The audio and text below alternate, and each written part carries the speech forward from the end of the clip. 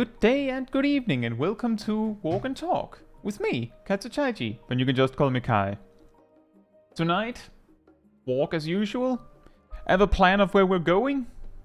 We have started somewhere. We start where we started last time, or finished last time rather. And when we're done, you have all given me some clips to check. Some to react to, just so that we can all enjoy the craziness of them, and some where you might actually want some advice. I have a feeling there is a chance.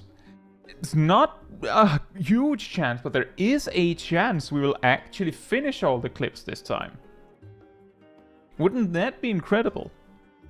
Now, with that said, hey Zaf, hey Ceres, hey Merfolk, hey Taldemar, hey Yaharis, hey Naomi, hey Zinali, hey Lana, hey Gazel, hey Rajin, hey FFXIV, hey Angel, hey Delane, hey Jojo Mojo, hey Yannick, hey Agent Monica, hey Alejandro, hey Marcus, hey Kazu Dragoon, hey Leah, hey Riley, and hey Sally. Hope you're all doing very well.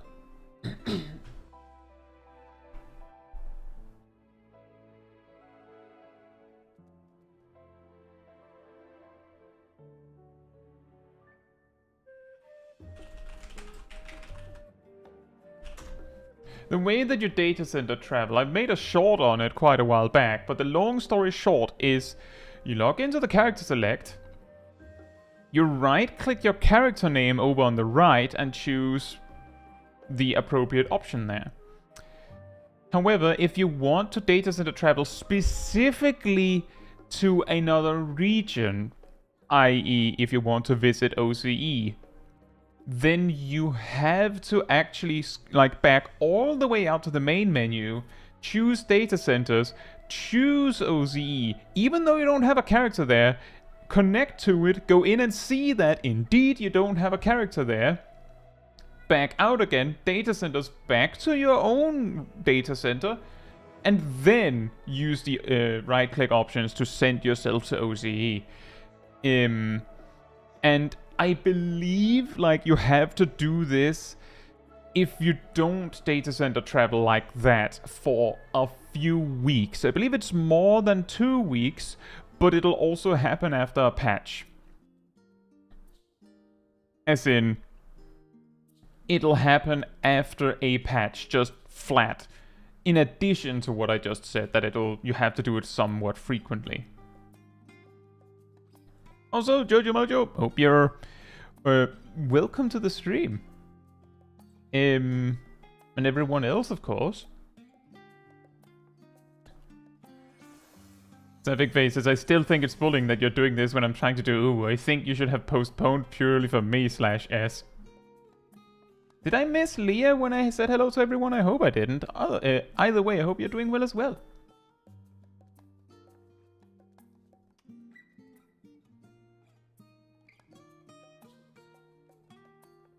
And that's awesome, Riley. I hope you're still enjoying the story.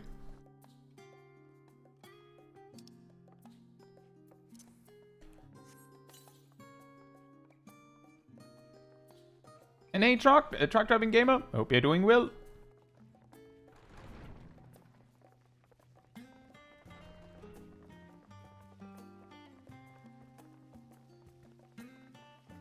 Yeah, well, I mean, it's always better to have an extra hello rather than no hello, right, Leah?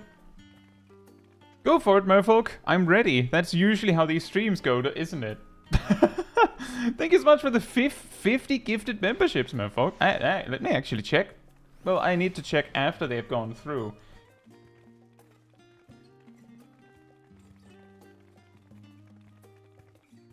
That is crazy. Thank you so much, Merfolk.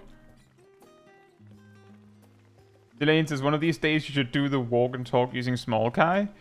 I have considered that. I just feel like... The thing is... And... little fun backstory thing here.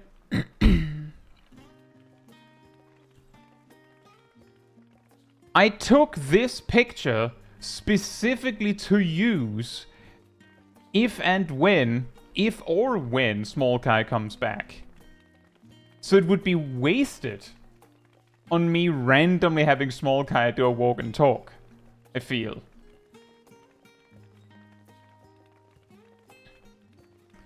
Um...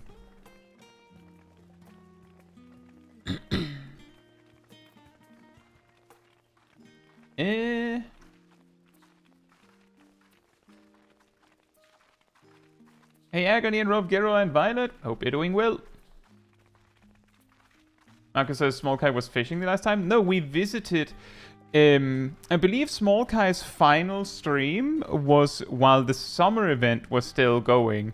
So there was like a little boat to hang out on.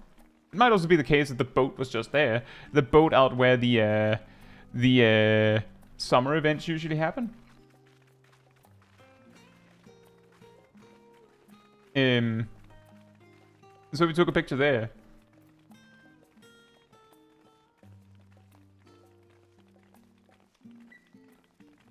That is surprising. You didn't get hit, FFXIV, actually.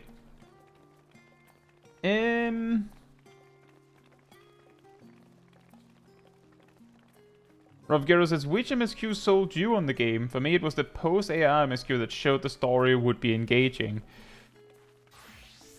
I bought the game after playing it for 1 day.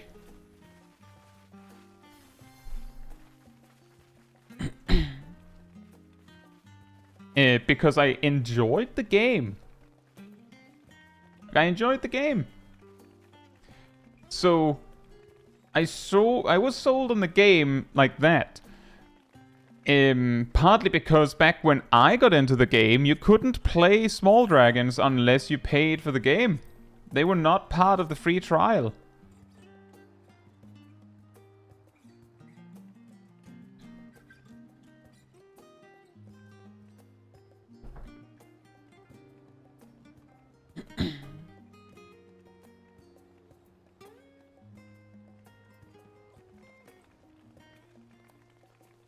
YouTube, are you okay?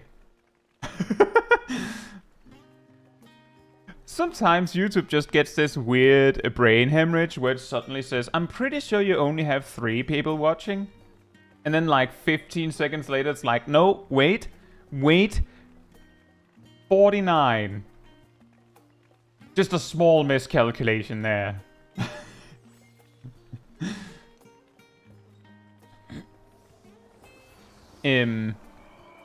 But in terms of the actual story, I really started actually paying attention to the story, like truly with Shadowbringers. But I've mentioned this before. I think it's because when I got into Final Fantasy XIV, I was in it for something else. Like I was in a different frame of mind, you could say. Which is to say, like, I mean, I came from WoW, right? So I didn't see the story as an important part of playing the game. As long as the game was fun. I needed to get quite far before I cared.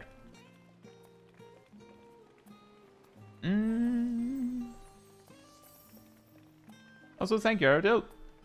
Hey, Malediction and Jack. Hope you're doing well.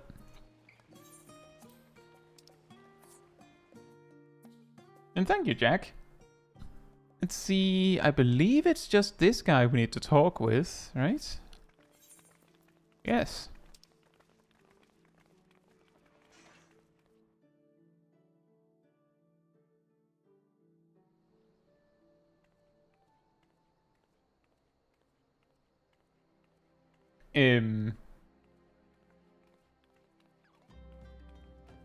Yes, she started in Cooldown, fully stopped being invested in the story when the cutscene with Thancred came up, which was also a point that I struggled with. Yeah, exactly. That was what happened. And then, like, see, the thing is, I started the free trial as a male Mikote named Chaiji Caetsu because I'm incredibly creative.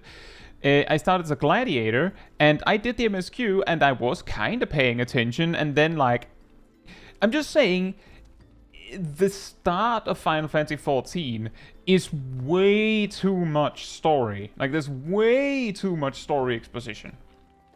It's way too much. So by the time the cutscene with, like, the solo duty with Thancred features happened, I was like, you know what? I don't care. I want to try and play the game, I don't know if I'm going to stick around enough to actually learn who this guy even is.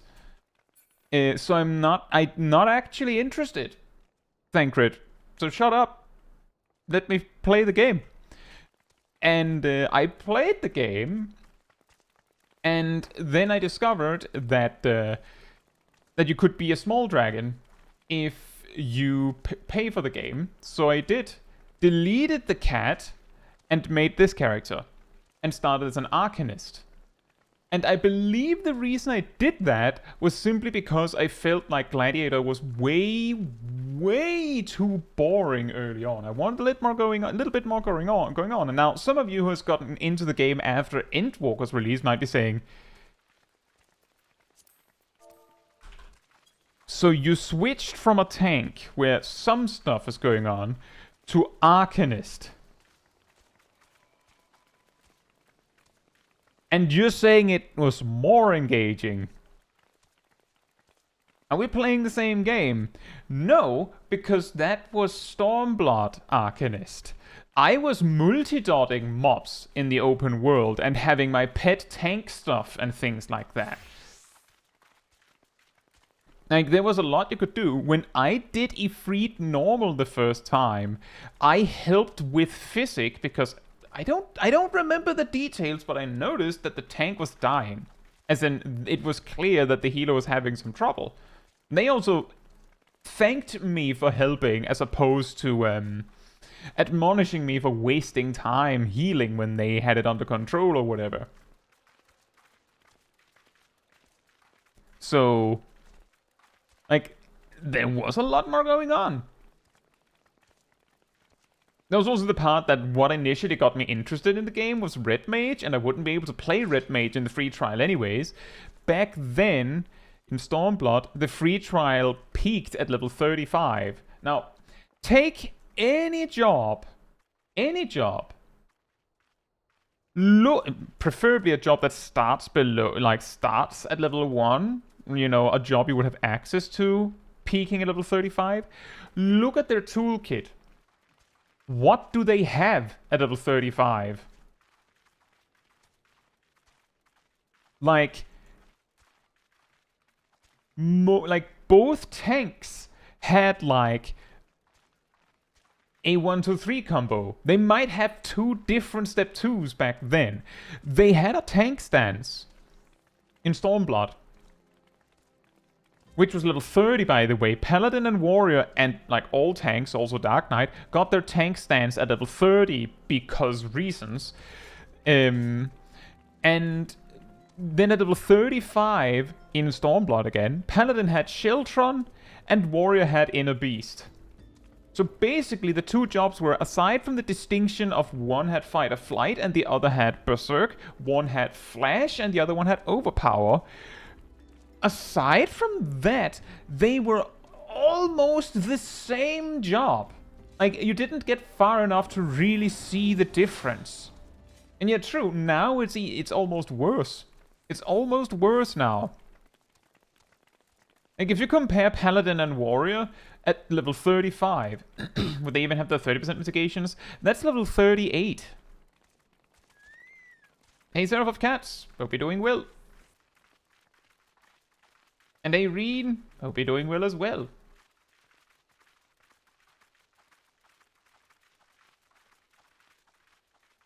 And Angry Con says, what would you say is your main? Warrior, probably. That is the job I end up playing the most. But I usually almost have like a chosen main for each role. Like, at the moment, I'm sort of flip-flopping between Sage and Scholar for healer. But because I have the best in slot for Sage and not Scholar, it's probably Sage. For DPS, well, I'm typically switching between Pictomancer and Viper. Oh right, there's a bridge over there.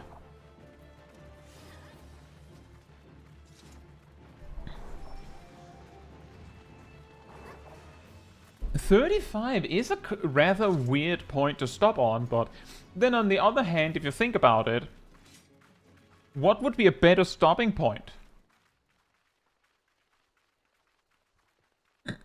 Like,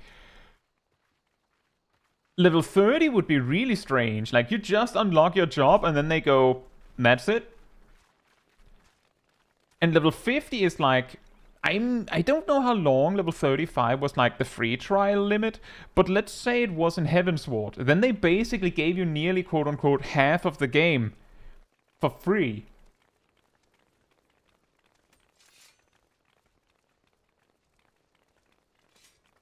Jojo Mojo says, how did this game grow if the free trial was level 35?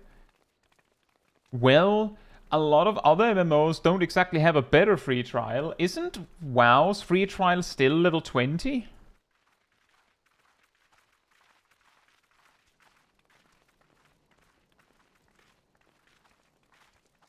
Also, hey Raki, hope you're doing well.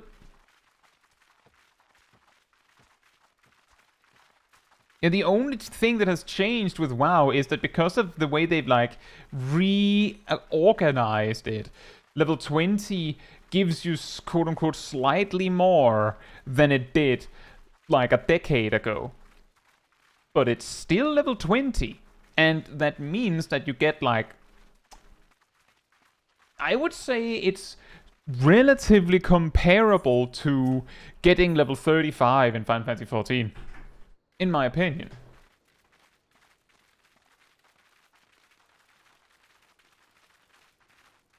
And I'm pretty sure WoW's free trial originally, like when they made that free trial, it was level 20. So it has never changed after that. Like they used to give out like 7-day free trials, like full free trials, but 7 days. But level 20, and you play as much as you like, is, well, you know.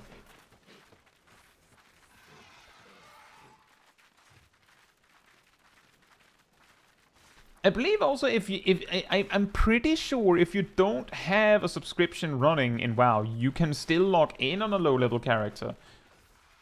But I've never needed to do that.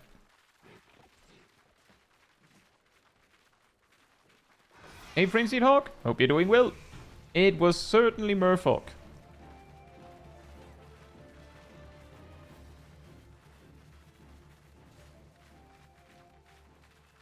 Jojo Mojo says, I think the big issue for level 35 free trial in Final Fantasy is how all the MSQ sequential and whatnot. If I recall correctly, with WoW, you technically had access to all stories minus current expansion.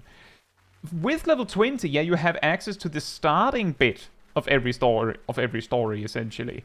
And it's actually only a few years ago when they did the level squish and the rearranging of the stuff that became a possibility. Originally, you basically had every starting zone and the first zone they go into. Which would be like... Well, actually, I don't think Final Fantasy XIV has a good comparison to that. Sonnen says, do you think it's likely for Shadowbringers to be added in the future at all? Yes. Absolutely. Didn't Stormblood was Stormblood added in... I believe it was added in Endwalker? I'm pretty sure that Stormblood was added to the free trial in Endwalker.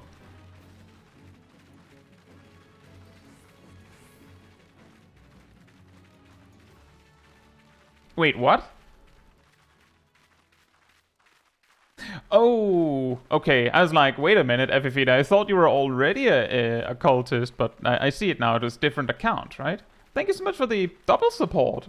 And welcome again to the Cult of the Pink.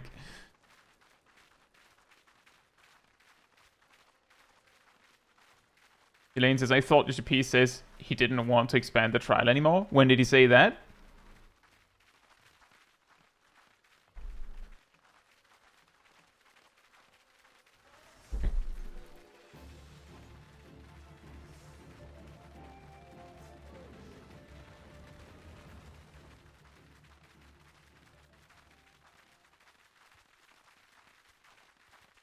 Like, specifically that one, I'm like, I'm pretty sure he didn't say that, so when did he say that? And indeed, Jojo Bojo, it could easily change. Like, also consider... It's also worth considering that when did they add Heavensward to the free trial? Was that in Shadowbringers? Does anyone remember? When did they add the critically acclaimed Final Fantasy XIV expansion Heavensward to the free trial? Was that in Shadowbringers?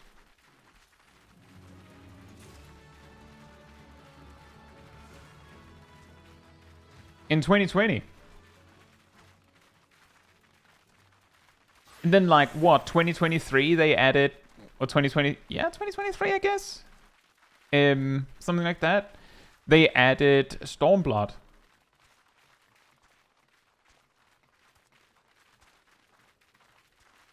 See, from my point of view, I could imagine that they would not add Shadowbringers in Dawntrail. Especially when it took an entire expansion and 2 major patches for the next edition. So it would probably take, an entire expansion and 2 major patches, which would actually spill over into the next expansion given the patch cadence. Which means if we follow this structure that Marcus just pasted, we would have to assume that Shadowbringers gets added in like 8.1. Just wild guess.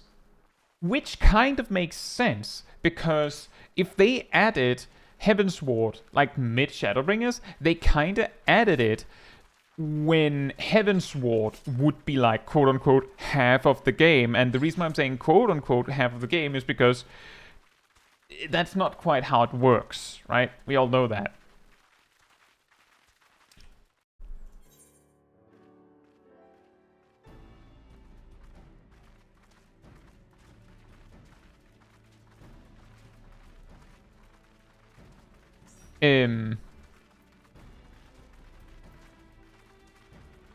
So that of course would mean exactly that. That also explains if it took until Shadowbringers before they expanded the free trial to level 60, then it also means that level 35 free trial was the case until that point. And I think there was an even more limited free trial before that, although I don't know. What's the difference between expanding the free trial and the client?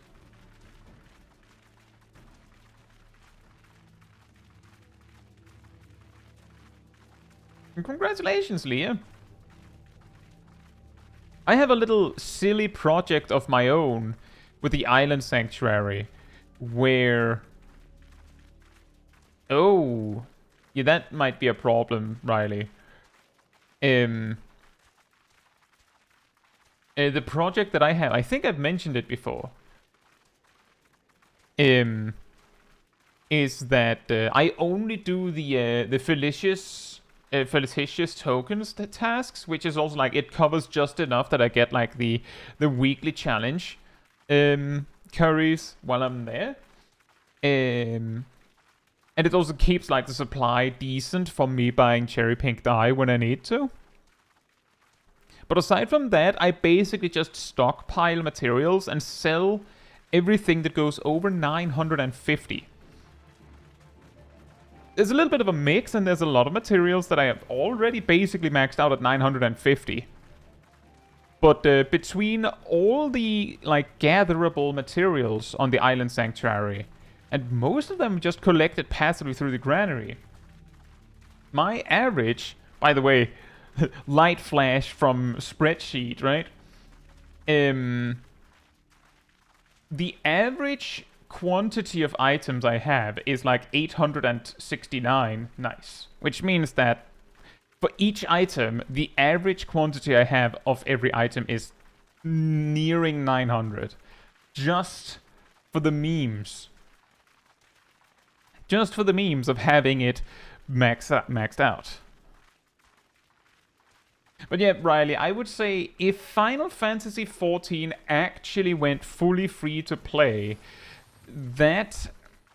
I don't know if that would be a good result, come to think of it. I know it's really ridiculous to be like, no, it has to have a subscription, but rather that... that it both means that they of course have to get their revenue elsewhere. You could say, well, they already have all the Moxter items. Yeah, but let's just say that if they lost the monthly revenue of subscriptions, then it would be a lot worse, as FFXIV already said. It would be a lot worse. So FFXIV says they'd put pay-to-win stuff behind the online store. See, the thing is, they'd basically have to at this point. Like, they'd have to do that to, like, make the money that they're expecting to make, you could say. So it would probably not be good. It would also possibly lead to more problematic players, you could say. By which I mean, a lot of players act more nicely and politely because they know that being a jerk can actually get them punished, and they don't want that mark on their account. Especially because it has cost them a lot of money, also a lot of time, but a lot of money to have those accounts and all the time they've invested. A problem that free-to-play games sometimes run into is that someone who's being a jerk will be a jerk on their alt account. And if it gets banned, they just make another one, and another one, and another one. Just IP ban them! I use a VPN.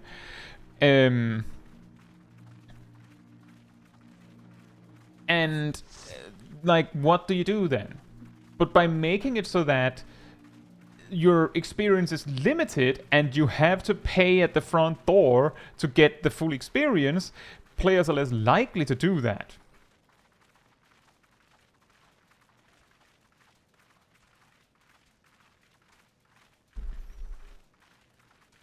Delane says there is level skips and XP earrings in the store already. That is only pay to win if you see skipping leveling as winning.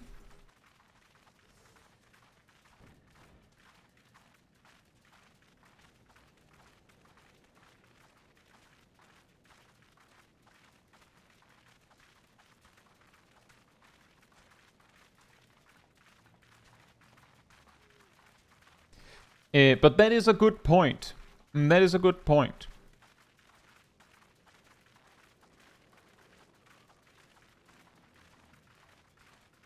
Personally,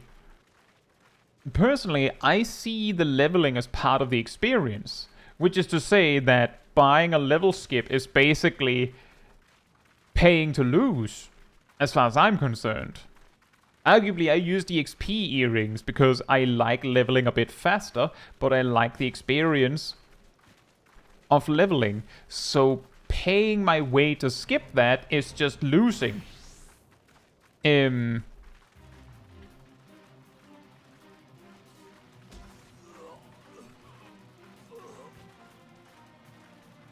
But it is a difficult conversation, Violet Songbird, because the concept of no, it's not pay to win, it's pay for convenience is actually a defense that a lot of games that basically are pay to win hide behind. No, it's not pay to win, you're just saving a bit of time.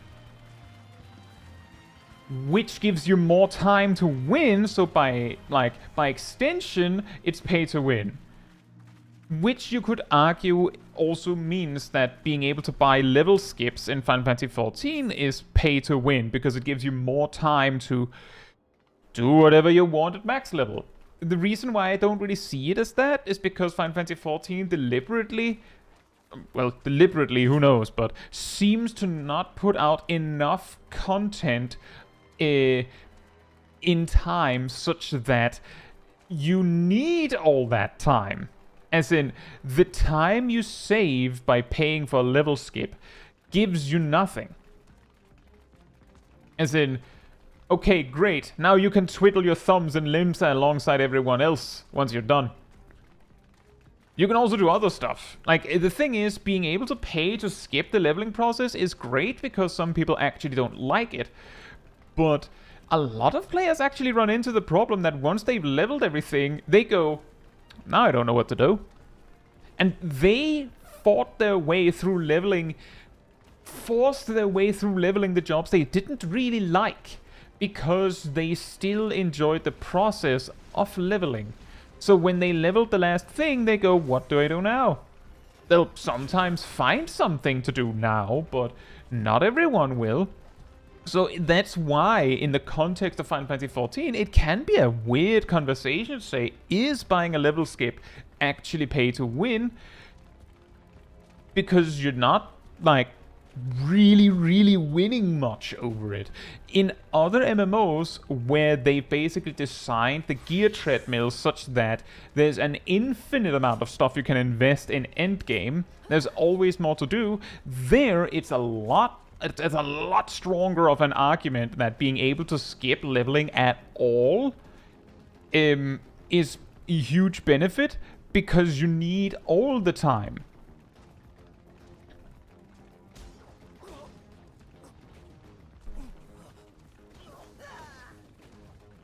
Well, you can't win them all, Yannick. That's a case of suffering from success.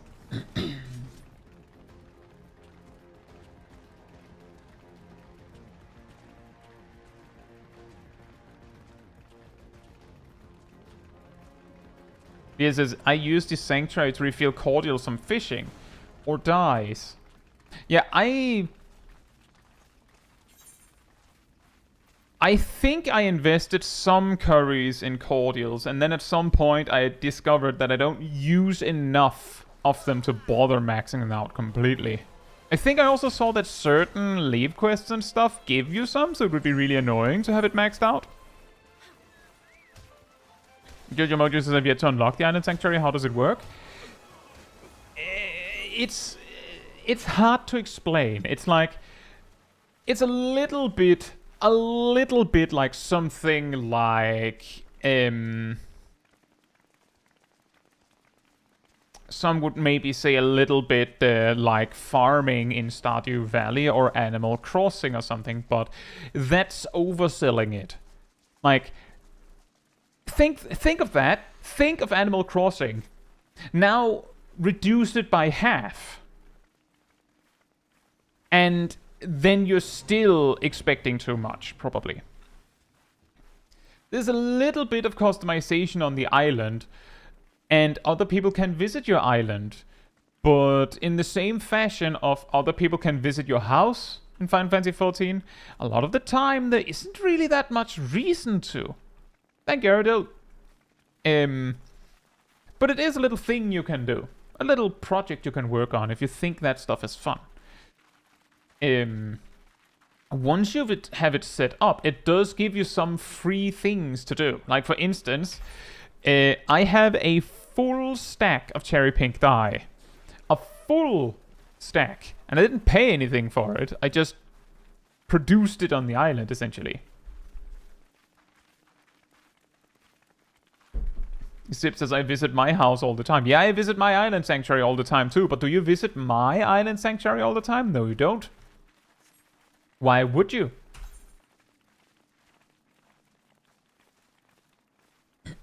That's what I mean. Is that you can customize your island a lot, but why? Angry Con says, do you have a house? Yes, I do. We actually hang out at the house on stream quite frequently. When we start our Savage streams, that's the house we hang out at. The huge Kabi mansion.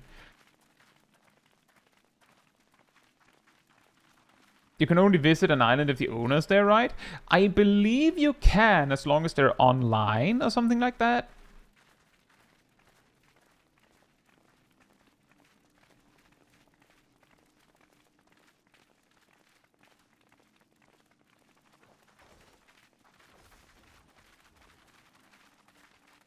I think we also hung out at my house Tuesday when we did the mock stuff. Like, any stream where you've seen me hang out at like a little grassy like fenced in grassy field with some benches, that's my house. Rovgero says, hold up, as a free trial, is it even smart to do Old Savage? Is that a side thing? There is no benefit, like practical benefit, to doing Old Savage.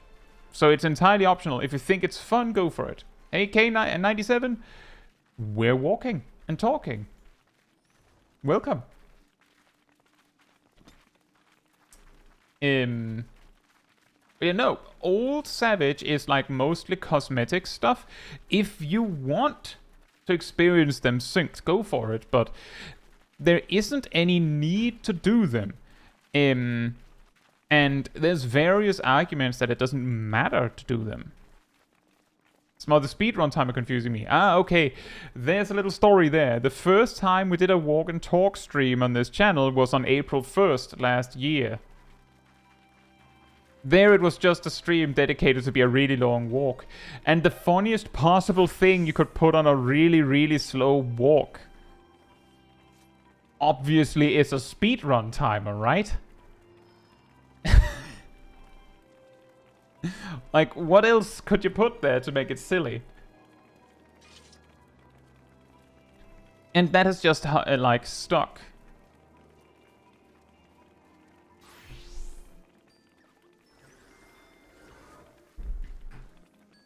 Yeah, now I don't know what, like, apparently April 1st is a stream night as well, so I don't know what to do there. It's not a Thursday, so... And it'll also be a little bit of a... I guess it would be a little bit boring if we just walked again, right? Imagine we do a sprint and peloton stream. Yeah, yeah. The April 1st stream is a frantic sprinting stream.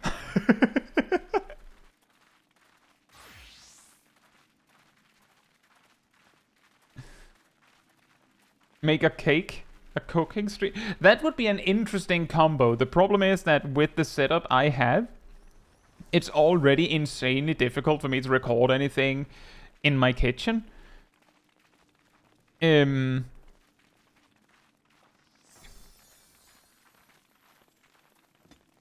Stream starts and ends on top of Kugane. I mean, that could also be a thing. Just a vertical walk and talk. Altså, jeg tager med Marius. Hope you're doing well. They won't even find people for a Realm Reborn Savage, though. It's already hard enough to get a party for extremes. There are Discord communities that do these things. I believe Zarf knows one for EU. There's also separate ones for NA and things like that. So, you know, look for it. That's the best I can offer. The thing is, I haven't, like, I have no need for restraint. Like, I'm pretty sure that on my end that I would be able to round up a squad to do old Savage if we wanted to for the memes. But I usually try to do something else than that. But that is something that we might do one day. Who knows? But because of that, I don't know where to look for these things. And hey, Rillian, hope you're doing well. And Sepcast, hope you're doing well as well. Do a speedrun, but ignore chat's constant questions about not having a timer. So, just to be clear, what you're suggesting is do a speedrun, but no timer on it. So that people can go, why is there no timer on the speedrun? That is pretty trolly. That is pretty good. That is pretty good.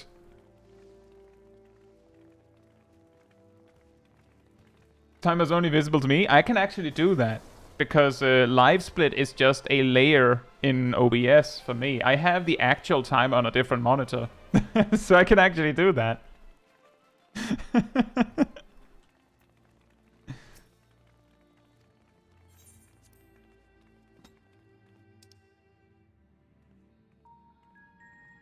Another player who's accompanying you is carrying a stopwatch. Instead of using something like live split to actually make it efficient, I just have a friend over who's like holding like a phone with like a stopwatch app, and like they frequently just like show it to the camera, but like you can't actually see what's on it because like they show it too fast. It doesn't get to focus on it. And it's way too small.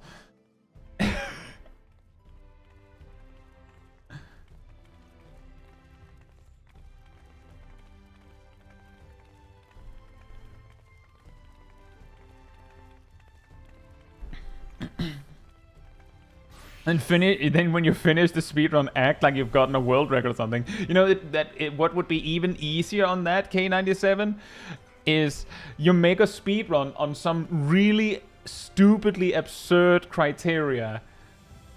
Which means that no one, like, that you've made sure to check that there's no one else that has speedrun that before.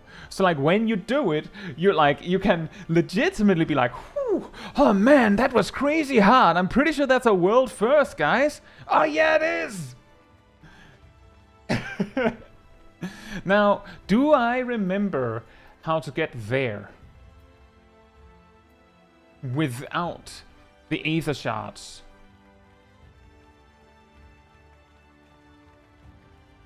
I'm pretty sure Kai has the record for every walk we did.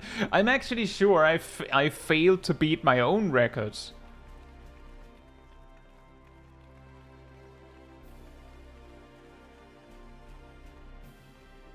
Kugane any percent while wearing cherry pink dye and being named Caetsu Chaiji.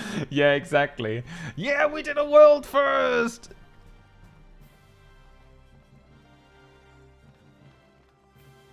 Thank you so much, NKY. Hope you're doing well.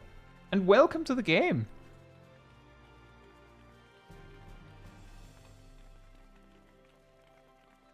Fifina says, we have someone spamming a timer macro the whole time and stream has to keep track of how many have played while their variable times and stream is trying to distract from it. I have a feeling that I don't know how to get to where I'm going.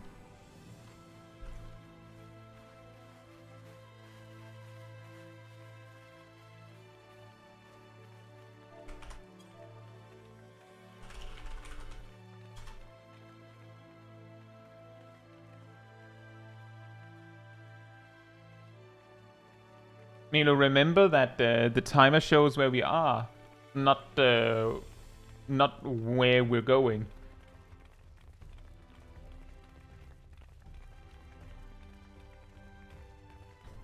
So you press when enter. I did.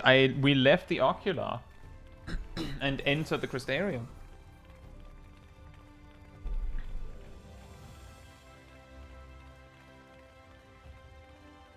Thank you, Gazel.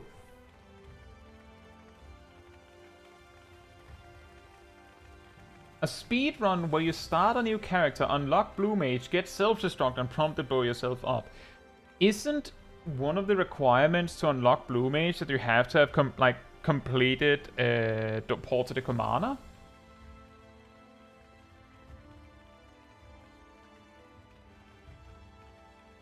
Isn't it? Yes. So I'm pretty sure there is a speedrun category in doing exactly that. So it would just be... Well, the funny part there is, of course, that you do an actual speedrun category, and then you just add a thing, so that it's technically a world first, even though the actual true world first for that category, if you just add 10 minutes of them going through the motion slowly, even, of getting Blue Mage and all that,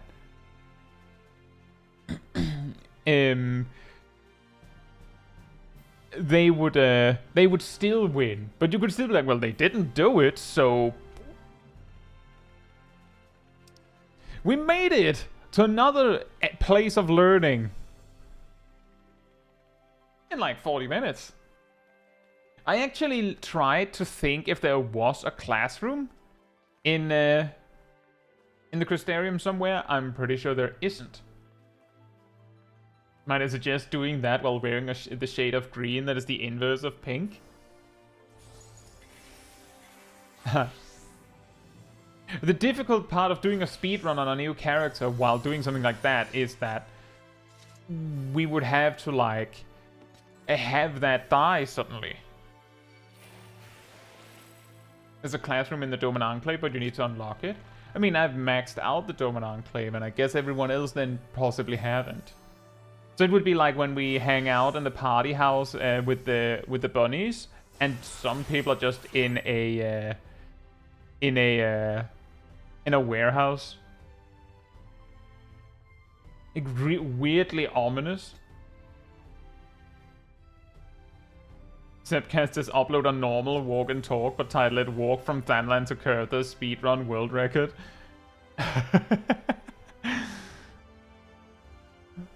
That is, well, the walk and talks are always live, so. NKY says, what are you trying to do today? Well, these streams, these walk and talk streams, is we start somewhere, usually where we stopped a walk and talk stream last time. Then I plan for us to walk somewhere while we talk about whatever. If you have a question about the game, something you're curious about, whatever it is, perfect time to ask it. Not that you cannot ask it on any other live stream, you absolutely can. I feel like most people recognize that if you ask a weird enough question, there is a possibility that I'll basically park the stream, whatever I'm doing, to answer that. So it's not like that it's something restricted to this, but basically these streams are like, basically we're hanging out and talking about whatever you want.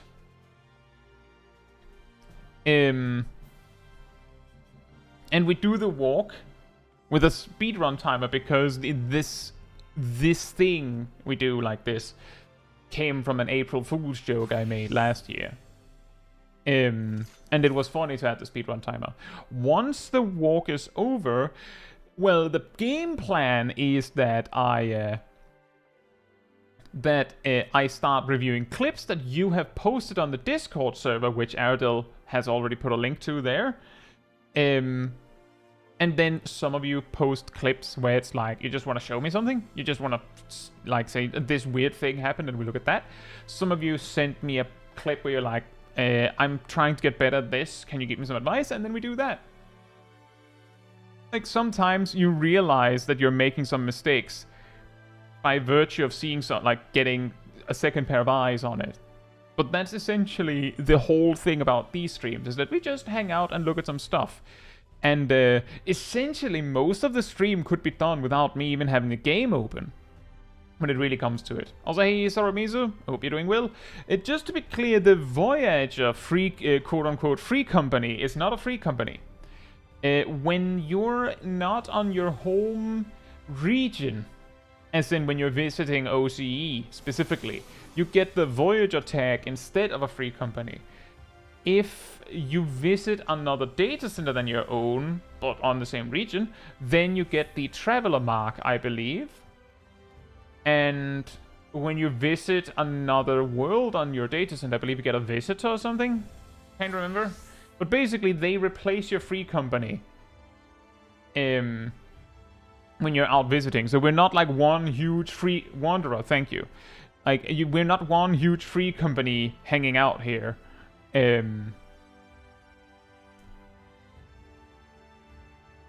Alright, Teldabar, enjoy your evening. And hey, Mastermind, hope you're doing well.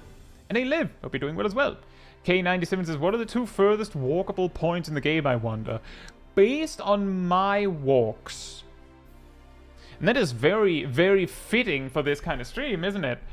Based on my walks, there are a few, and yes, you do see a Wonder Woman cosplay. I believe it's Truck Rapping Gamer.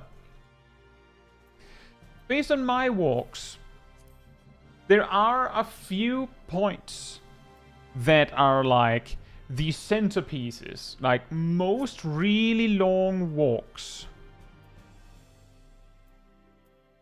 will pass through Limsa. Almost guaranteed that they will pass through Limsa.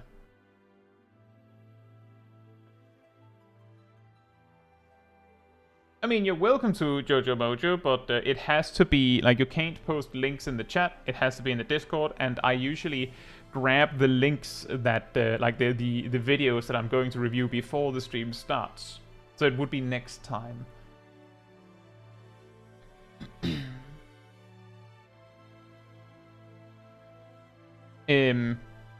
Riley J says Vespa Bay to Alamego if not using ferries. I mean, usually we count...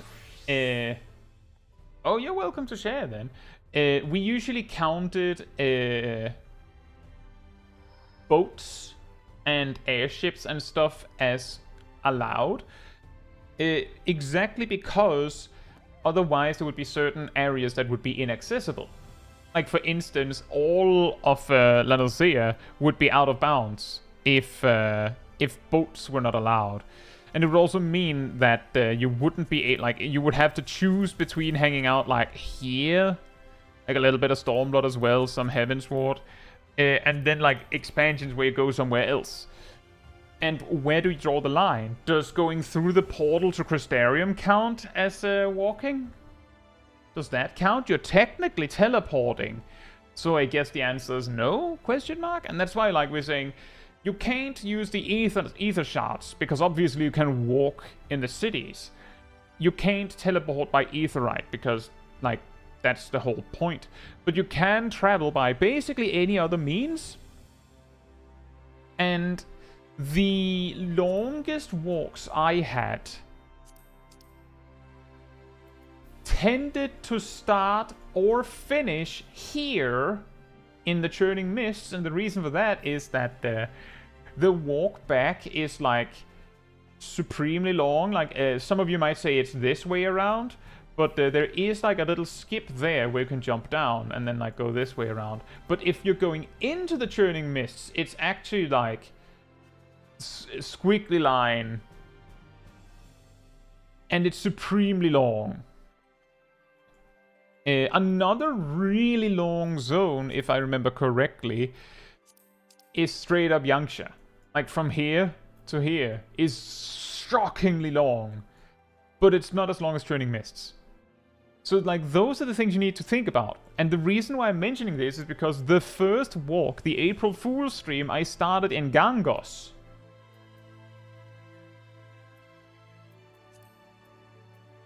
Which meant that, like, the journey started with hopping over here and then hopping over to Yangsha and then walking through Yangsha and then over here, boat, down there, over there, here, boat again to somewhere else.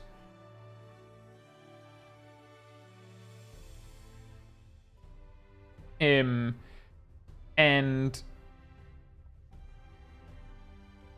I believe the way we went about it is that we first ended up in... so basically we went through this, then we used the ferry docks to land here, then we used the ferry docks to land... No, wait, then we walked through Limsa, got to the airship landing to land here, then over here with that boat, which then leads us to here, through here, into this point, down this way, through this way, through all of this, airship, all the way up here, through here, up here, through all of this, and then up here. And then because I thought, that was a little bit short, and I had planned to walk the entire stream, and I decided to continue, we then walked all the way back, all the way through here, back this way, and now this way around we can go through down this way, saving a small bit of time.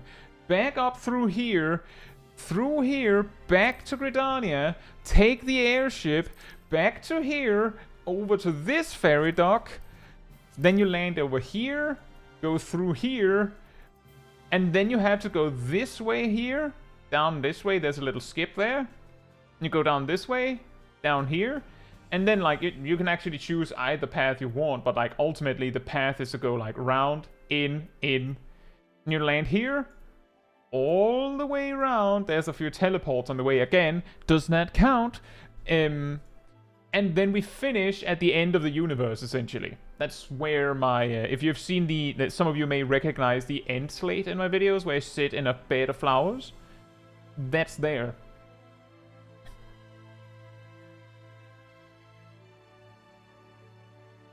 Alright, Truck. Enjoy your evening.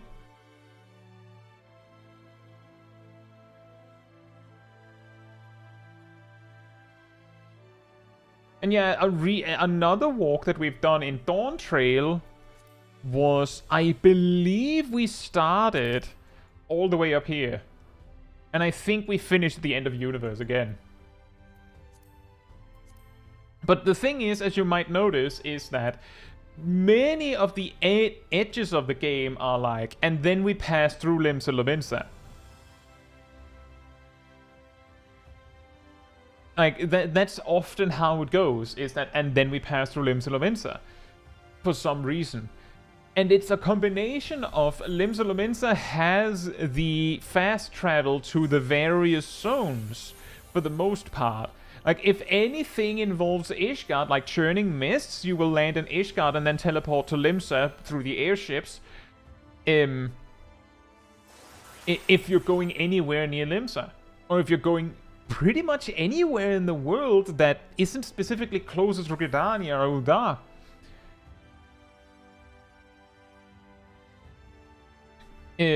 So like, that's an interesting thing. This is also the reason why more recently I've started just going, instead of planning a really long walk, I just plan a walk somewhere, because we've done the super long walk so many times that they get a little samey if we do it, like if we aim for the longest ones every time, because we'll always land in Limsa. This walk also passed through Limsa Lominsa. Although only momentarily, because incidentally, if you start anywhere in Endwalker land, if you want to get out, you have to pass through Limsa. And thank you so much, Jojo Mojo. See, I got back into the game 2 months ago after a 3-year break. And got into Savage for the first time ever a couple of weeks ago. Just cleared M2 Tuesday and M3 starts today. Good luck!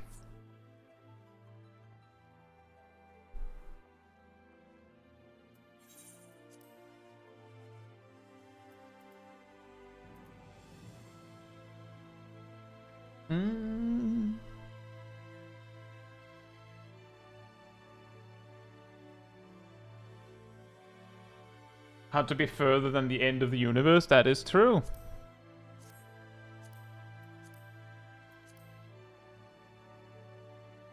That is indeed true. Draghi says, I only first saw the flower bed in game after watching your videos and got excited when I flew by it. Maybe you can get a group to walk through Dungeons and Duties, see how many AoEs you can shuffle out of. Actually, pretty funny is that at some point late Endwalker, I had so like frequently back in Endwalker, I did the Daily's Hangout stream on Tuesdays, which was literally doing like daily roulettes, like with people, like anyone who wanted to join. We did them, did most of them, and like did weekly stuff, like maybe an alliance raid or something. And at some point, that reached a point where I had done it in every single conceivable combination. Like, I had done it with oops, all tanks, oops, all healers, like only playing healers, only playing mages, only playing melees, only playing ranged physical, only playing a specific job, and every job included. Like, I'd basically done every single thing I could come up with. So then we started on weird stuff. Like, for instance, challenge streams where we did the daily roulettes, and any roulette where we had a full team for it, I would do some sort of challenge, which was then voted on in the chat. Which would be for it, like the typical, the most popular ones was play like this.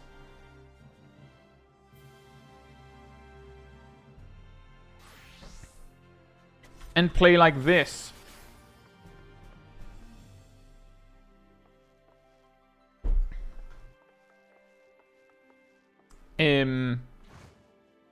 Other ones that were on the table typically was play one-handed. Whether it was right hand or left hand, like was it keyboard or mouse? Like varied a bit, but that was the general idea. They were not quite as popular, not quite as interesting, I imagine, because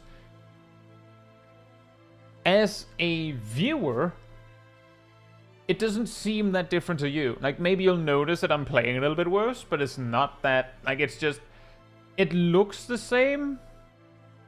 It's just that suddenly the player's bad, like worse. Like, it might be interesting once.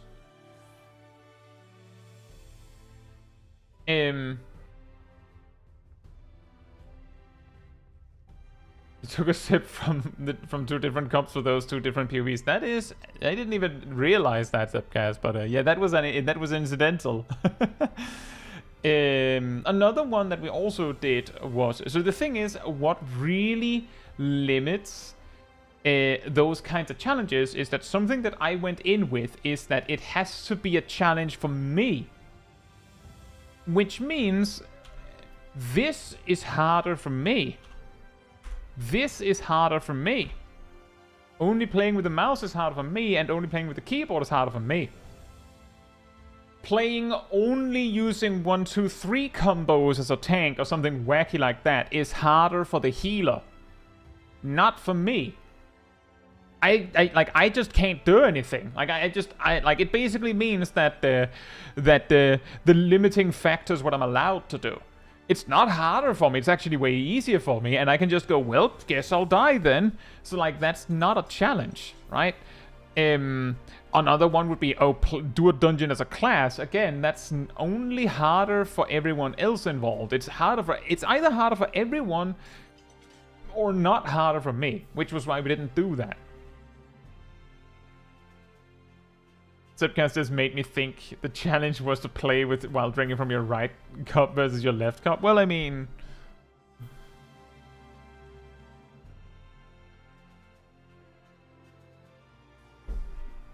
play the healer but have the tank do 1, 2, 3s. See, we actually found a way to do such challenges in a way that sort of made sense. Remember, when I mentioned that I've done these streams, it's not like, but I'll never be able to see that. Like, all of the streams in the channel are VODs in the channel, so, like, you can find them if you're curious how it went. I think one of the more interesting challenges we did was the 5-button challenge. I can't remember if we did the 4-button challenge as well, but the way that worked was essentially that everyone in the party would have to adhere to the rules, which meant that before we started a duty, or either before we started a duty or before we started doing the duty, you had to choose 5 actions, you could say, from your toolkit. That's all you're allowed to use. Sprint is one of the buttons that you could choose. Tank stance is a button you could choose. Summon EOS is a button you could choose. And just for the record, the rules were, if you didn't pick it, then you can't cheat by like going, well, I summoned EOS before we got in. Nope. If you didn't pick EOS, then you have to dismiss EOS. If you didn't pick tank stance, then you have to toggle tank stance off. You can't cheat. And the usual thing people then also do is go, can I use a macro? Nope. You cannot. And yeah, also that AoE and single target GCDs are separate buttons. Definitely. And the only thing where it was allowed, quote unquote, cheating is that if you were warrior, for instance, you could, if you wanted to choose Fell Cleave and Infuriate, and you would be allowed to use Inner Chaos. That is allowed because you're using Fell Cleave. You're using Fell Cleave turns into Inner Chaos, so that's allowed. I don't think you would choose that, but you can. Like, you could do that. But if you only have 5 buttons, like, I believe when I played Warrior with 5 buttons, I chose, like, the AoE combo, Bloodwetting, Tank Stance, and Fell Cleave. So, like, I could hold AoE, and I still had, like, a Beast Gauge generator, and I also had a decent spender for bosses. And I had a defensive cooldown, and, like, Bloodwetting is, like, the defensive cooldown. Like, if you can only choose one thing, like, if you only have real estate for one button, like for defensives, Bloodwetting, you could do a lot worse than Bloodwetting. I also recall that we specifically had a case where we had a sage that decided to see if they could get away with not really picking any healing buttons. And then we had what's the dungeon called again? we landed in Aetherfont. The first boss does a lot of unavoidable damage in AoE. So Cardia couldn't keep up. So that's where we had one additional rule that was... I know, right, Cat? We had one additional rule that was, if we wipe, then it is allowed to change your toolkit. But you have to announce that you're changing it, and you have to also, of course, announce the changed toolkit. That everyone knows that you changed. You don't just get to quietly swap something. And yeah, exactly. Minimum effective job kits.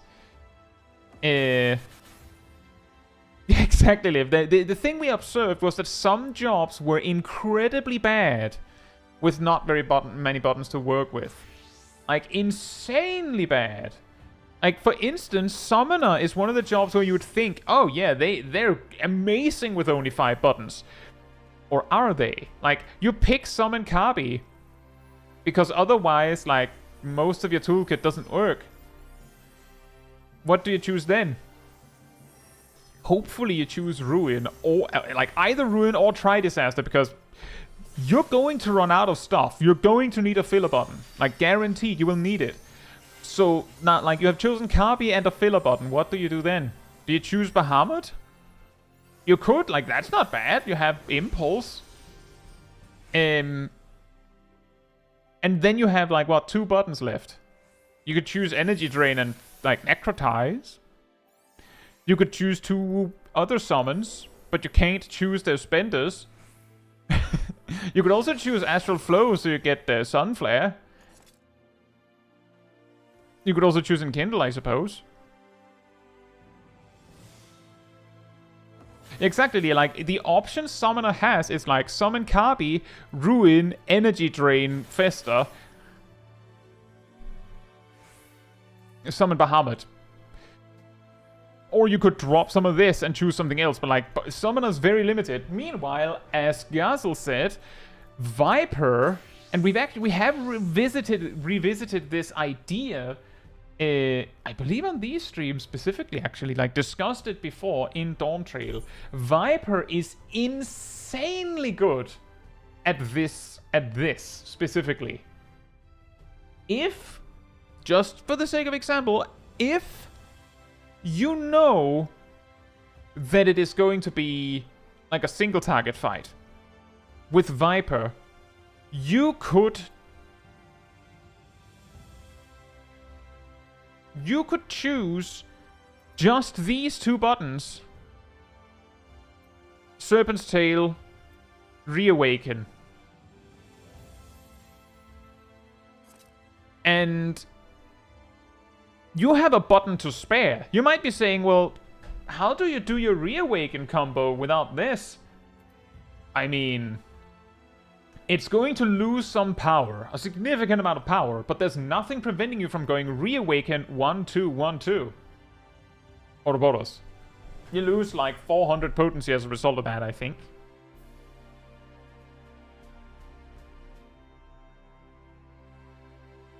But they get like a functional rotation. Hey Haley, hope you're doing well. And welcome.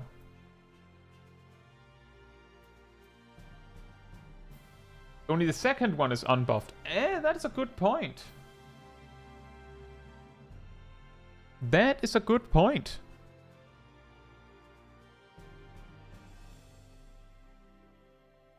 Jojo Mojo says, can I say that it is insane that the job themed after snakes doesn't have a single dot? Yes, it is. Hey, Harkin. Hope you're doing well.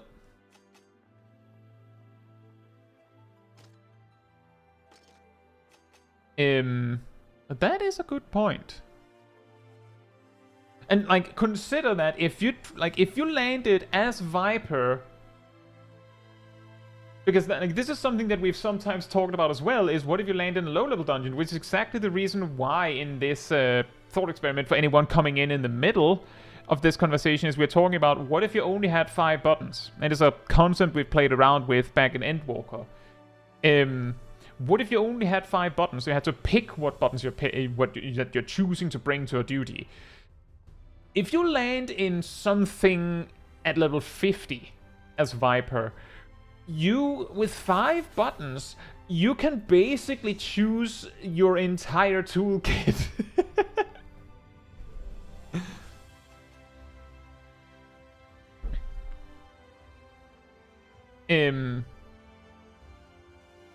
It's really silly.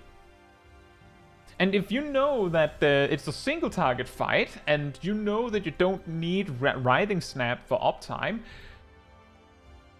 you can drop the AoE, drop Writhing Snap, again level 50, grab a Gap Closer, a damage reduction cooldown for your party, and I don't know, Bloodbath? Because Viper doesn't have very much at level 50. Like, compared to other jobs, Viper is stupid at the button efficiency. Like, some of you might be thinking, and this is true, Viper shares first place for least buttons with Pictomancer. The problem is that Pictomancer is a little bit like Summoner, in that it has to like unpack everything. It's like, you take Pictomancer at level 50. Using Hammer Stamp, just using Hammer Stamp costs 3 buttons. Because you need this, this, and this. Using Living Muse costs 2 buttons. And if you want Mark of the Ages as well, that's 3 buttons. So, like, they're suddenly at a massive disadvantage where Viper's just like, I'll just pick the best things.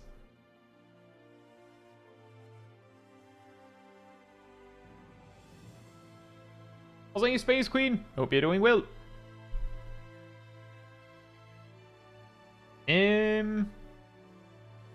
So many acronyms in this game. That is true. There's also the additional caveat in Final Fantasy XIV that because of Final Fantasy XIV's similarity to certain other games, they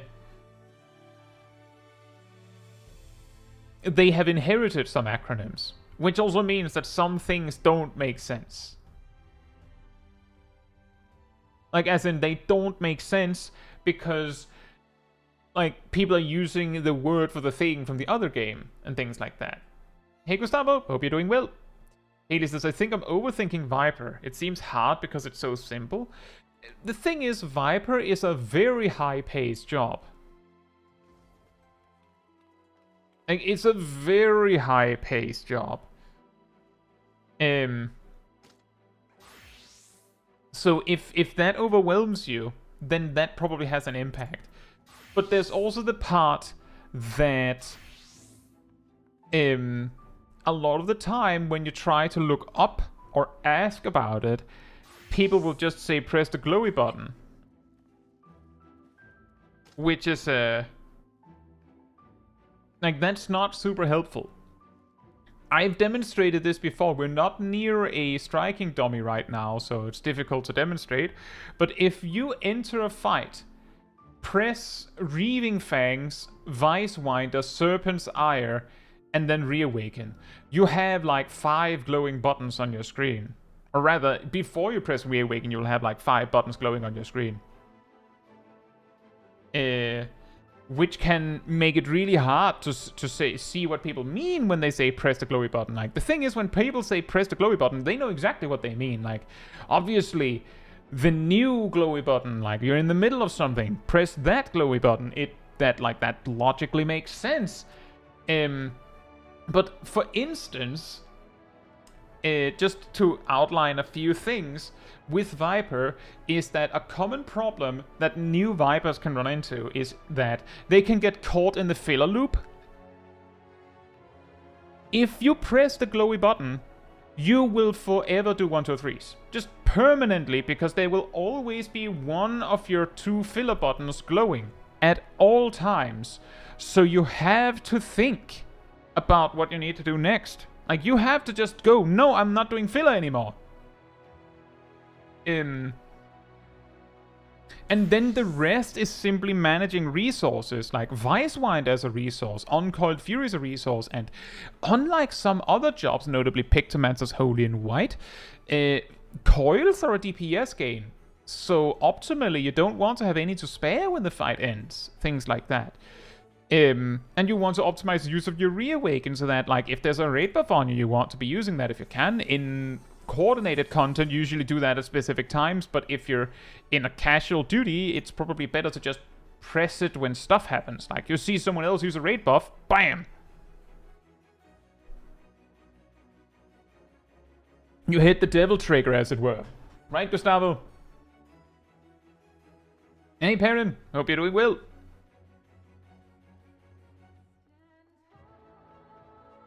Let's see, Cat says... I was looking at Red Mage on the balance, and it used the acronym C6, right, contra 6, and it took me far too long to figure out what it meant. That's exactly, like, that stuff is exactly the reason why in my guides I try my best, like my job guides and such, I try my best to be like, if I use an acronym, like global cooldown, you know, GCD, I'll try to introduce it somewhere, because you might not know what it means. The same thing I did with Black Mage. I'm pretty sure that I did not call it Blizzard 1, 2, 3, or... Like, I did not call them B1, 2, 3, or 4 the first time I said them. I said Blizzard 1, Fire 1, and had like a text blurb saying a lot of people call this B1, and things like that. Because most people, when they start discussing Black Mage stuff, will refer to Fire 4 as F4. And everyone knows what that means. Except those that don't.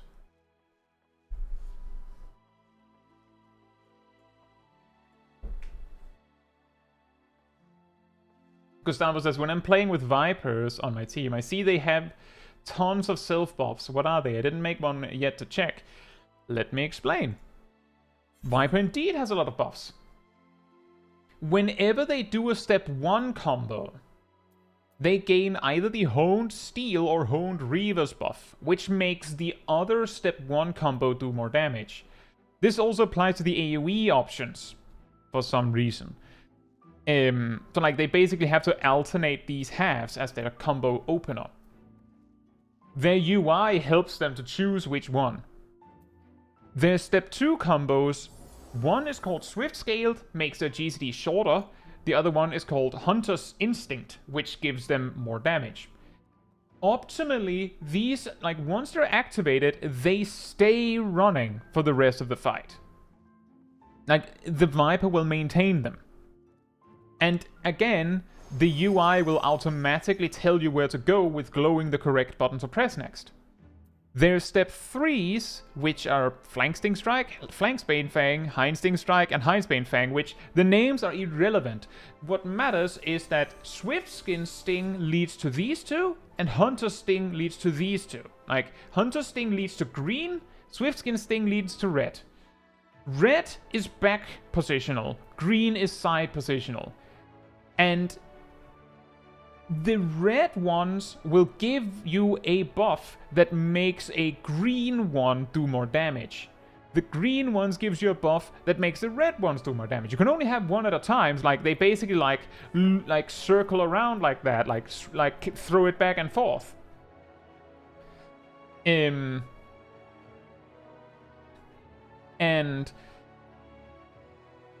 again, the UI will tell you what to press. It'll glow the button. So basically, as you press through your button, you open, for instance, with 2, 2, 2. And that one means that this one will be stronger, which means that your next combo you'll go 1, 1, 1, but the game will just tell you what to press. It'll just glow the button you need to press. You just click the button it says to press. That's ultimately it. The only time where that might not be the case is your step 1s will glow according to what honed buff you have.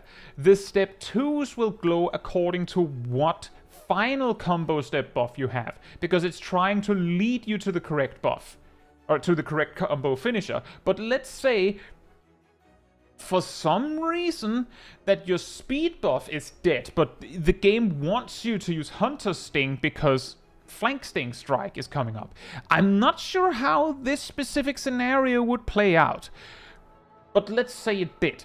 In that case, you might actually prefer to do the Swiftskin Sting and eat the 100 potency loss of getting the finisher wrong, but the game does not tell you that. It doesn't care what your buff durations are. You have to figure that out on your own.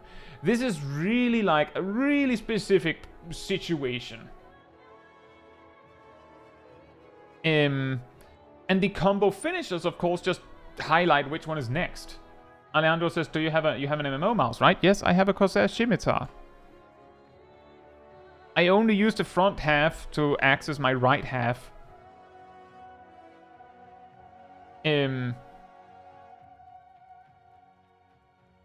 Now, from just this overview, that means that once a Viper has done, like once they've started their rotation, they will have 1, 2, 3, 4 buffs at all times.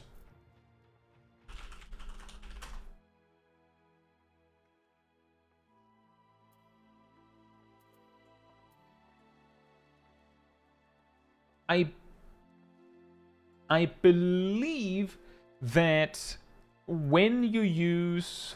See, the thing is, it's so alien to me because I don't even need to look at it, but I'm pretty sure that when you use Hunter's Coil or Swiftskin's Coil, it gives you a specific buff. Yeah, it says grant Swiftskin's Venom, which boosts a specific follow-up OGCD. Which means +1 buff again. And when they use Reawaken, they of course get a buff there. And when they use Serpent's Ire, they get a buff there. And when they use Uncoiled Fury, they gain a buff that indicates these again. So they have, you know, like 5 buffs a lot of the time from just themselves. Hey Peaches, hope you're doing well as well. NKY says, "Do you guys enjoy playing with warriors in your parties? I really like the class, but the videos I watch seems like warrior kind of takes the fun out of some content for the other roles." Nah. That's fine. That's totally fine.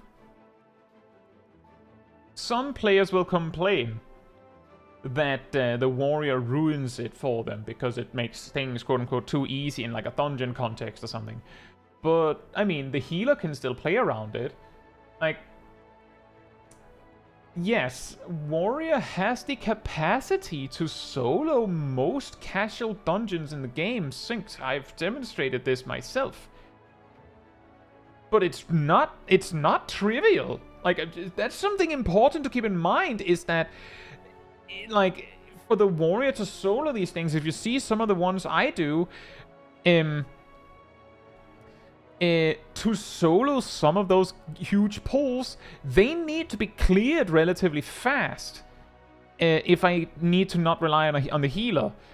So in practice, when you're actually alone, you have to kite them up sometimes. Like, you actually have to run away, but you're not doing that in a dungeon with a party. So, like, there is something for the healer to do. Sure, the warrior can, you know, be in like the full, like, locked in super mode, making sure they get everything, like, super perfectly right. But if the healer's doing their part, like, they both get to play. Like, they both get to play.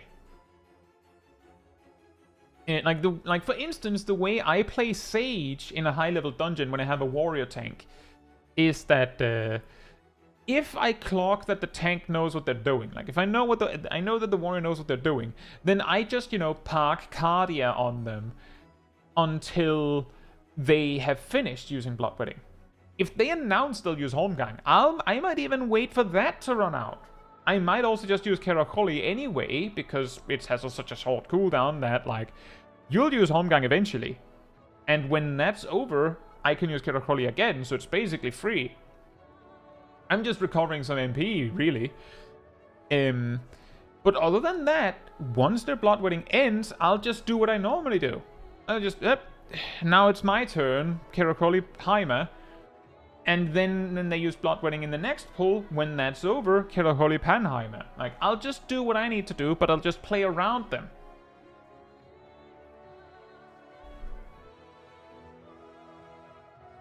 And yeah, because I'm doing that part, the warrior could use something like Vengeance or Damnation just for the counter-attacking. Like, they don't even need to worry about, like, filtering that into, like play between, like, blood weddings. They don't need to worry about that, because I have them in between blood weddings. They just have to use blood wedding. And we're good. And as you can see, NKY, others also saying, warriors are fine. Zab says, doesn't the double-bladed one also give the damage and speed buff? Yes, Vicewinder and... well, the Vicewinder combo gives both buffs. It was just more to say that once a Viper's rotation is underway, they'll have all those buffs.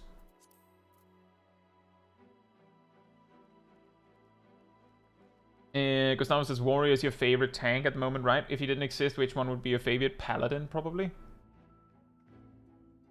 Almost certainly Paladin. Almost certainly.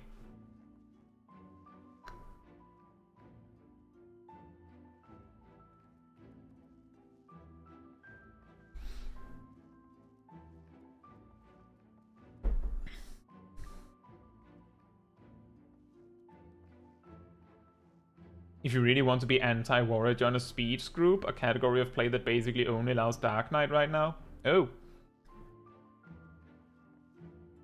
Well, I think the thing is... a DPS doesn't really care who their tank is or who their healer is in, like, a dungeon context if they're just playing well. Like, if the tank isn't dying and the tank isn't, like, spinning the mobs, like, if the tank is just, like, playing well, then no one, like, the DPS does not care at all what the tank is or what the healer is. Like, if you're not dying, who cares? Who actually cares what the tank is the healer. Some healers will find it really annoying that the tank isn't giving them anything to do, and some healers will find it really annoying that the tank is giving them something to do. So you can't win. Some healers will be like, whew, nice, I get the day off, I have a warrior tank, I'll just slack through this, easy game.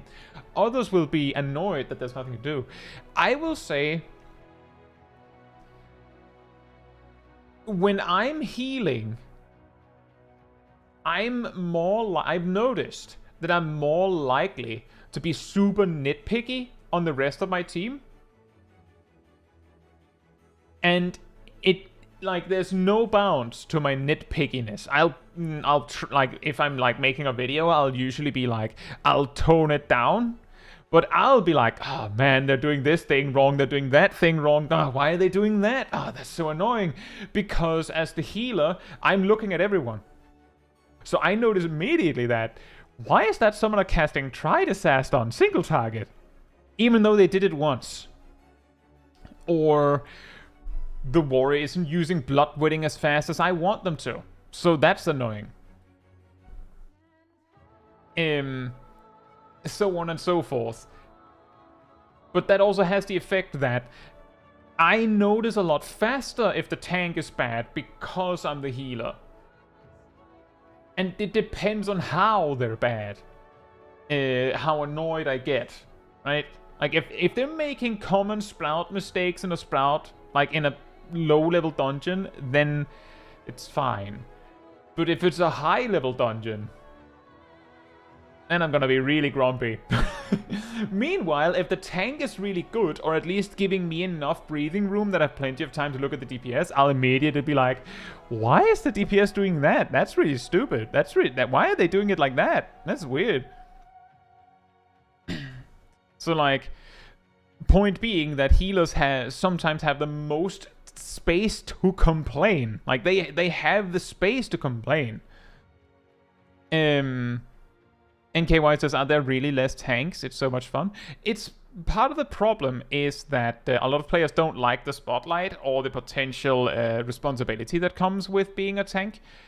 And a lot of the time, people that enjoy tanks also might enjoy them for their rotation, and DPS tend to have slightly more involved rotations and get to focus on that more.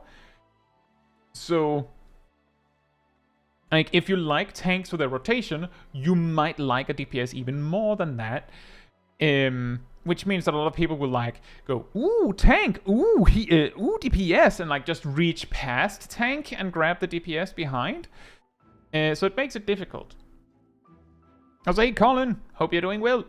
Colin says, what's the way to fix healing? It would require you to fix dungeons to be harder so that there's a reason to heal. The problem isn't necessarily there alone.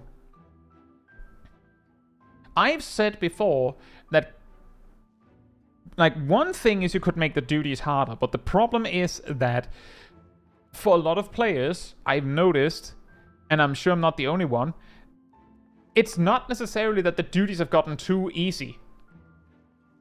The problem is that you're too good. You have become too good at the game. How do I know that?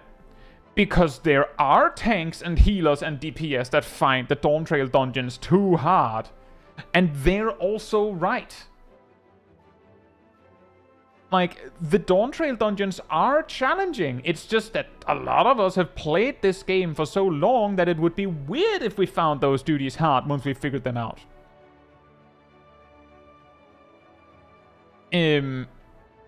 Which means that the way you could quote-unquote fix healing is more so, why is it that the healers don't have that much to do? I mean, every melee DPS has not one but 2 healing cooldowns.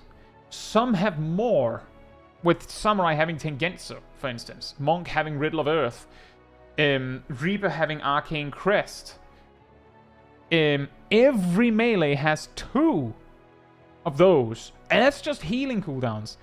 The ranged physicals, they also have a healing cooldown, and they might have 2 in the case of Dancer. The mages have a little bit less in that regard, but they have raid-wide defensive cooldowns and such among them. Every tank has like a raid-wide defensive, and aside from Dark Knight, every tank is capable of healing someone else in one or more ways, which means that it's not an exclusive ability of healers to heal others. That's something tanks can do too. That's something a red mage technically can do too. That is something a dancer technically can do too. And that leads to healers having a little bit of trouble finding their objective, because everyone else can do it too, and this makes it difficult to balance things, because you can't just make the duties harder and harder and harder, because, while yes, we're playing a really long game, it makes sense for the Dawntrail dungeons to be harder than the Endwalker dungeons, and to some degree, in some places, they probably are. But if you go, well, it's too easy for me, a Savage Raider, if we match my ability to do a dungeon, then the person who's not a Savage Raider will not be able to do it. And that's not fair. I have my Savage Raids. Like, I have options for harder content. It makes it a little difficult, right?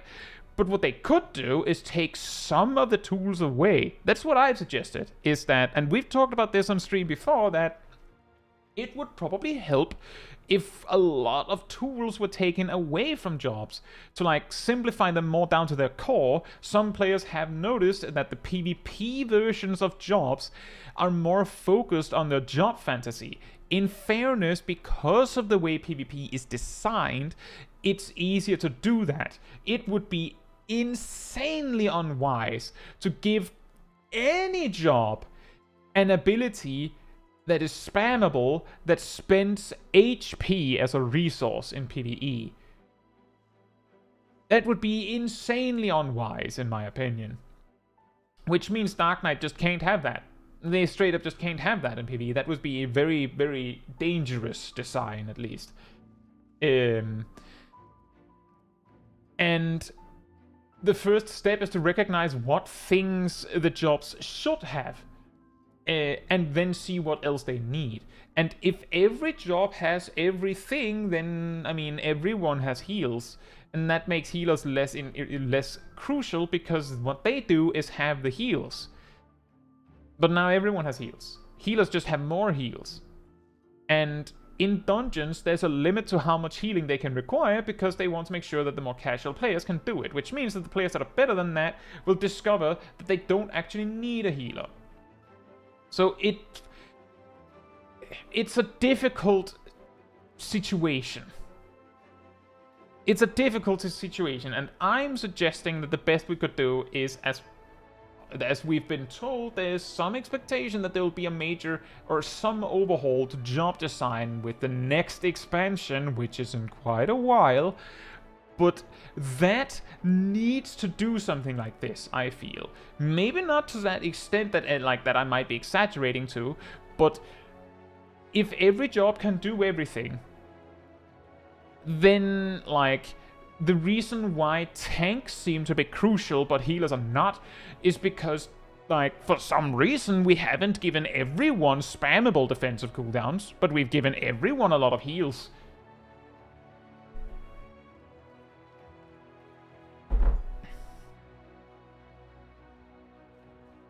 Whoops, I didn't mean to do that. It's one of the clips.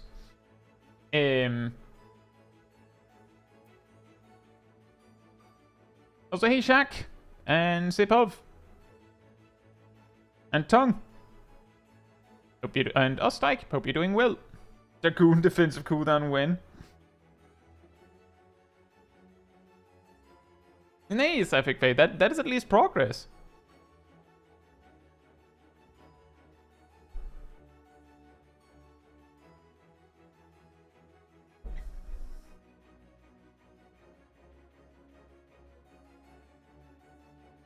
Sally says, the silliest reason I've seen a player suggest is that we need healing for solo content.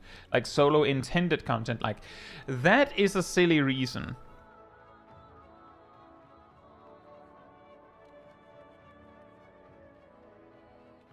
I would say, you don't necessarily need healing for that. But I would say that healing is painting over a whole different problem in solo intended content, as you put it. Because of streamlining in Final Fantasy XIV, most jobs don't have or don't get tools that don't work on bosses.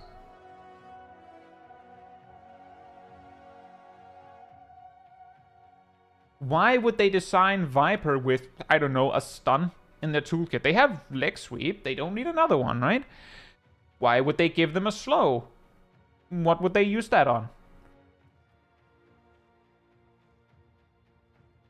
Like, why would they give them something like that? There's also the argument that Viper has this as, like, this concept that it's, like, just all-out attacking. The only defensive cooldowns they have are roll actions. But the same applies to Pictomancer. Pictomancer doesn't have a bind or a slow. They just have damage. And they have a barrier as well, I suppose. But that's the thing. In a boss fight, like a raid, that works. But a slow does nothing. A stun does nothing. A bind does nothing. So here you go. Have a barrier. That does something. Pictomancer has sleep. It's a roll action. And it's also kind of shocking that sleep has stuck around, isn't it? Leg graze and foot graze sticking around is also somewhat surprising. But my point being that if some of these jobs had some of these more complicated options, they might not need to have second wind. They might not need it. Imagine if Viper had, like, a defensive cooldown that blinded an enemy. Or paralyzed them with venom or something. Wouldn't that be weird? Maybe they don't need second wind for solo intended content. There's also the part that solo intended content usually goes, Welcome, welcome. Right. Oops, sorry, I'm stuck. Welcome, welcome. Right this way, sir. On your right, you'll find your spammable potions that heal you a ton so that you don't lag for healing. And then you just right this way, sir. Make sure you have the various buffs that make you strong enough to do the thing. You do a variant dungeon and they're like, here's your cure. Like, you straight up just get a spammable cure spell and a defensive cooldown that is also spammable, just in case you need it. Like, if it's solo intended, the dev team just goes, right, well, just in case the job doesn't have a healing option, or they don't have a defensive cooldown, we need to make sure they get one, because otherwise we can't make mechanics that assume they do.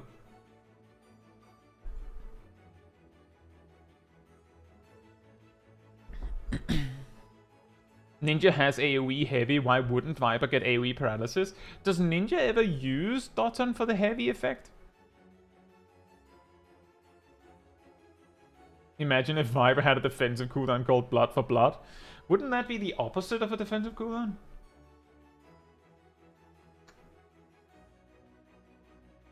And yeah, Sally, that is also an interesting one, is that because your toolkits get so focused on what seems like boss fight material, is that when you're, you know, running around in the open world, some jobs really, really demonstrate how they're not really designed for that.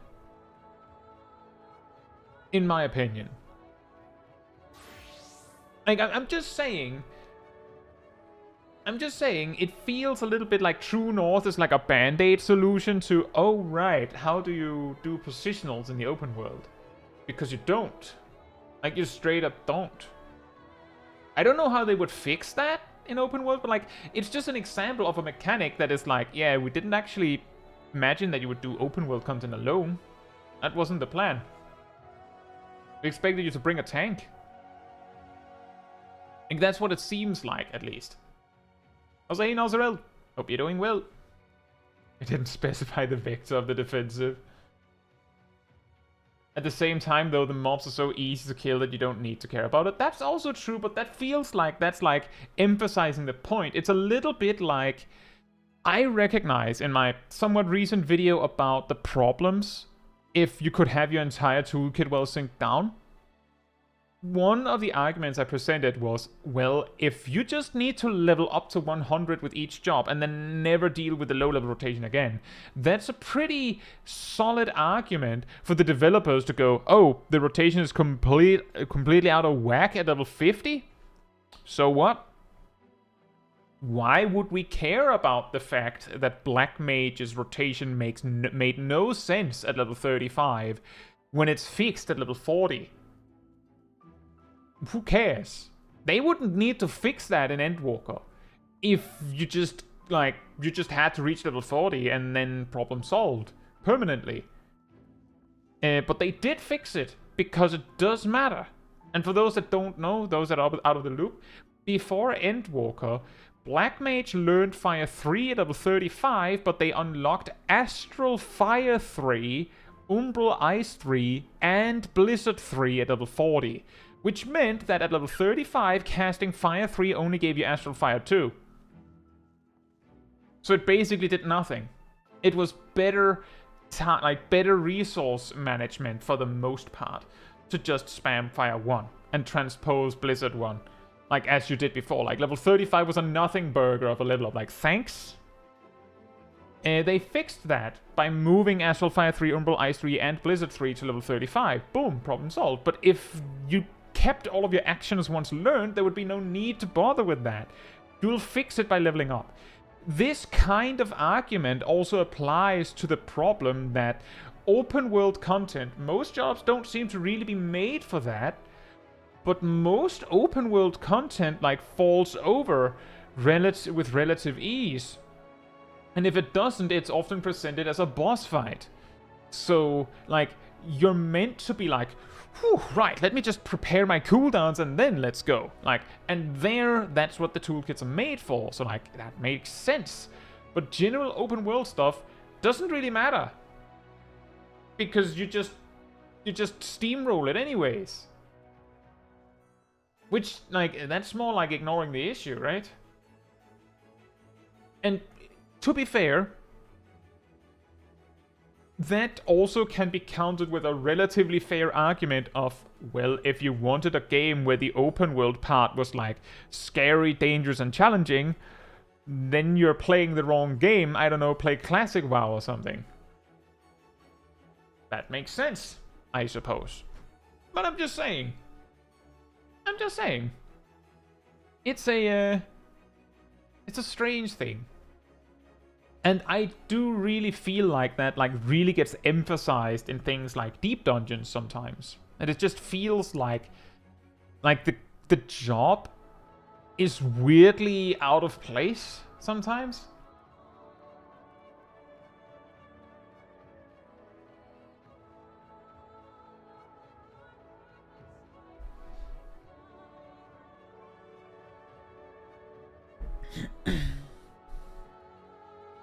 But yeah, like, genuinely, I recognize that this kind of complaint is like, in fairness, as far as I know, the open world of Final Fantasy XIV wasn't that threatening in A Realm Reborn either.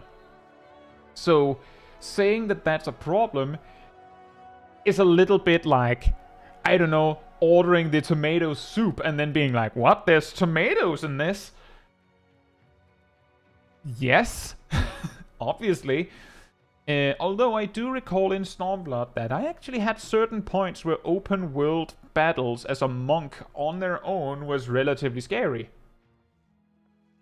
Because you could, like, they were, like, because monks, like, had their whole greased lightning thing, it took ages for the damage to ramp up, and you only had second wind, right? And bloodbath.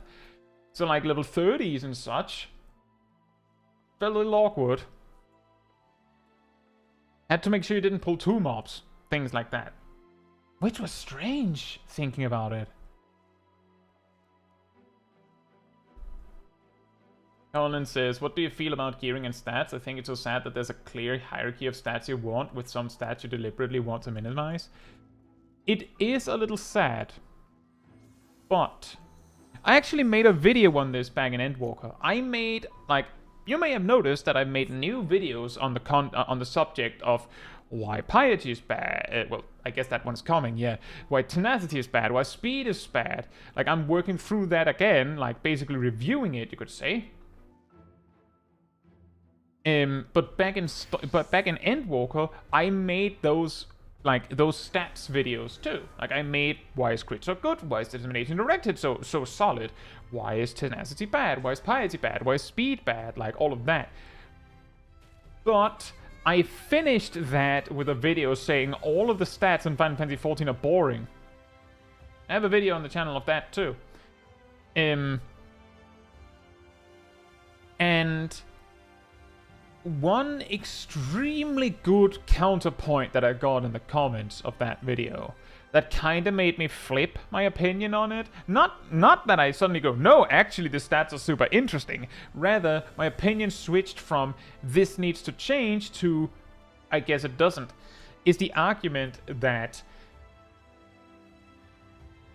who actually cares about the stat priorities in Final Fantasy XIV? Like, who genuinely cares? You might go, I do.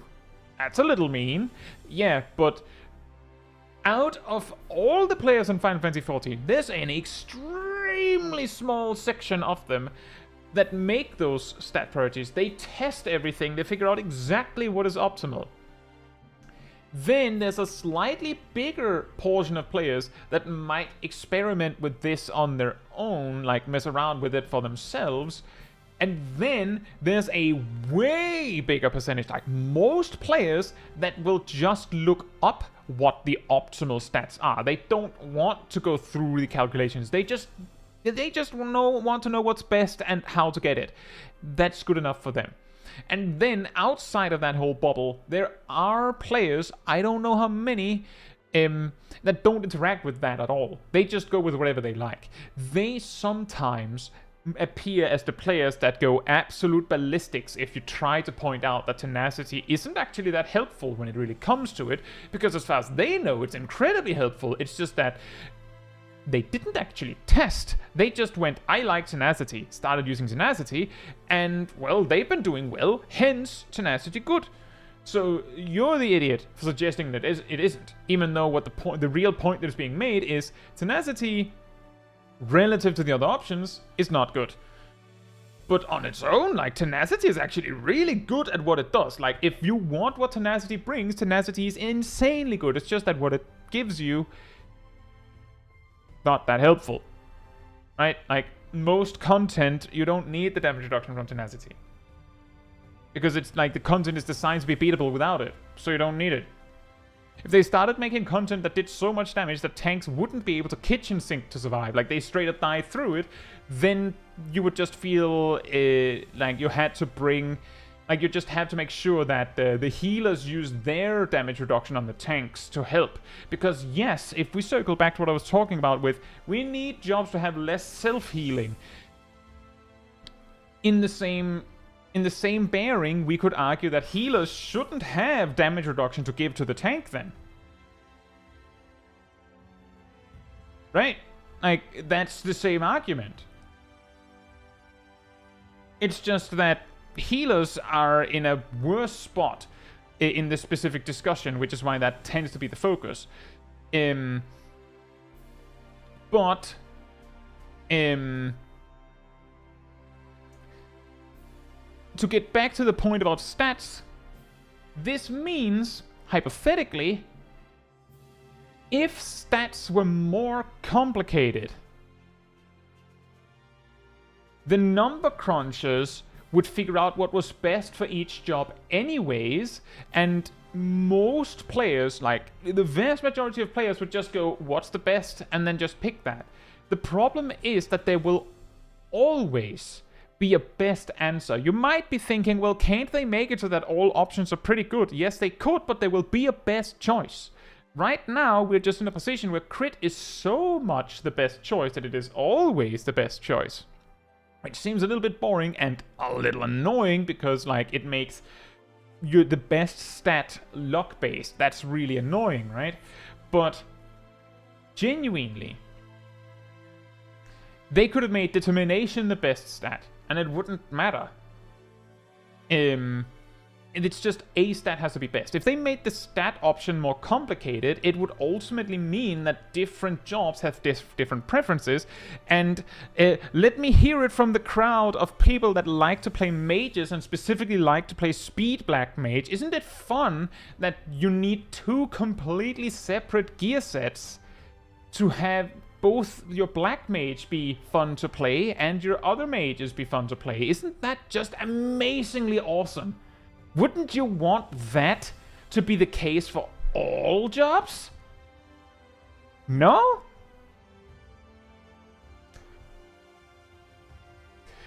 Then I don't know what to do.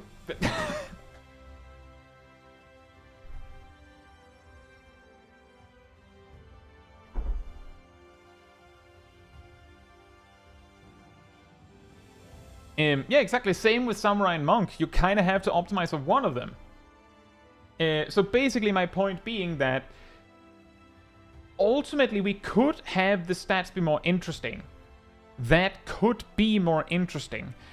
But broadly speaking, the thing people envision when they say we want more interesting stats is, for the most part, as far as I know, I want to have more options. As in, I want to have different builds to pick between, but there will always be a best choice. So, like, certain jobs might be so perfectly, like, knife's edge balanced, like, just exactly right, so that two different, like, vastly different builds are equal. That's possible, but the majority of jobs will probably just have one.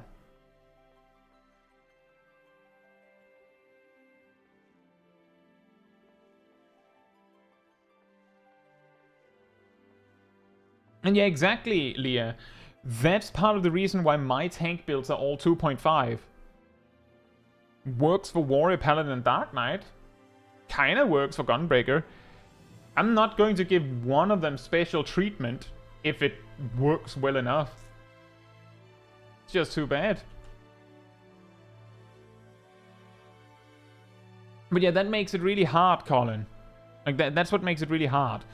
I wish stats were more interesting. Like, in particular, one thing that I pointed out was it would be way more interesting if speed was more impactful so that you could more quickly reach a point where you could actually feel that you had speed.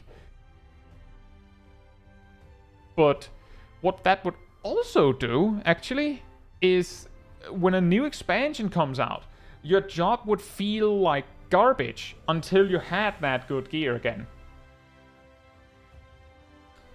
Which certain other MMOs actually deal with.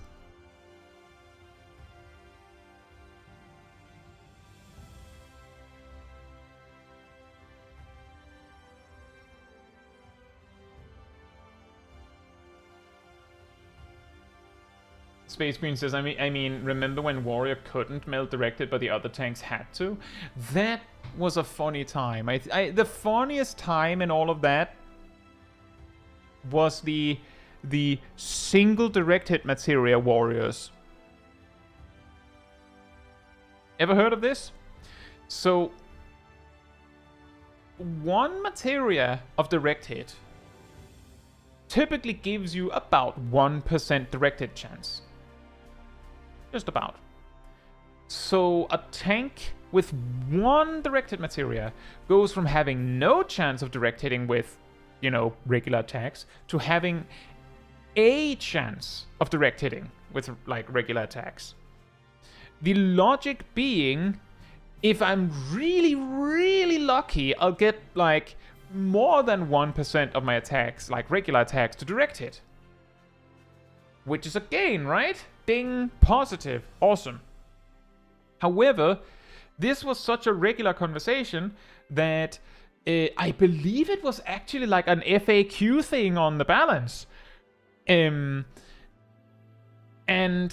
the counterpoint to that is if you replaced that Materia with determination instead, the combined damage of your critical directives, like the guaranteed ones from inner release and all that, and just the damage gain from determination on your regular attacks would add up to slightly more on average, which meant that 1% direct hit, it wasn't like, well, on average it'll be like just as good and sometimes I'll be lucky. No. It was on average it'll be worse, but if you're really lucky, like if you're insanely lucky, it might be better.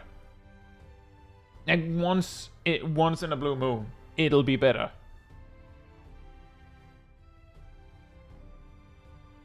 Oh yeah, I do remember that, Nozarel. The single crit rune in League.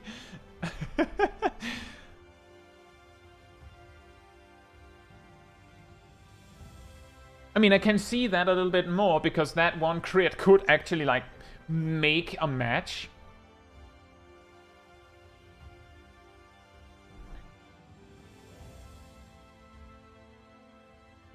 Cat says, is this one of these times where we make grandiose statements for a 0.5% DPS difference? Are you talking about the directed Materia story that I was talking about, or a different one?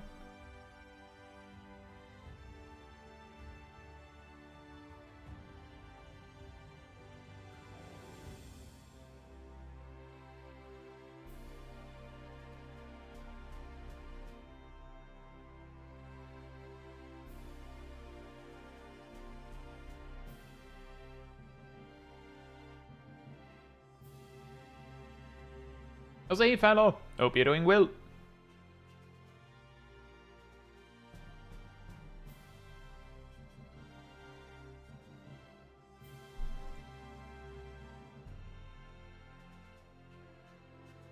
Because I can say for the warrior thing with the direct hit Materia, obviously, broadly speaking, we were talking about less than 0.5% of DPS. We were talking about one Materia, 1% directed on average is worth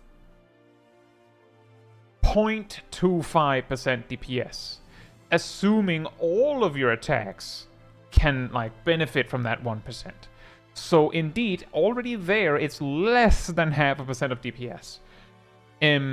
Back when warriors, back when direct hit, the stat didn't increase the damage of your guaranteed direct hits, it basically meant that a large percentage of warriors' best attacks benefited nothing.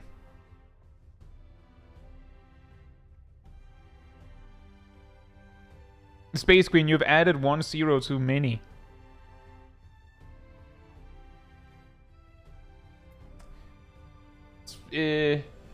Maybe we should bring out the board. 100%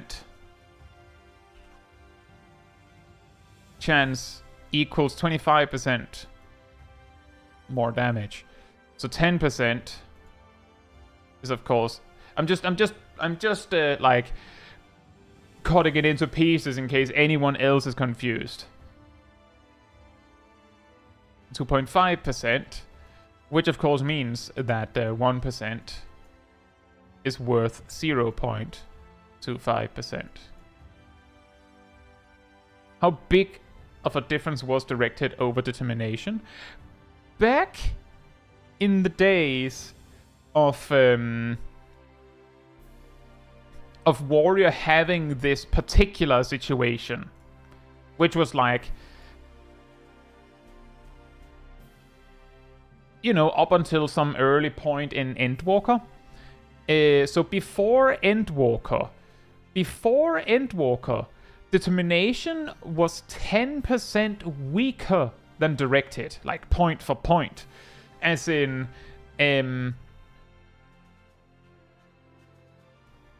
if you put 40, like if you put enough points into directed that you had a 40% chance to direct it, which is of course the same as about 10% more damage, assuming all of your attacks can direct it, then that would be equivalent to, let me just do this, that would be equivalent to about 9% determination. Stormblood was when accuracy was replaced with directed. So you can already see here that determination was fighting an uphill battle. So when people say, no, actually, that 1% directed was pointless on warrior, it was because of like more than just this. The thing is, in Stormblood, like, I can't remember the full story then, also not even in Shadowbringers, but let's just say that warriors still did a humongous amount of attacks that were guaranteed critical directed, especially in Shadowbringers, because at that point they had Inner Chaos, right? So basically, for this, rather, for determination to come out on top, for determination to win in this battle as warrior, a warrior would need to be dealing at least like 11% of their DPS not benefiting from that directed at all. Which is pretty easy, right?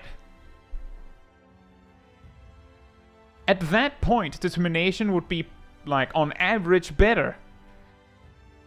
Because it would apply to 100% of your damage. Whereas directed would only apply to 89%, which would mean that this wouldn't be 10%. It would be 8.9%. Which is less than 9%. Bada bing, bada boom.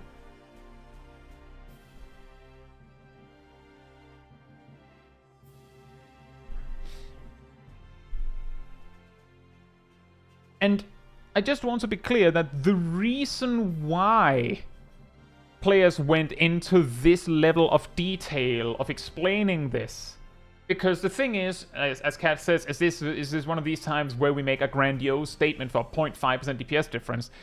Part of the reason for this was because a large part of the warriors that had the grandiose 1% directed materia, paraded it like it was like optimal, like some huge deal, while it wasn't.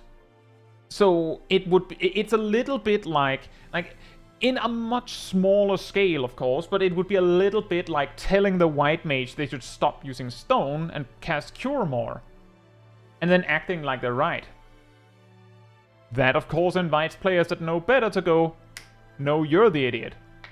And I'll explain to you why.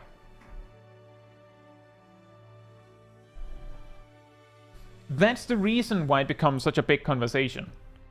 Is because basically the 1% direct hit is let's go gambling at maximum velocity. Like full speed ahead on let's go gambling.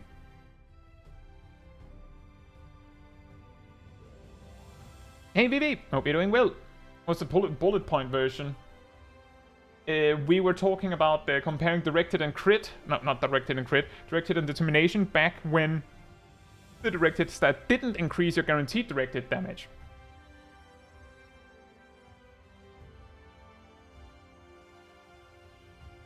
I'm a freak, you.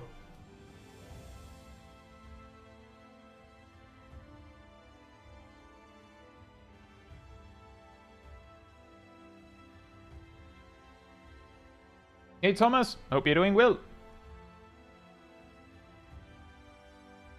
And thank you.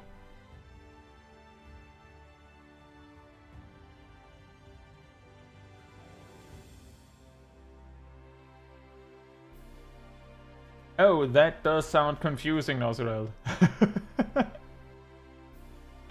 Which also means that from next week, I'll probably have a few weeks where people are like, oh, are you streaming an hour later now? Until, like, it gets readjusted.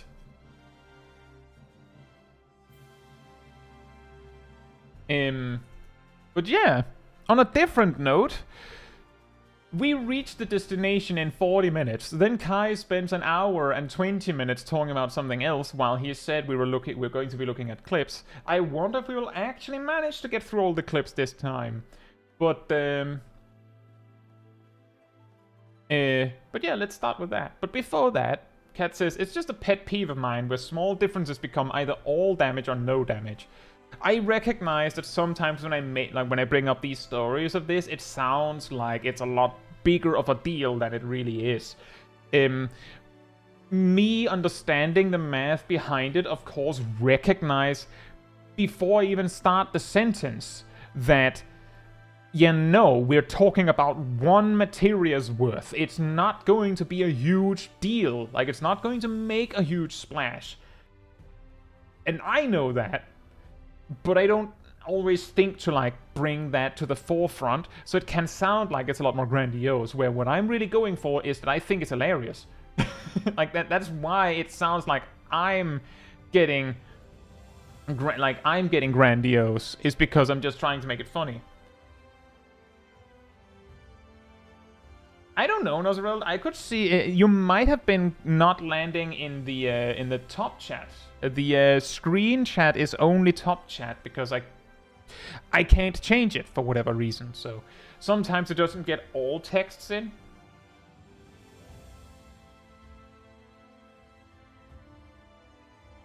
And yes, exactly, Naomi. That's the joke.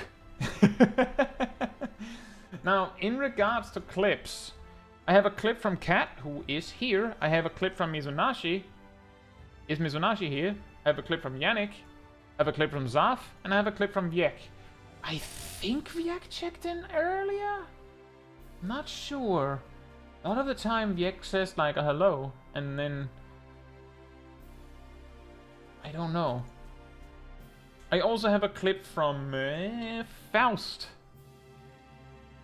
But it's like straight up just a video I downloaded. It's possible Yannick is in the middle of some Palace of the Dead stuff. My clip might be a bit boring as it's lower than White Mage stuff. That's fair. And hey, Viek, no worries. Speaking of which, I'm like this clip. I feel it's only fair we take this clip. I know my YouTube is in Danish, so it might be hard to read, but this says 4 months. So it's only fair that we give Viek's clip first dibs this time.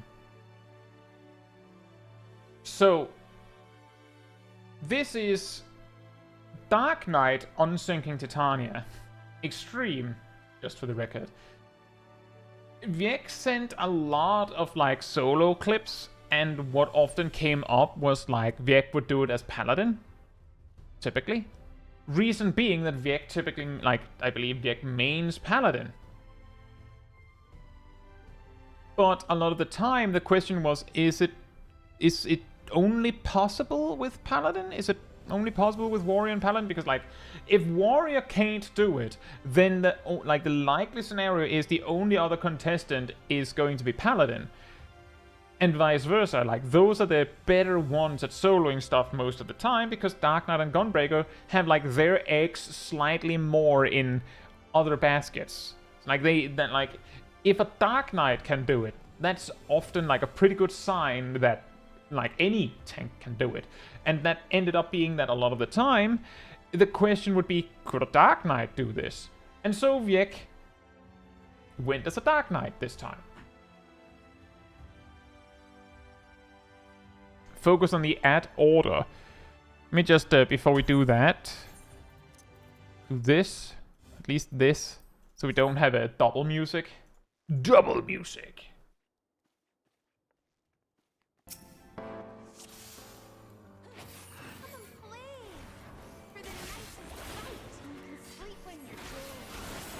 That was an interesting opener.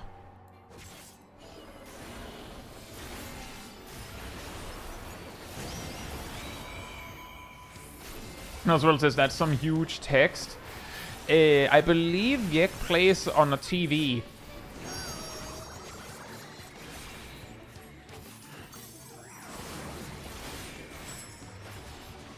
So it kind of makes sense.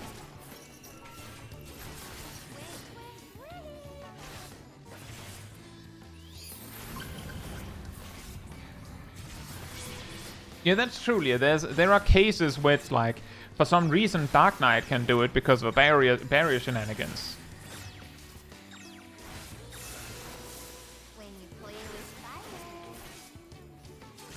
And I don't mention BGM. I know. I just like to go into the menus and do it.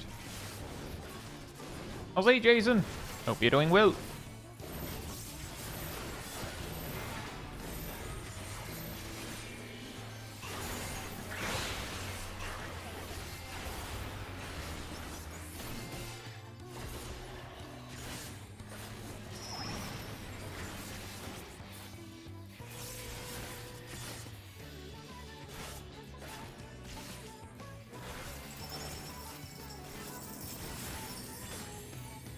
Seven damage downs. Well, let's see. Auto attacks of 1500 ish.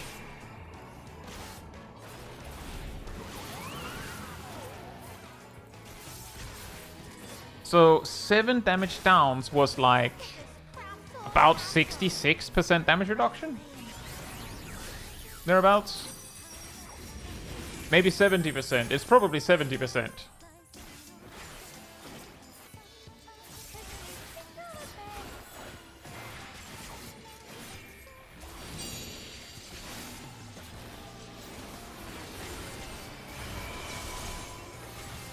Oh, that one is going to be a little scary, I think. Or not.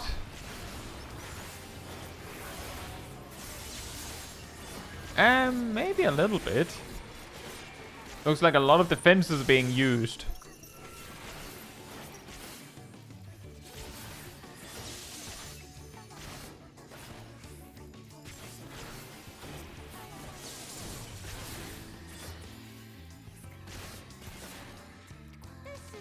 That does make this a lot easier. I remember back in like early to mid Endwalker, I think, when I was farming this with some friends. that we actually set up a proper, like, pass order to deal with the tether.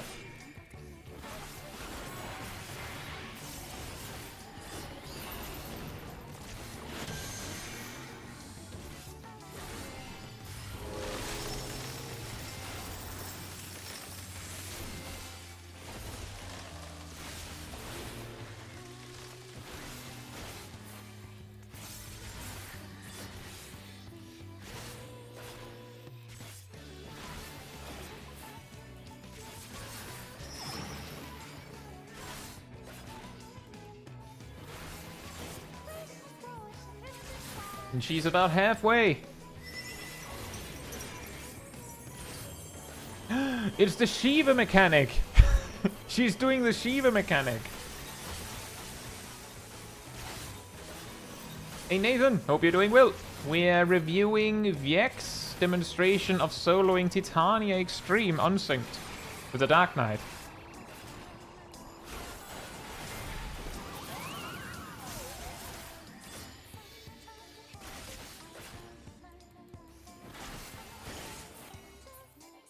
I also noticed that there are cooldowns being held, which makes perfect sense. Viek said that the strategy is to quickly kill one of the 3 ads before they start moving, because if they get close, they tether together and they reduce damage taken too much. So that does matter a lot.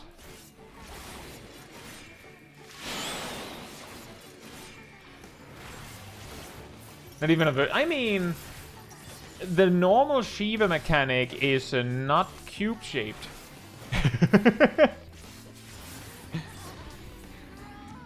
It seems that's the case, Vivi.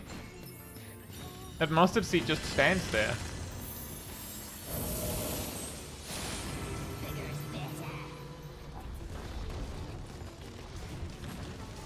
Bigger is better. They're very large.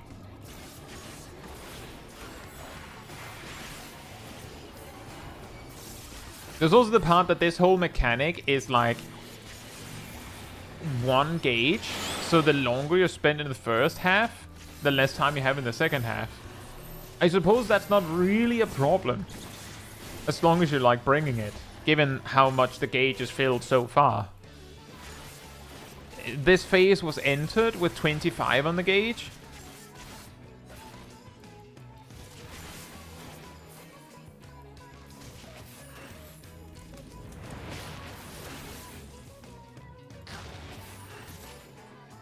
That was a little silly.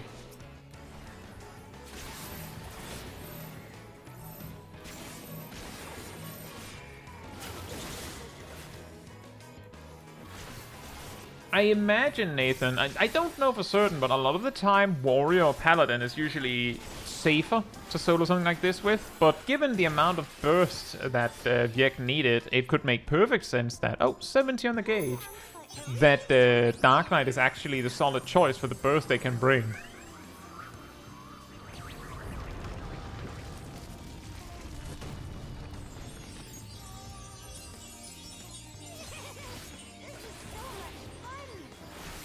Oh, well, that does cause some complications, Nathan.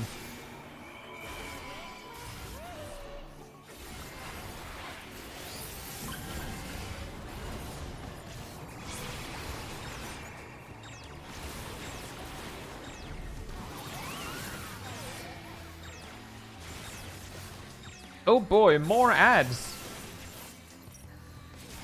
Nozul says, I assume Viek has full 730 gear?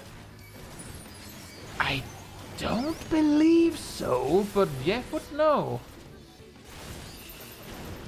Not back then.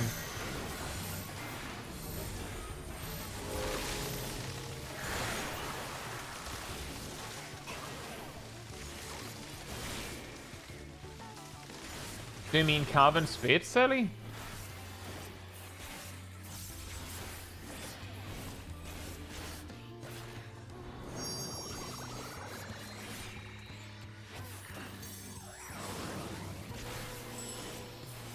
But yeah, that is true. This is 4 months ago, so this would probably have been before that patch.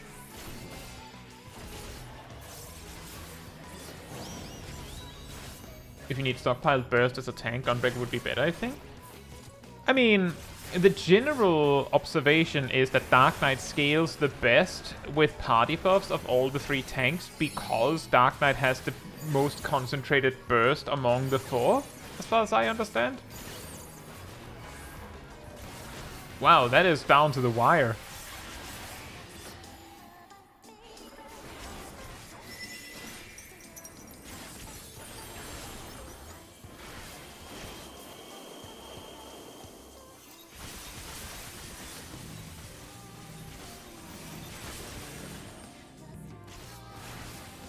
It might swap a little bit between Gunbreaker and Dark Knight depending on, you know, crit variance.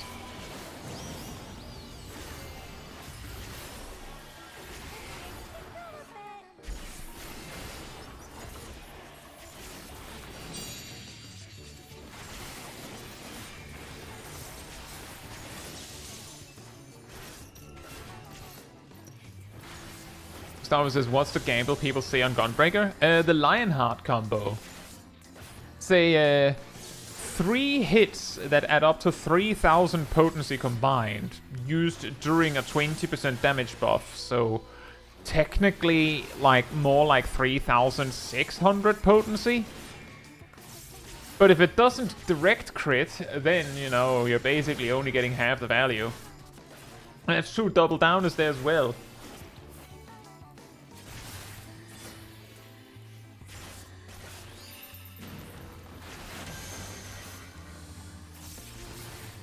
There's an easy solution to that, make Lionheart at a 60-second cooldown.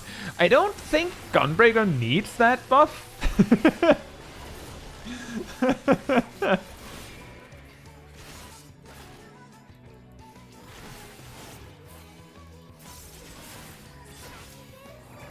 But I mean, like, another thing they could do about it is, I mean, all the three hits of the Lionheart combo, like the animation itself looks like, you know, about 3 to 4 swings.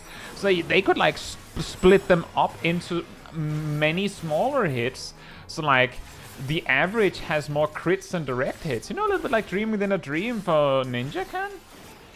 That could help. I'm just saying, every time a job has a problem where it's like, oh, we're just gambling. Like, if I'm lucky, I do the most damage. If I'm not lucky, then it sucks. I'm just saying, what if the attack was like a multi-hit move? Like, why is it that we have so many moves that hit for way over 1000 potency?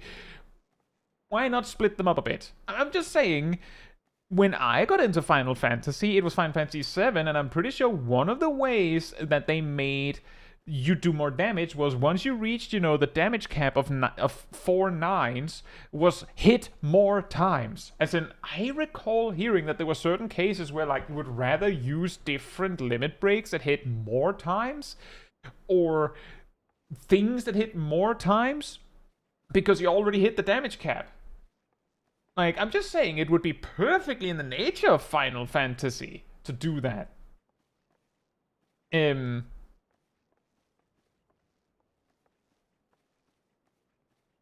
But bigger number is more fun. I mean, if you have a lot of small hits, it can look like a lot of numbers, and that can be very exciting as well. Let limit breaks crit. Could you imagine?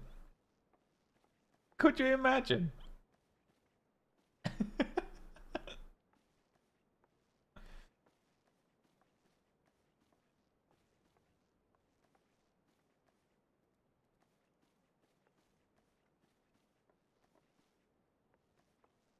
And that's truly it. I feel like Dream Within a Dream feels like 540. Sometimes I feel like it feels like more than that, exactly because it's 3 numbers.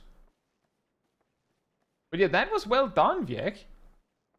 And when I said it cut down to the wire, it's more that, like, Titania stopped swinging hard right when one more big hit would probably be lethal.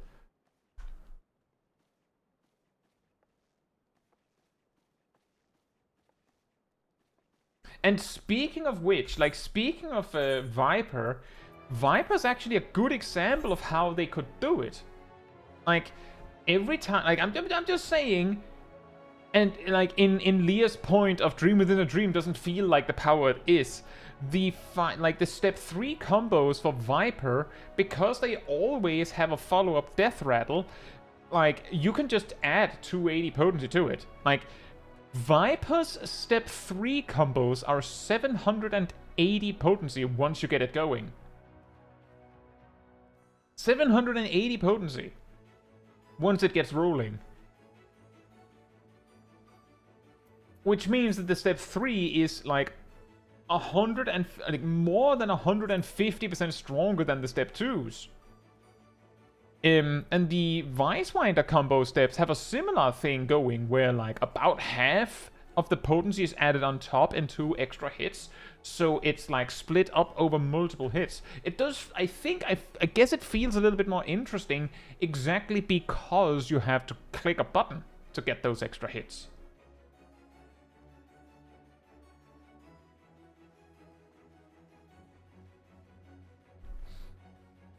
And that's also a good point. Bunshin doesn't feel super impactful despite of how much it does. It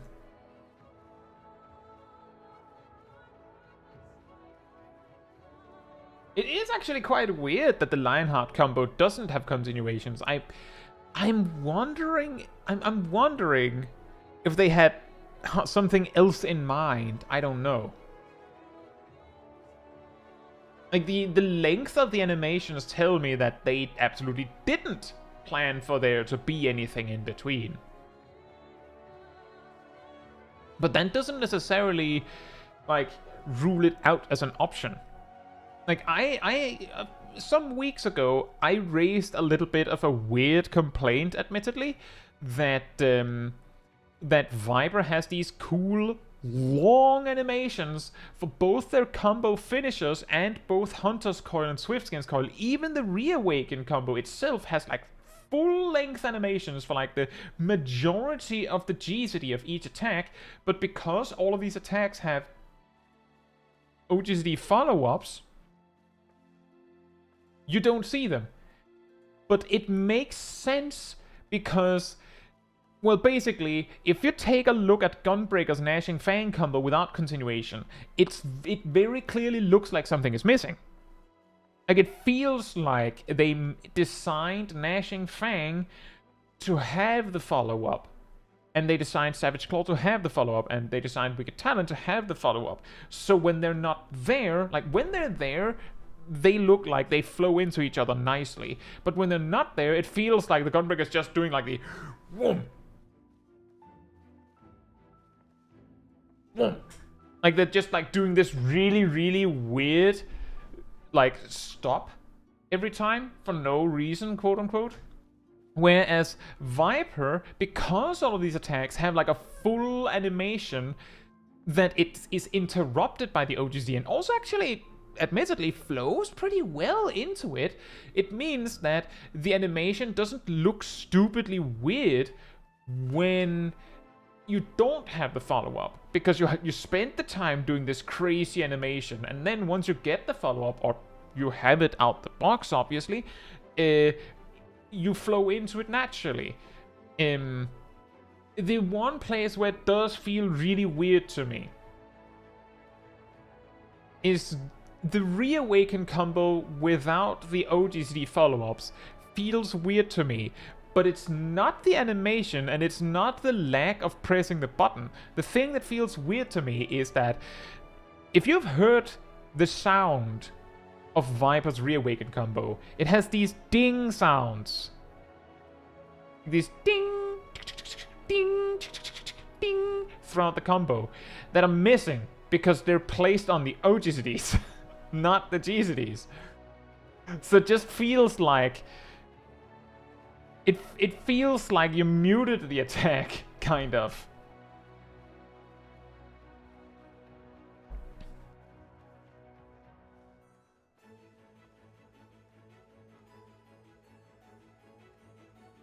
Oh, imagine if Lionheart gets continuation in 8.0.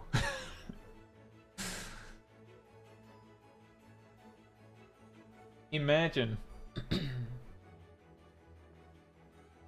Alright. Is Misunashi here, by the way? And is Faust here? I was thinking of taking some of these shorter clips and then we can finish with Zaf. But if people are not there, then I'd rather wait in case they come back.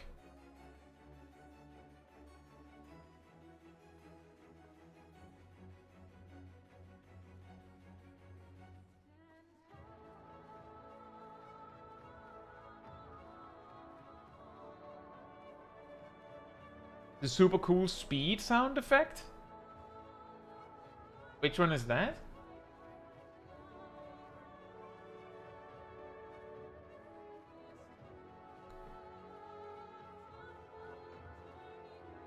Also just double checking, is Yannick and Kat still here? No, Sally, now don't leave us hanging.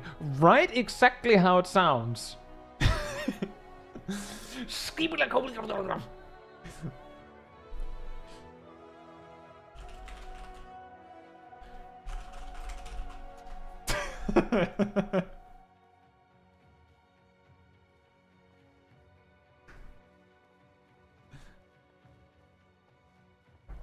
That's what I hear. Ding! Right, let's start with Kat's clip then. So we had last week a mount farm in Mount Ordeals. And turns out Rubicante was relatively generous. So we managed to get all the mounts. Oh yeah, I might recognize it in this clip. That is a good point. Now, based on some discussions we've had, I think in the Savage Raid group, we talked a little bit about the possibility of stacking speed on Viper. We also looked into the comparisons to not stacking speed, and we discussed like what you could do with it. In particular, a core limitation, one could say, of Viper is that the only way to get them basically triple reawaken to work at all without dropping your buffs is to make sure you enter reawaken right after a full Vicewinder combo, so that they're as close already as possible, and then once your triple reawaken is over, you do another Vicewinder combo. This is possible because it takes like 36 seconds to do that with no speed. Like 33, 36 seconds, something like that. So like you'll have generated another charge in time, no worries. But in that scenario, why would you do 3 reawakens in a row? Burst potion, of course. But you can't fit 3 full reawakens in a burst potion anyways, so no point. You could fit it in the middle, but then you have to clip one of your GZDs to make it work. Not great either. But what if you had so much skill speed that 3 reawakens take 30 seconds? So to explain, Kat already gave like the overview before we start, so we know what to look for. Is that the 2-minute burst itself, or like, well, leading up to it rather, opens with Vicewinder to get the buffs rolling, and then right after that does a step 3 combo step, because 3 full reawakens will take so long that your filler combo will reset if it's like rolling while you're doing that. It'll take over 30 seconds, obviously. So you need to make sure that the filler combo you do is finished at that point, not started. And Vicewinder, even with no speed, takes so long that even on a really good connection, you cannot triple weave, so you cannot burst potion after the Hunter's Coil or Swiftskins Coil. You could after Vicewinder, but that's not the plan. So the best way to get the burst potion as close to the burst as possible is by using it after the combo finisher. So it goes Vicewinder combo to get the buffs up, combo finisher, pot, and then reawaken, bum bum bum bum bum bum, reawaken, bum bum bum bum bum bum, reawaken, bum bum bum bum bum, and then Vicewinder again to catch the buffs before they end. That is pretty much the only way to do this, because if you need to reapply your buffs in any other way, one of them is gonna drop, and you don't really have time to beat around the bush. After reawaken is a lot safer. I suppose that's also a good point. Do you pot after the reawaken or after the combo finisher catch so that we got it right?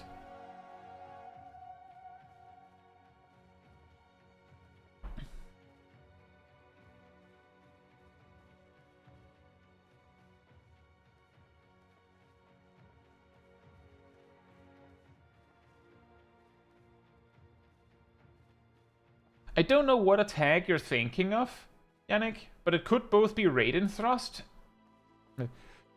or Drakesbane. Drakesbane has this like sound, while Raiden Thrust has this like sound. They can both sound like a weird sound glitch, I guess.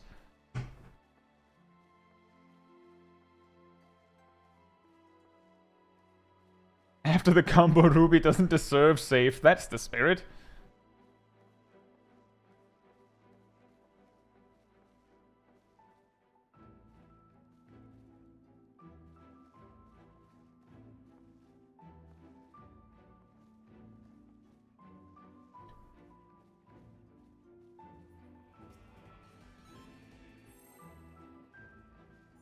What is... Oh. I'm guessing that... well, you can't see it, but... I'm guessing that this is your GCD without the speed buff, and this down here is with the speed buff.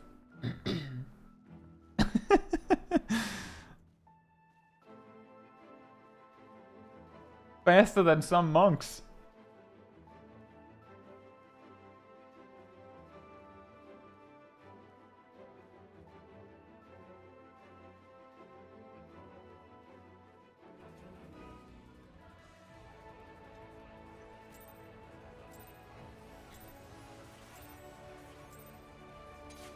Oh, look, that's me.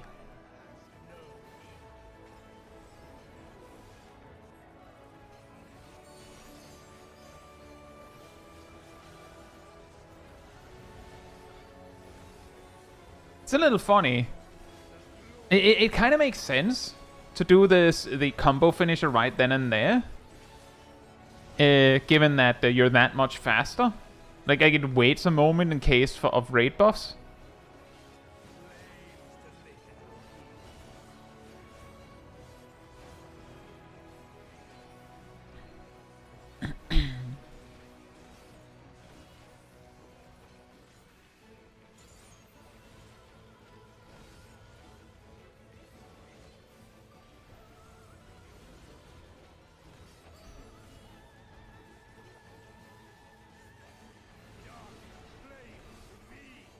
Darkest flames to me!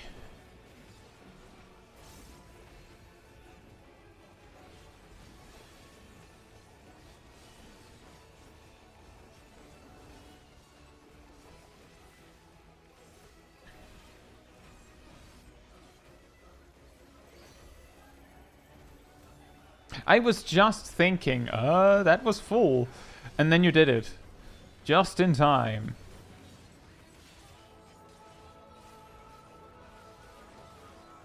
Oh yeah, that is another point that Cat mentioned, that because of the fact that to get triple reawaken you need to use Serpent's Ire and 2 Vicewinders with no time to use Uncoiled Fury in between, you have to be completely out of coils before you start this. And it's coming in 10 seconds. There's the Vicewinder.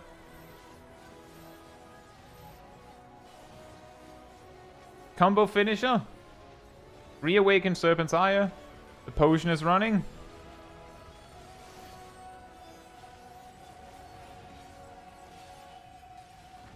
Second reawaken.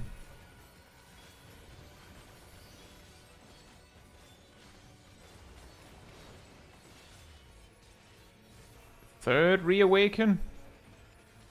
And Devilment is running out now. We have 9 seconds on the speed buff. Vicewinder 3 seconds on the speed buff. Caught it. And here comes the damage buff with 1 second left.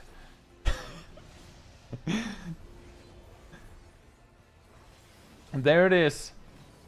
And then dumping the coils because the fight is ending and it's a damage gain to spend them.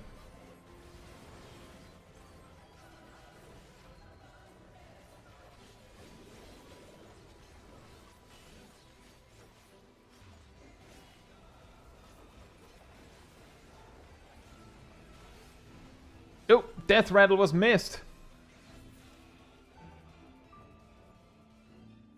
We had a lot of deaths in that one. And a mount drop. Hey! But that is interesting. I think I have talked about exactly this in my in a video a while back about weird like rotations and bursts. Oh look, wow, new video.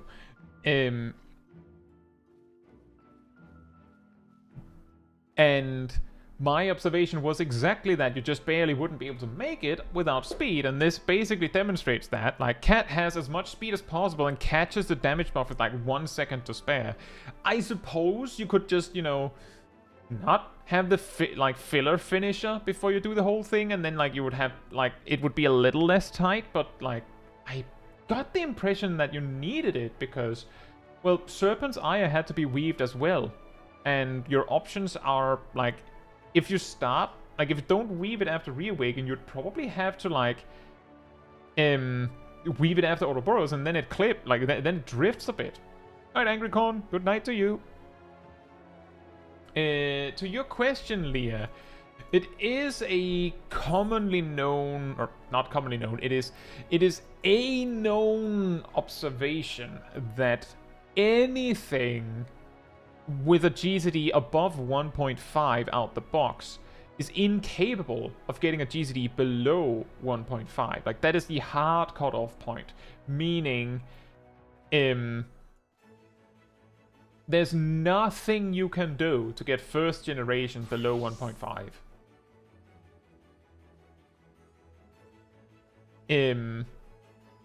But on that note, we might be able to see. Let's see. I believe first generation is the fastest. Like, among the fastest GCDs you have as a Viper. According to Arc Morning, it should be possible to get the 2 second GCD down to 168. Hypothetically. 168. Which would be a GCD of 1.43. If it wasn't hard blocked. But I don't know if that's actually possible now, because you would need like 3,700 skill speed total to do that. So I'm thinking that's more like end of expansion levels of speed. But I imagine, given the kind of wackiness people get up to in deep dungeons and in field operations, that we will know very soon, if it is possible. But yeah, if you can get as much speed as possible, it might be. The reason why I imagine no one's thinking of Bozja is because, I mean, in Bozja you wouldn't have access to it, so while you would be able to, like, mouse over the speed, it wouldn't be very interesting.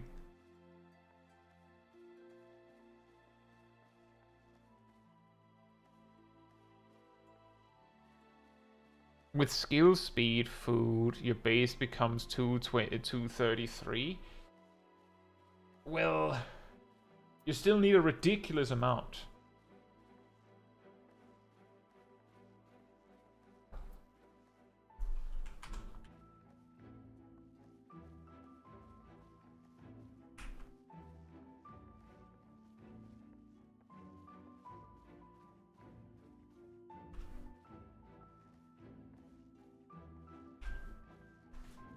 From what I can tell... Wait, no, that doesn't seem right.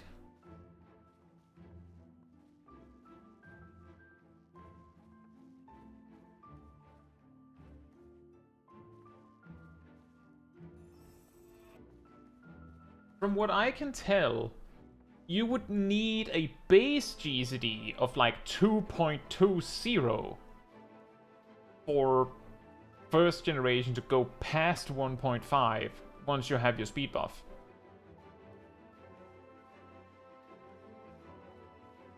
So you have to have a GCD of 2.2 on Reaving Fangs before you add anything else.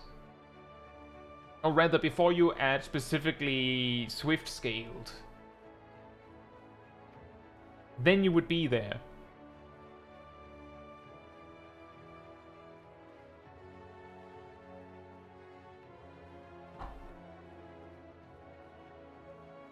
But yeah, the question is whether first generation, for example, has like a special exception. Like that combo has a special exception, because it is known that 1.5 is like the hard cutoff. There are two ways you can observe this. Some players have managed to hit 1.5 with Monk in Boja, I believe. Another way you can observe it is, well, there is I believe the final battle of the ranged physical role quest in Dawntrail. There is a point where an NPC gives you a buff that basically maxes, like, gives you a colossal amount of speed. Like, a ridiculous amount of haste, essentially. I noticed this because I was doing it as Machinist, and my 1-2-3 combos resolved as fast as Blazing Shot. Like, that, it was a perfect case of Machinist of the 3 ranged physicals is like, bro, really? Couldn't you have given me, like, a damage buff or something? Like, I mean, it gives more drills and stuff, but, like... The thing you would see there is the GCD will become exactly 1.5. You could bring a ton of speed gear and do that, and then see that your GCD becomes 1.5 anyway. Does it give more drills? Yes, because... Well, actually, no, it doesn't give more drills. It gives more air anchors and more chainsaws. It gives more air anchors and chainsaws. That is correct. That is correct.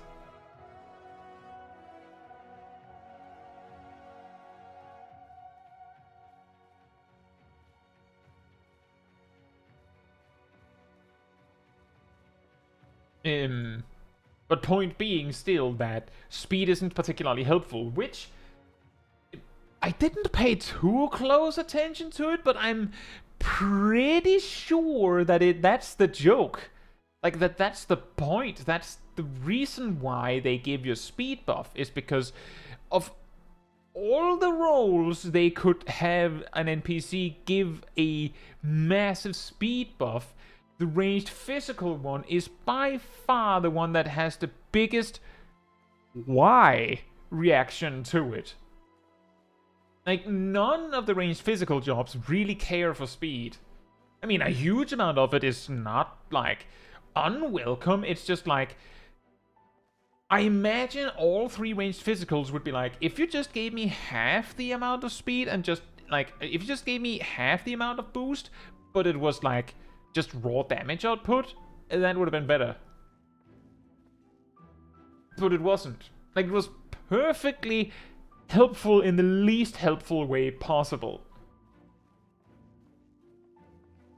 But yeah, that is interesting, Cat. And I'm pretty sure, like, I mean, we have seen the calculations, and supposedly this build is significantly worse than not speed. But I feel like I can see the potential here, and maybe there is something. And the important part is you're having fun. Just checking again, is Mizunashi or Faust here?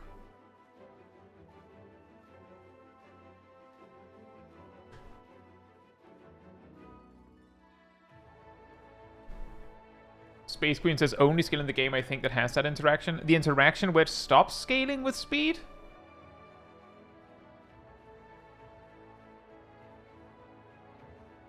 You mean that one?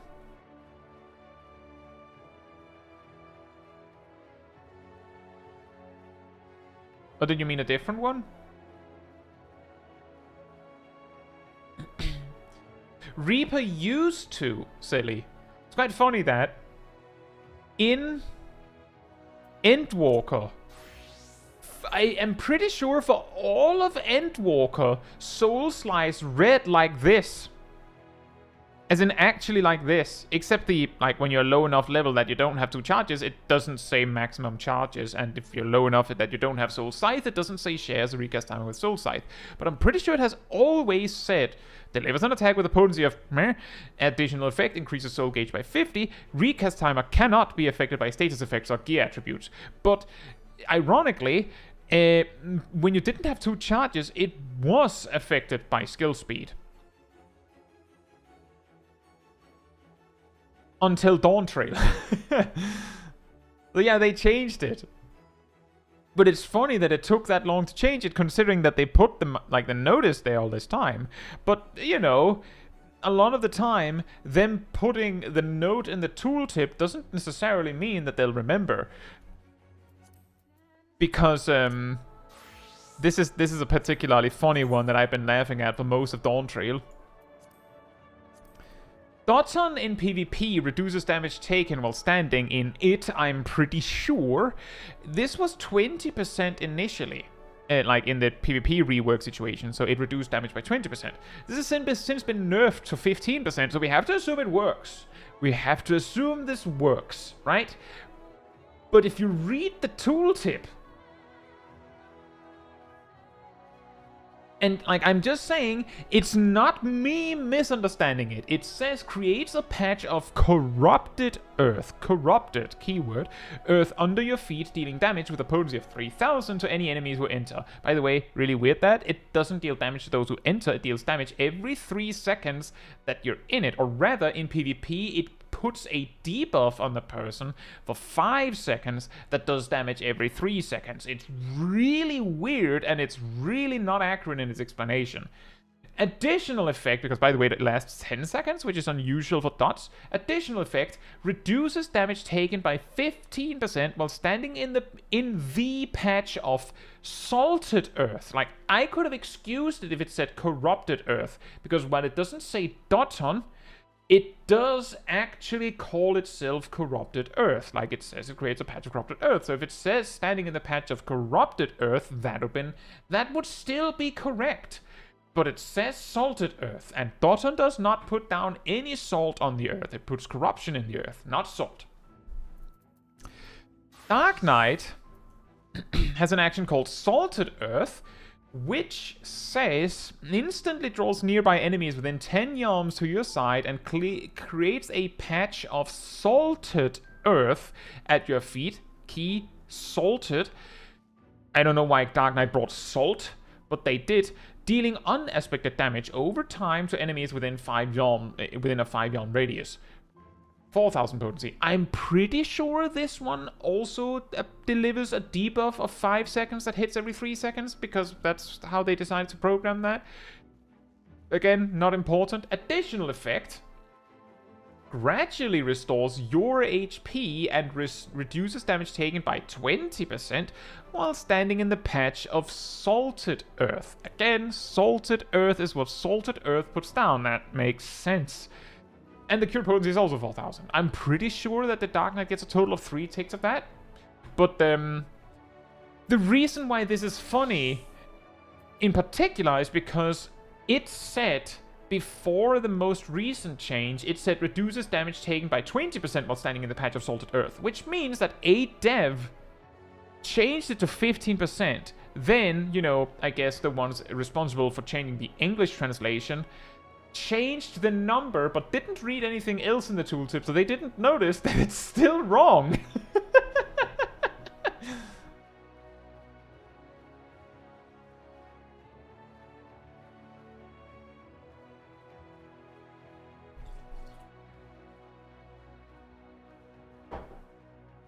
Which is why it's so funny.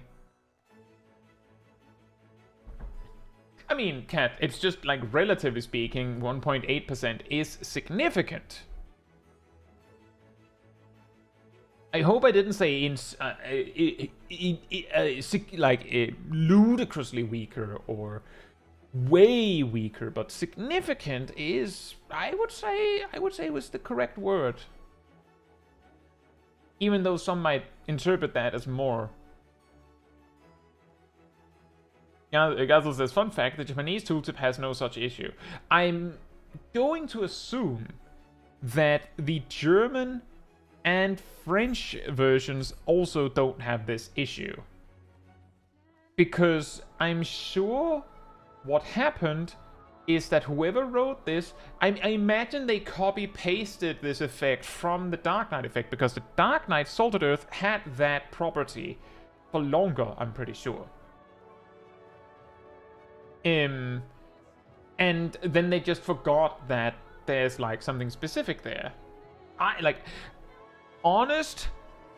I've done that too with things. Like, sometimes I have posted like a video announcement on YouTube or a stream announcement on YouTube where I copy pasted the description from a different video, and then it's inaccurate because I didn't notice that there was something specific to the thing that I copied and I didn't correct it.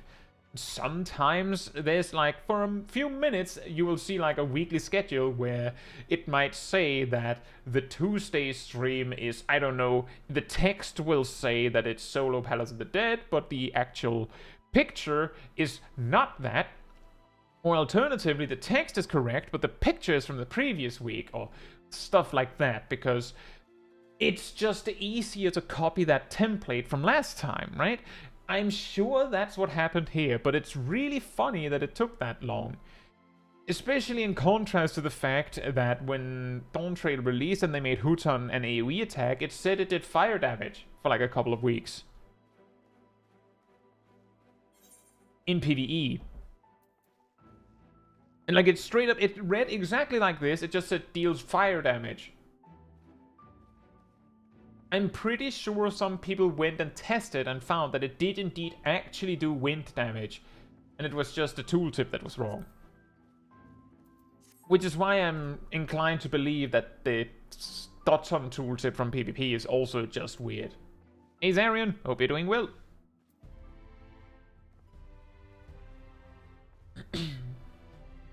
Right, so we have a Yannick clip. I believe Yannick started playing around with playing White Mage in Palace of the Dead solo somewhat recently, and the thing is, Yannick likes to mess around with scoring high. So like, we'll pull crazy big to be able to kill a ton of enemies while still keeping fast time.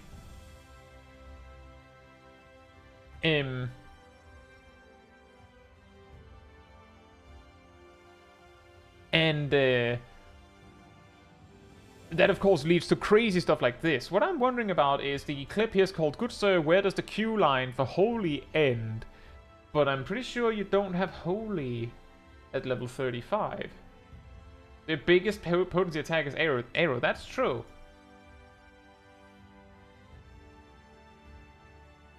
Enjoy, Jason! I believe a lot of people agree that Red Mage is very interesting to figure out. So until Holy is unlocked, this is how it looks. Ah, yes. Need the lust for the points.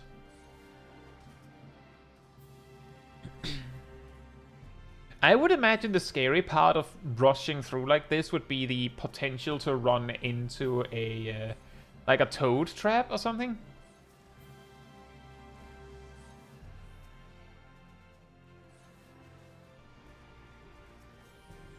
This reminds me of this is how a White Mage would look soloing as Tasha. This is how White Mage looks soloing as Tasha. There is something to be said that this is a I'm sure you had good reason to, and it was probably a matter of making sure your GC was ready for the next target, but I'm just saying, like, this is like ultra nitpick. Gero says, the game is unclear, but can you help a friend complete the MSQ? Nope. Are in most quests solo only. If the quest itself is a solo duty, then you cannot help. If it's a dungeon or something, then you can help. If it's like open world stuff where you have to fight something, you can usually help. Like, you can just help attack the thing. Here, you could, option 1, arrow the first enemy. Or just arrow your current enemy, because arrow does upfront damage. It's not much, but it's like 50. And given how much damage they take per tick, I think you have to reapply arrow to everything here. Which is the reason why it matters at all. Ooh, strength. Ooh, bad. The wood remembers. Is any of those bad breath? Also, this is going to suck, because there's more than 8 enemies. Oh, look at a new spawn.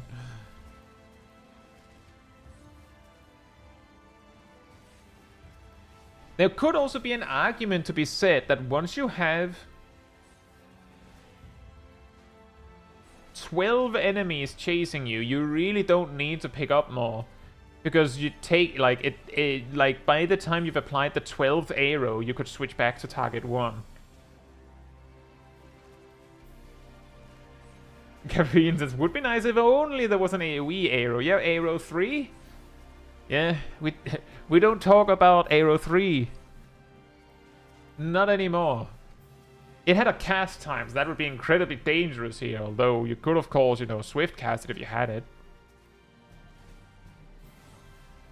But yeah, really, you could make do with just 12 targets. Yes, Gazel. Arrow 3. I believe arrow 3. Uh-oh. Oh, dear. Oh, no.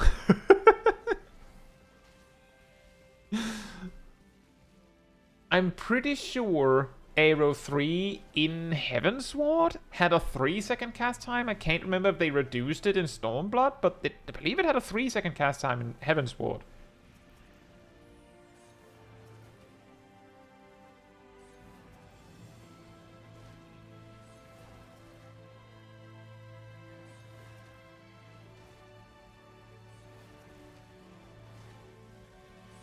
There used to be an arrow 3. They removed it in Shadowbringers.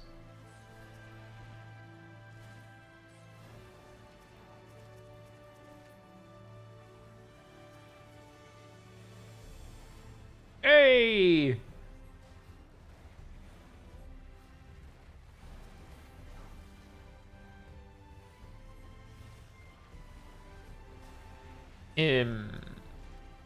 I believe with in Shadowbringers, they removed arrow 3. They also made it so that I believe Scholar only had Dialysis. Like, they lost Miasma. The Summoner kept it.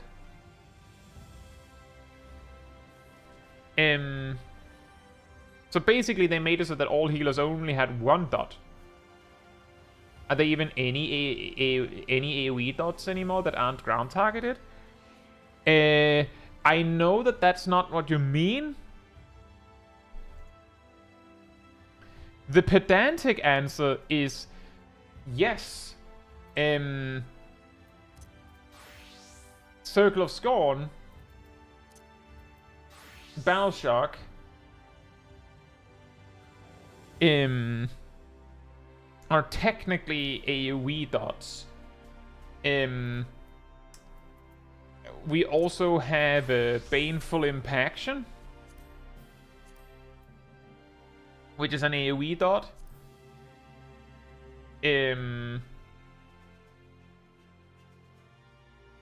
But most people would not consider any of those to count at all. Because, I mean, they're technically, like, they're dots insofar that they do damage over time, but you cannot maintain them in any way, so, like, it doesn't, like, if they were just upfront attacks, it for the vast majority of cases, it wouldn't change a thing. It does change a thing if an enemy becomes invulnerable or untargetable or dies early, But aside from that, them being dots is a moot point. Baneful Impaction could just do 700 potency damage and be the same. Which means that the only, like, real AoE dot is Evcration Dyscrasia, which was added in Dawntrail.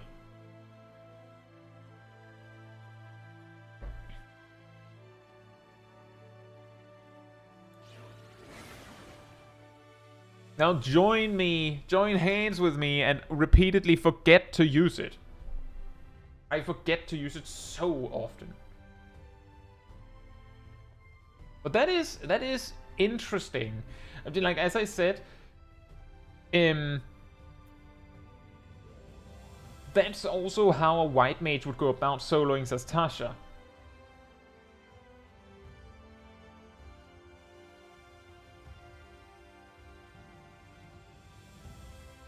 So, the way it worked in Stormblood, just for a little bit of a history lesson, in Stormblood, the way it worked was that White Mage had aggro 2 and 3, and they stacked, which meant that on a single target, a White Mage would put aggro 2 on a target and aggro 3. On AoE, they could, you know, put aggro 3 on everything, and then they had to decide whether they wanted to spam Holy immediately, or start using aggro 2. Technically, in Shadowbringers even, so before Endwalker, the filler AoE attack of healers was typically very expensive, as in Holy cost 800 MP as opposed to 400, so it would quickly run you out if you spammed that, so it was not a bad idea to, like, do aggro 2, it was decently valuable. Scholar, on the other hand, had Bio 2 and Miasma 1 as their dots to apply, and then they had Bane, which Summoner also had, which in Stormblood, like, basically, the way it worked was for one Aetherflow stack, you spread your dots with a damage drop, but otherwise spread the dots as they were to all targets so that you could immediately dot up everything so you could get on with your day, like, for instance, spam something else. What Scholar then also had was Miasma 2, which was an AoE centered on themselves that did upfront damage and then applied a very short dot to all enemies. Like, I believe it got full value, like, if you let it tick for 2 ticks, like something like that. It was really short. But it was like the best you had. Like, so you would just spam that. Meanwhile, in Stormblood, Summoner got Bio 3 and Miasma 3.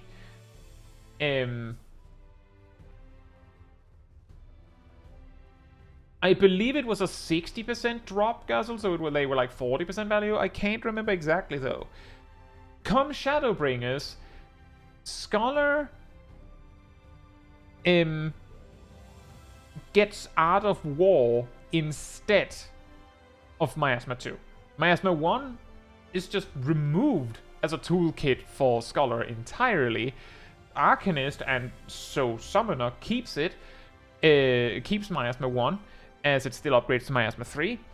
And Scholar loses access to Bane simultaneously.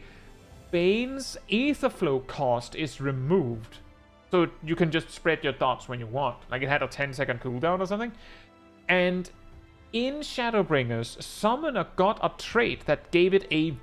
I believe it started as a chance, and then it just became, like, by default, that Bane just spread with full power or something crazy like that. So basically, multi-dotting just stopped being a thing for Summoner. Like, you just put your dots on one thing because it was free to do that. Why wouldn't you?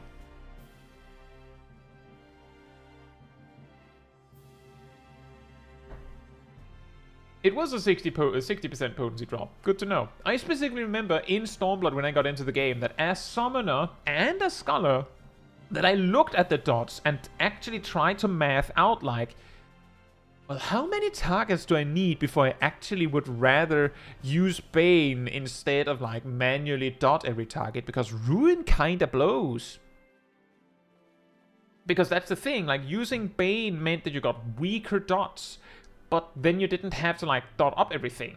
But the question was, the spell you were going to cast instead, was that actually worth the trade-off? Because Bane came at a trade-off. You didn't get to use Pain Flare, for instance.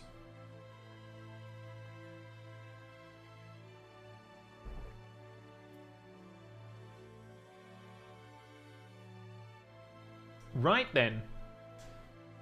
Just one last time. Is Mizunagi and Faust here? Because they both have a clip that they sent me. Otherwise we'll just go straight to Zaf. I hope Zaf is still here.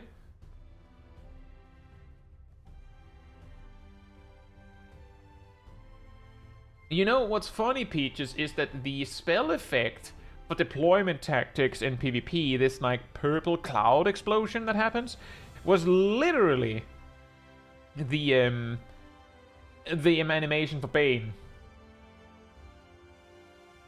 if I remember correctly.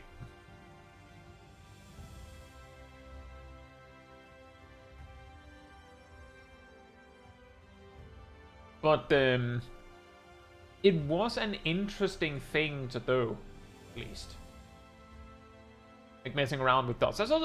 That's what I've been saying. Like, I've said this on a few streams in a row almost, that I like dot-centric jobs. I also just recognize that most, like, the average player doesn't care. Leah mentioned earlier when I was like, I mean, the solution to the let's go gambling problem for Gunbreaker, for instance, is to split it up in smaller hits on Lionheart so that it has a higher average potential. Like, it has a better average potential, but it doesn't look as awesome as Giga Explosion damage, right?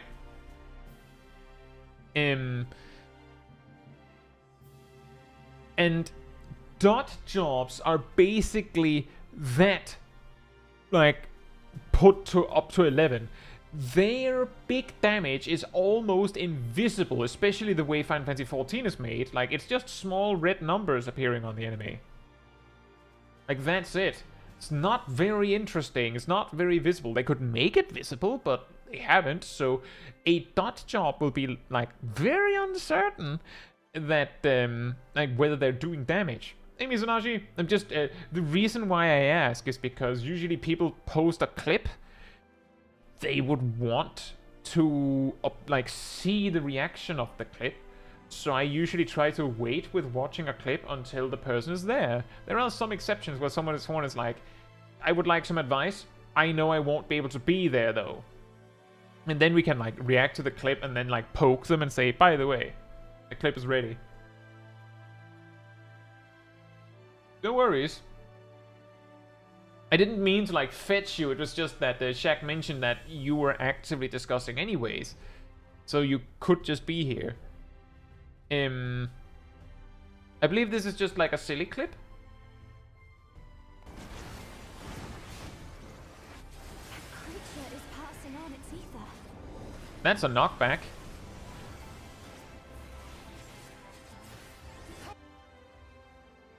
I'm pretty sure it's like a knockback in this direction, but it might actually, come to think of it, I never considered that before. It might be like a circular knockback, so...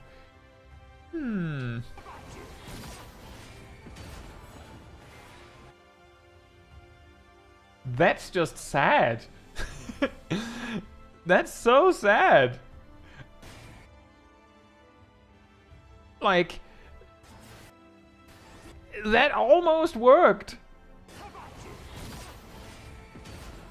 Also, by the way, triple kill! Splat. All the Pictomancers died that day.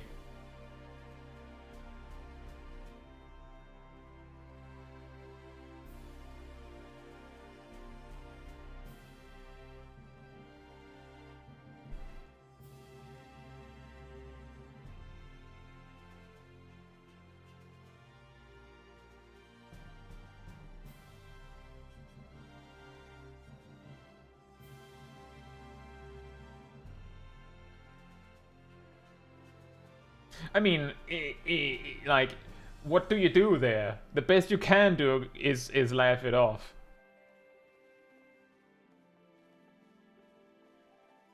I know, Sally. Yeah, I tend to have it on if, like, it's somewhat quiet. Yeah, it was exactly all the Pictomancers, Zav. It was precisely only the Pictomancers.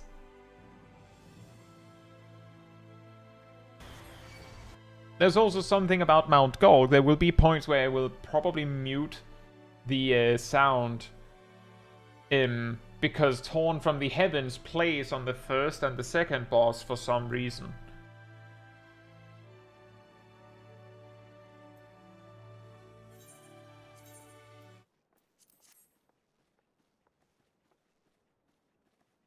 But yeah, just to summarize for Zav's clip, as I understood, it was a run, a scholar, as you can see, with a strange tank.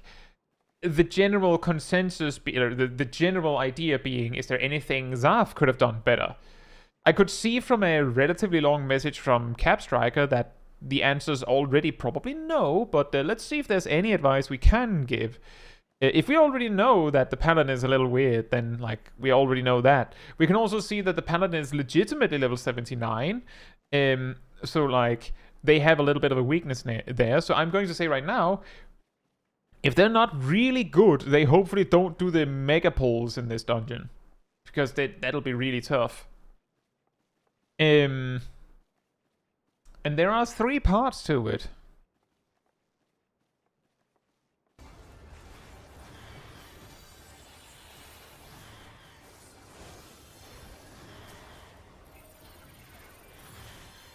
Good that you use chain stratagem. By the way, is this a single pull?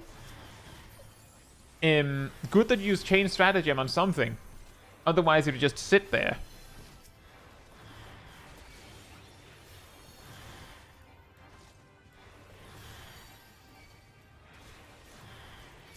How did you get aggro? Have a good evening, Mizunashi. How did you get aggro? What is the tank doing? You're gaining aggro, actually. What is the tank doing?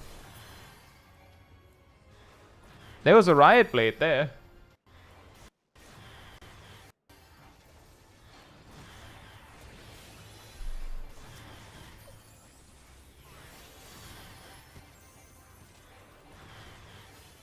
Yeah, there's an atonement. There was a Royal Authority. There's an atonement combo going out. They're single targeting. They have aggro on exactly one thing. So they're single targeting and they're not like swap targeting.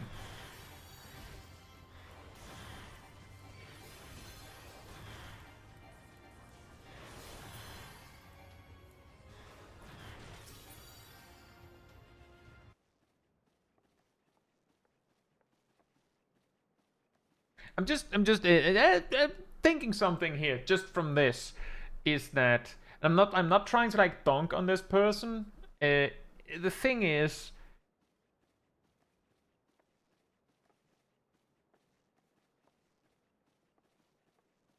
I could understand having missed the part about AoE being good when there's more targets. I could get that.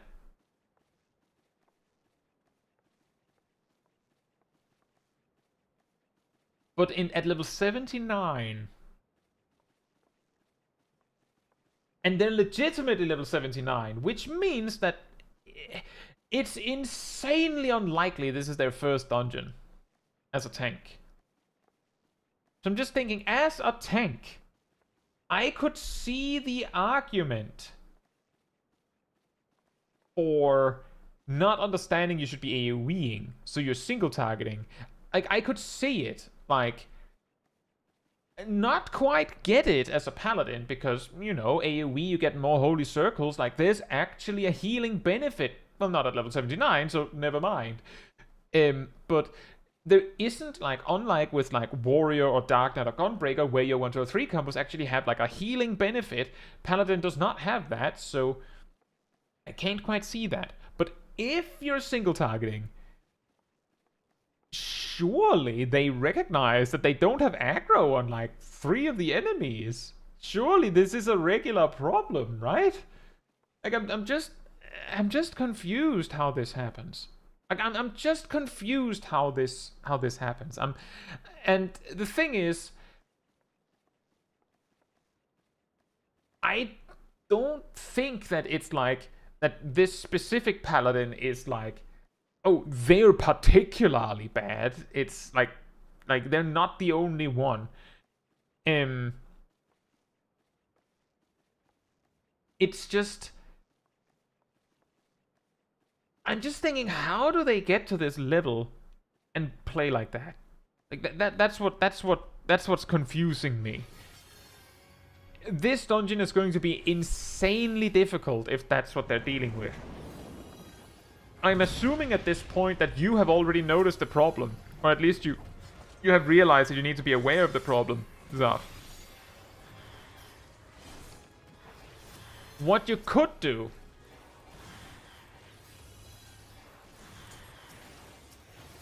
see, there's another thing. They are using cooldowns. They used Sentinel there. They also use Fight or Flight. But they're single targeting. It looks like they did some AoE.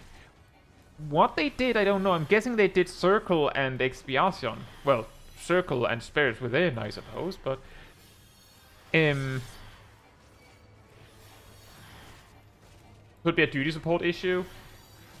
I feel like that's unlikely, because if you're attacking one target, the NPCs are also attacking one target. They're usually attacking the same target, and it might not be yours. So they will almost certainly over-aggro you if you play like this.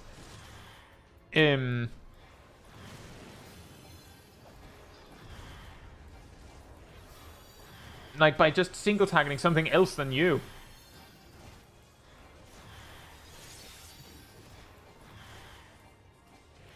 Zav says, I'm also a little confused why they attack me and not the DPS. That is also an excellent question.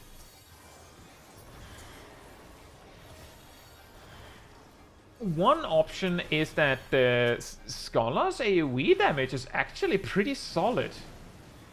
Like, just spamming Out of War is pretty solid on AoE. But not only that, you are doing some healing. EOS passive healing doesn't count. It is basically a heal over time effect and it generates no enmity. But everything else you're doing probably generates a little bit here and there. Like, now that I think on it, I'm guessing Excogitation counts as a heal over time effect. I'm pretty sure it does, and if it does, it generates no enmity.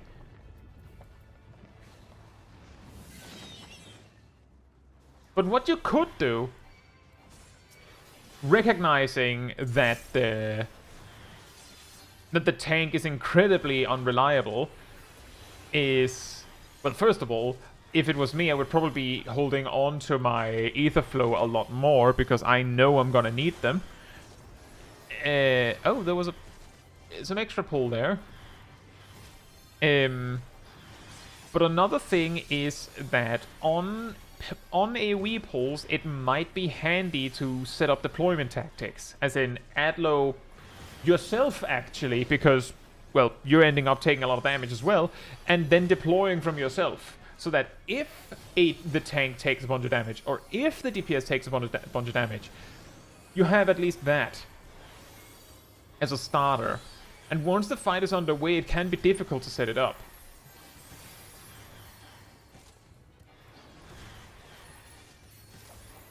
But yeah, this is like...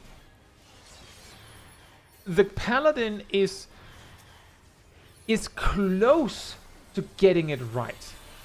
Because as far as I can see, given the way they have AoE enmity, is that they are using their OGCDs.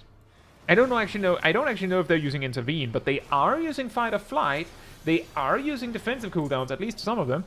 They are seemingly using things like Circle of Scorn and Spirits Within. Like, they are using their buttons, but for some reason, they are not using AoE buttons at all. Alejandro says, do you wait for Adlos or crit before using deployment tactics? No. If the tank is just standing there, so like you're not going anywhere, you could. Like, you just add low, and then every time it doesn't crit, wait a little bit for MP and then do it again. But if the tank is going, you just deploy what you have. Like, if the group is going, you just deploy what you have. You don't spam add low.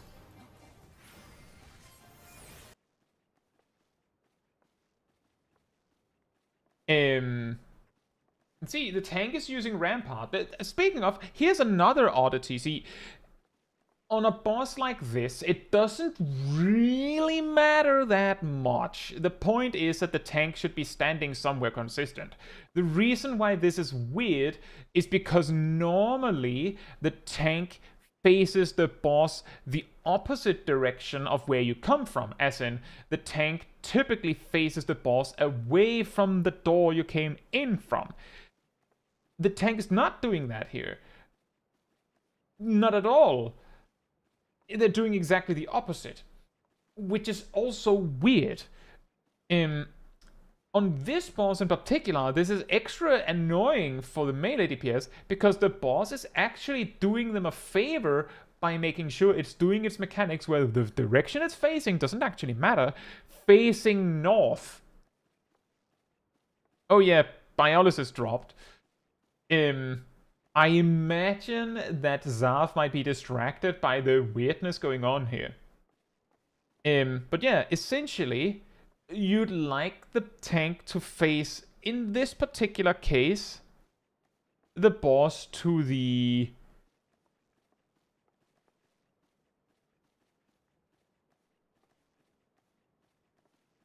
west. Yes, to the west. Because you came in from the east.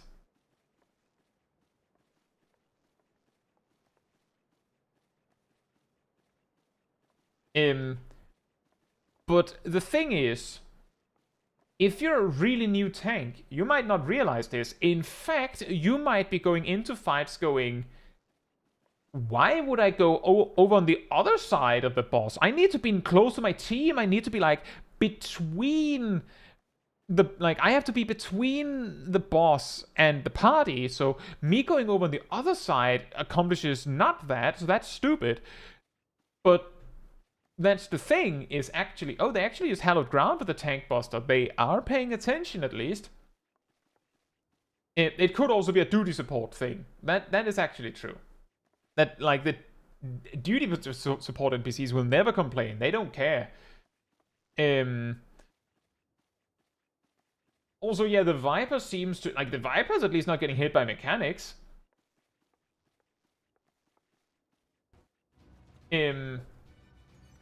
But the logic of the tank going over on the opposite end is actually precisely that by baiting the boss to face away from the party, the rest of the party is safer. Basically, by having the tank be the furthest away, the melee DPS are closer to the healer, so if anyone is going to be missed by an AoE heal, it would be the tank. What is the Viper doing? You know, that one is pretty funny. This is pretty funny. Viper at the bottom of enemies is suggesting that their damage is not particularly impressive. Who's the one who's getting annoyed that we're not pulling back and running ahead? The Viper.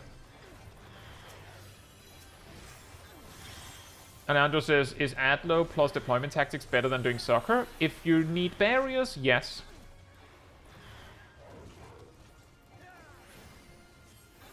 If you need barriers, yes. Because Adlo has more potency. Also, good that you're using Ether Pact. Good that you're using Ether Pact. Because that's a common thing that a lot of scholars forget to use.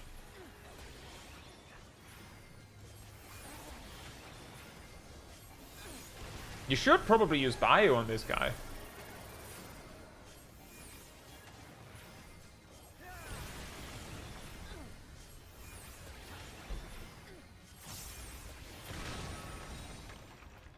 Yeah, I know, right, Cat? What a game!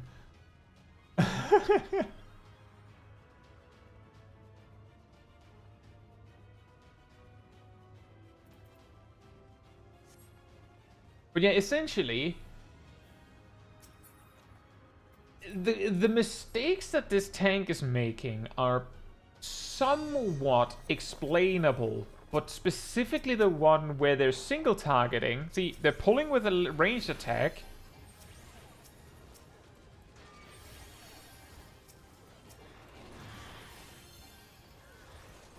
They're using AoE now. Now they're using...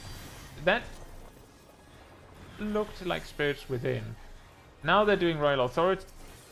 Yeah, now that... So they basically pull with an AoE combo and then switch to single target. Does anyone remember... here it comes again! He's off to the races. Does anyone remember or know whether Paladin single target rotation at level 80, I suppose, is better on 3 targets with an AoE? On 3 targets, the total Eclipse, just the 1-2 combo, averages 405 potency per GCD on 3 targets. If you add in Holy Circle,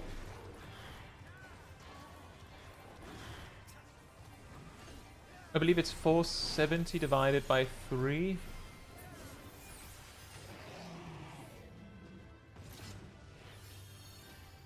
Or 70 divided by 3. It's like 156.6. And then like it's 3 targets, so it's 470 per, like, on 3 targets per GCD on average. Yeah, that's going to be difficult. I'm pretty sure Royal Authority is like 460 at its peak.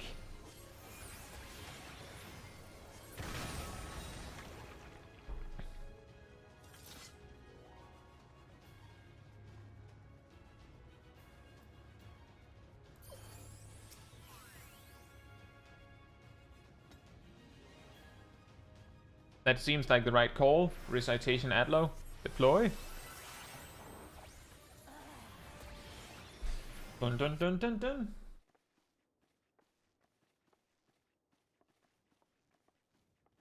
Gustavo says, real question now. If I feel like my experience was ruined due to the road to level 90 buff as all jobs got over-leveled, should I level up an alt without the buff to truly experience? I'm pretty sure you'll get over-leveled without the road to 90 buff.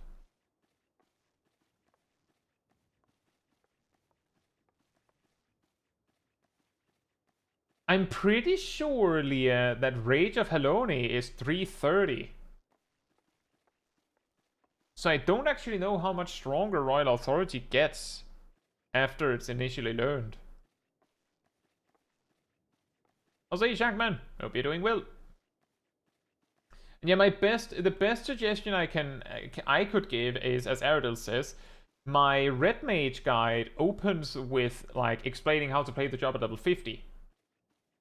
So you could just watch the part that covers level 50, and then when I go now on to level, now let's move past level 50, then you can go, well, I don't need that yet. Or you can go, well, I want to know what comes after. Holy Spirit gains a lot of potency boosts as you level up. It actually alternates a little bit between Atonement and Supplication.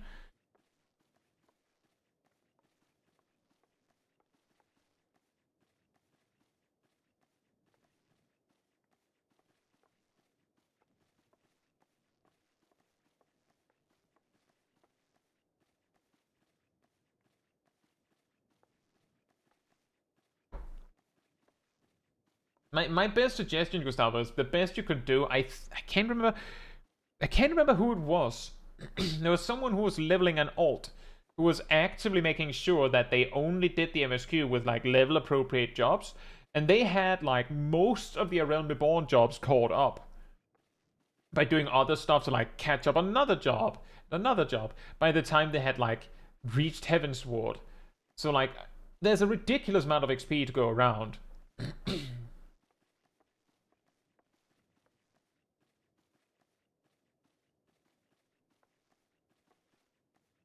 Is this the funny one?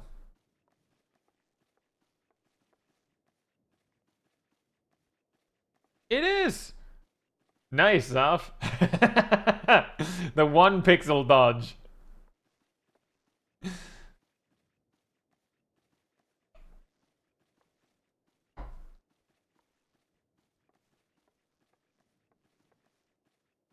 I can say when I played through the story on Small Kai, I did the... Oh, I think the Dragoon is getting hit again. On Small Kai, I basically only did the MSQ and exactly the duties necessary, and then like job quests as Dragoon. And I believe I hit level 90 when the MSQ was like level 84 or something. That was an Endwalker. So it's a little weird, but for the most part, it's normal that you'll overlevel. Small Kai had the road to 80 buff. But yeah, broadly speaking, I don't think there's that much you can do. You could use Chain Stratagem on something here, I guess. But other than that, I mean, what you can do to avoid the problems is, of course, to very focus on not over-aggroing.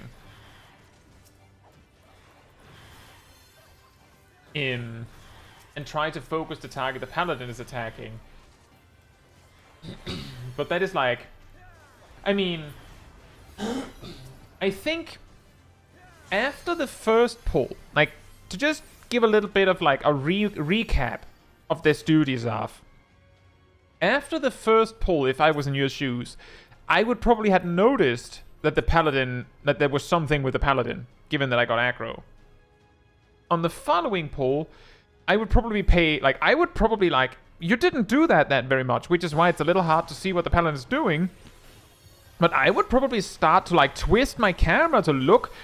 what on earth is the Paladin doing? Because I can tell exactly... like, if I can see the Paladin properly, I can see exactly what GCD they're doing from their body movements alone. They're doing the Giga pull? Or, like, a big pull? Why?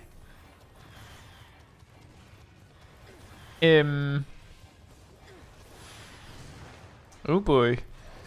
But by the second pull, I would have said, hey, Alice, can I give you a tip for a second?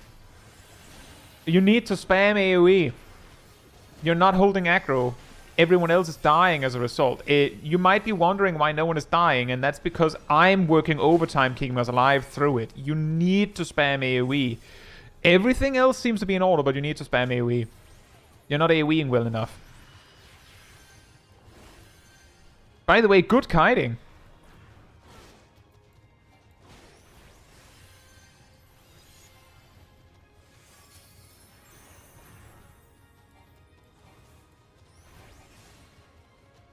Also that, Lizard. I will say it's perfectly possible. The real problem here is that the Paladin is... as I said, this is one of those where I would probably have stopped them, tried to stop them to give them some advice. Because they're failing on basics.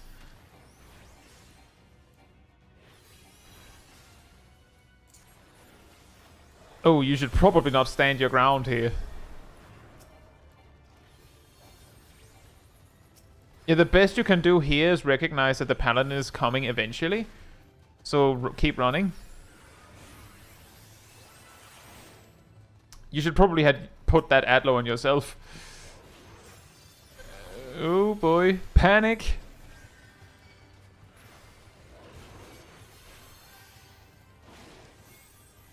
Oh nice. Another Seraph. The Viper is brave.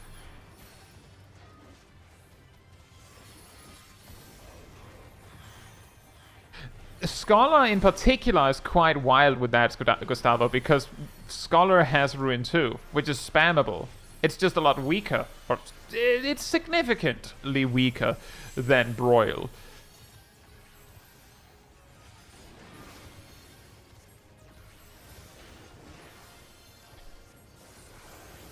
Yeah, in this pull in particular, I don't think there's that much you could have done. I would say the best you could have tried in this duty in general would be try and tell the Paladin what they're doing wrong. Because looking at what they're doing, they are using some defensive cooldowns. Given that they died like that, I don't know if they're using defensive cooldowns well enough for that pull, but they are using defensive cooldowns. They are using fight or flight. Like, they are using things. By the way, the Viper was congratulating Zaf here. This is one of those cases where you have someone who you might think are, like, given that we have made the jokes about the Viper early in the duty, but the Viper, all things considered, was paying enough attention that they recognized who was carrying that pull. Like, that's at least something. But yeah, I think this Paladin, if they were told that they need to AoE more, exit game, it might have been fine. Like, if they knew they had to AoE more, like, there would be something to work with. Like, the problem is, if, like, the next dungeon they do, they'll probably make the same mistake. And the healer might go, it's just too much. The DPS might say the same, and they just can't be bothered because, and this is something that I've said myself, you land in a high-level duty and someone in the group is making some sort of basic error.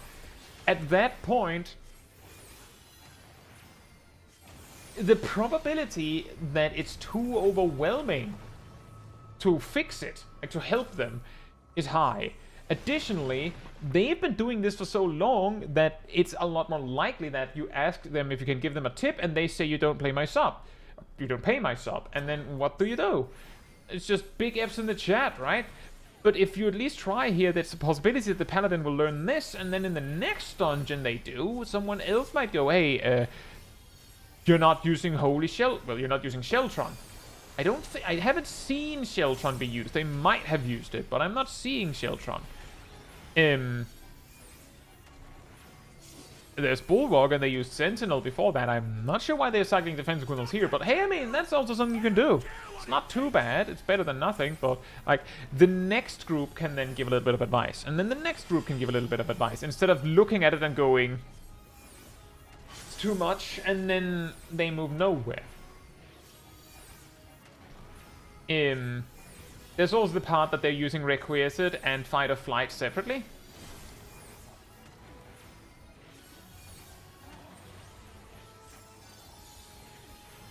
What are they using Shield Lob for?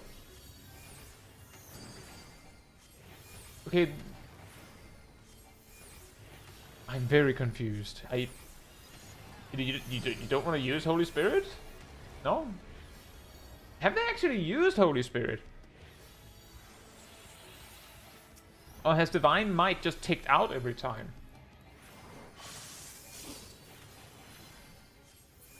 That's my problem is I don't remember skill names, and language barriers might make it difficult without specific names.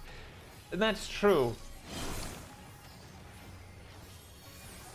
That is true.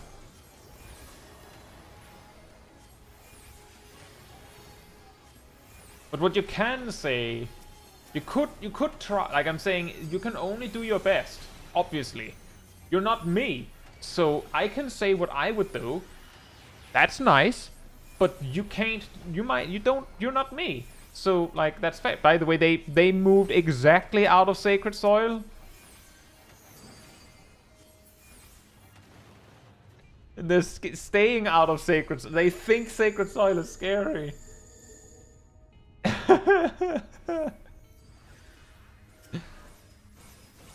Oh man.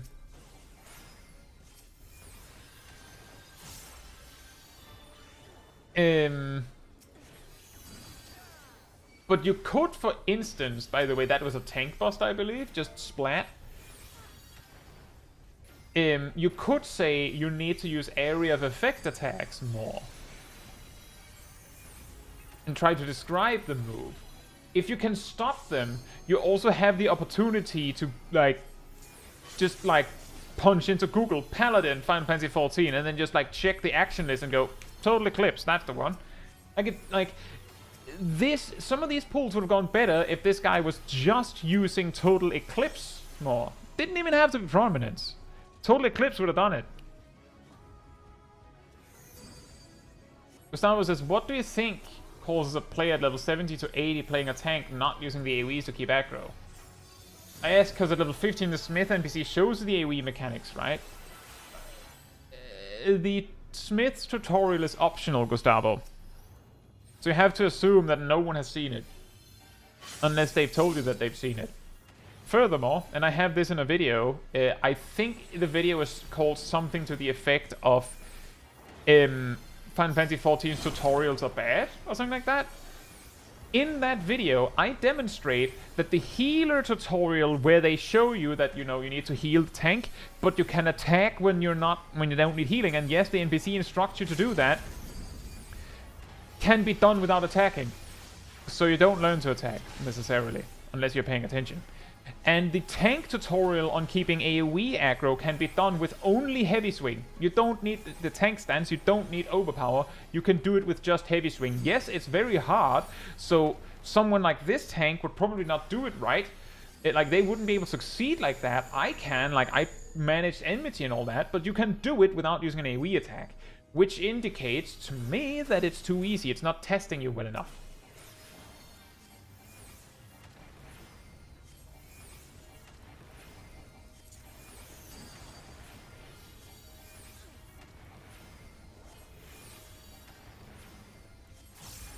That's a possibility, Peaches, but I will say we usually don't do that. We do act somewhat like we only see this person here in the duty and then don't seek them out. That's the considerate thing to do, but that would of course mean that there would be a language barrier there. But that's also why I'm saying all you can do is try. That's all you can do, is try. Like, worst case, Zav had said, hey, can I give you some advice? And the person says nothing. Français? Oh, no.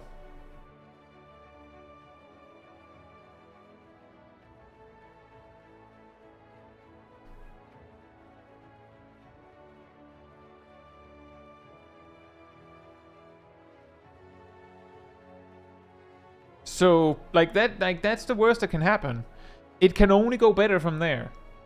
And if the worst happens, you're not any worse off. The only thing you've lost is that you spent time writing a message, I suppose.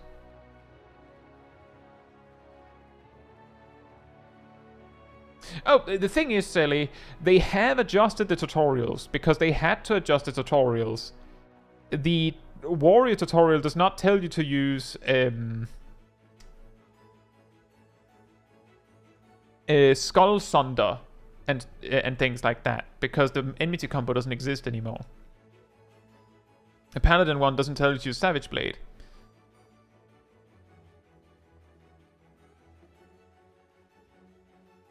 That's also something I do, Peaches. Actually, like, sometimes when I have the majority of a duty, or a large part of a duty in a mentor roulette video, you might see that, I start to explain that some person is doing something weird, or that they're doing something very wrong. You might see this happen. Like that this appears for a moment. You might also see that something like this happens. When these things happen in my mentor videos, I check, do they speak English? Because if they do speak English, there's a much higher probability that I'll try to explain. And when I do this, it's because I'm checking, like, are they leveling the job? They might be synced down, but they might be, you know, like just barely above the level of the duty and still like not like that experienced with their toolkit. And then like, okay, have you ever tried to speak Danish? No, I have not tried that one, but that would be a pretty funny mix-up, wouldn't it? Hey, do you speak Danish? No? Well, can we meet in the middle and then go for English then?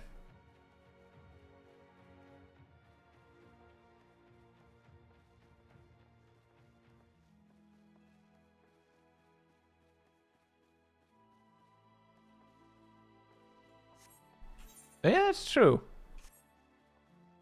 But yeah, like that is also what I do when I like start opening the party chat, like the party menu, or examine players, is that I go, like I'm trying to figure out what the problem is, and like if I see that they don't speak English, then like there's no reason for me to try to explain it unless it's really egregious. Then I might try, and when I examine them, at that point, I'm more like just trying to find an explanation for why it's going wrong. Like, I had a mentor roulette video some weeks ago, I think, where I had well, it might have just been last week, but one where I had Praetorium twice. I think it was the Gunbreaker one. Where I was completely confused because I had two players playing really weird, but they had level 90 gear with Materia. So I was like, how? But anything's possible.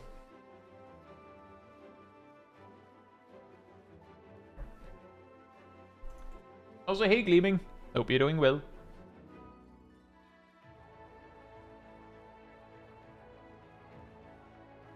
But yeah, point is, just to like circle a little bit back to, whoops, the question that Gustavo came with. What should answer your question is the fact that the first pull in that duty was performed, and I paused. I just stopped there to explain that I didn't understand how you could reach that point. And like, I could accept that you didn't understand how AoE scales. Some people just completely miss that. But at the very least, single target each thing that doesn't target you. Like, make sure you're attacking everything, right?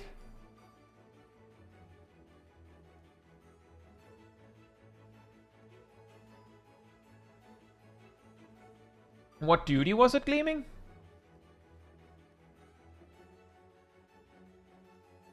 I am sort of glad that is the case too here, Yannick.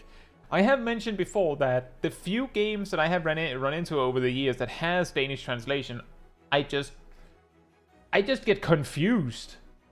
Like, why? Hey, Amanes, thank you so much, and I hope you're doing well.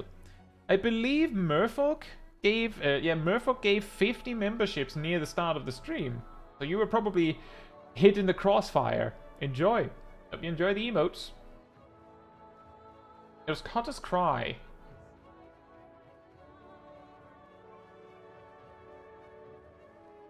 I'm not sure how they would be able to do that leading up to like some of the pulls before the first boss, but I believe like the last pull before the first boss, you could technically like pull everything into the boss room. For the second boss, for whatever reason, gold standard is skip everything, because you can, it's faster, that is the reason. And for the third boss, you can pull everything. It's just really scary to do that. So it's weird that a DPS does it if the tank and the healer isn't in on it.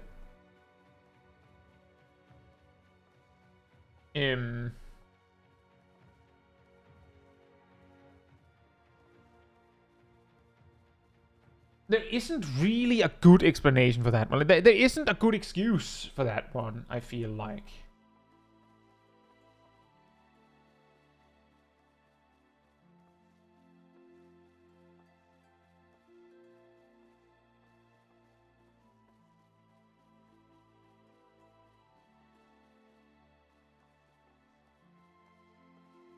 Peaches says, I had a bottoms medal where I was the only English speaker and everyone else was arguing in French because the sage was struggling a bit. To be the fly on the wall on a different group of players' problems, right? Like, I'm just imagining, like, you're like a DPS, the tank, the healer, and the other DPS is just like arguing and you're just sitting there like that, I guess. Like, is it a seal? with like hands like edited in, like just sitting there like just waiting until we continue. Like, well,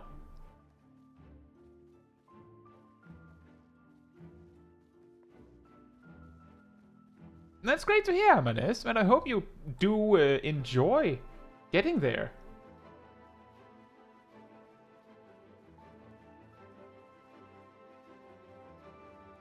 Sorry, to clarify, I hope you enjoy your journey to get a Mentor Crown. And also, hopefully that you enjoy helping others. Gustavo says, what's your favorite expansion based on the story only? The Endwalker story, I think.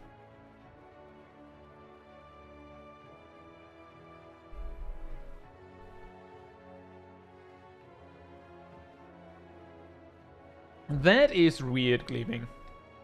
See, the thing is, there is an explanation, like an excuse, but not really in Kotter's Cry.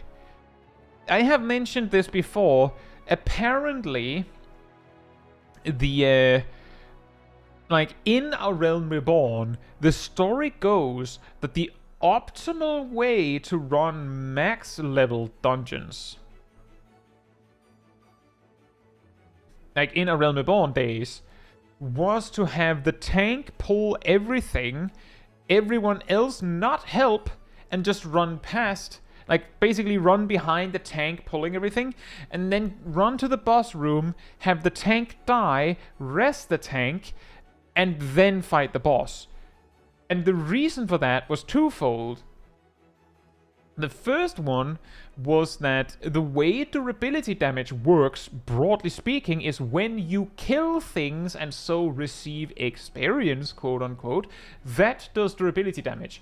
When you die, that does durability damage. But that means that killing everything in a dungeon hurts your armor, which was, relatively speaking, more expensive in A Realm Reborn, so it was money saved. On top of that, not fighting anything is faster than fighting anything. So because you didn't need the drops or the XP from the mobs, you just did that.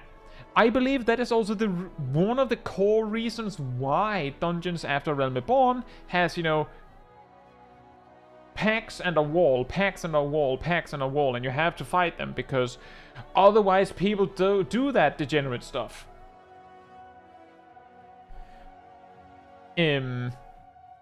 So I could see the explanation if the DPS wasn't attacking anything and was like staying behind to let the tank run ahead, so that like they could run undercover and not get in combat.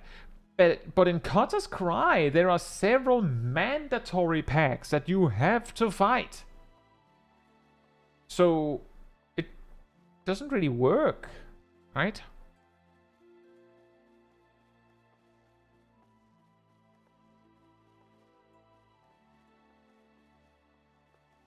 VX says, who's your favorite character that is not your own?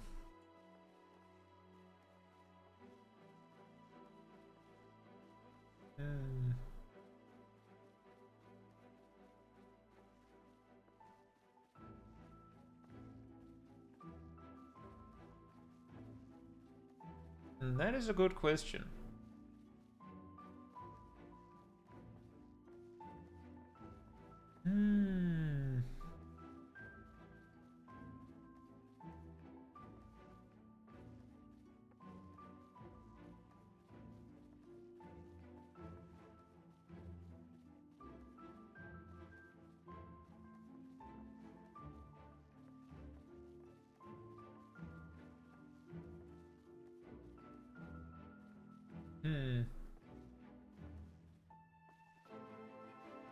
That is a very good question.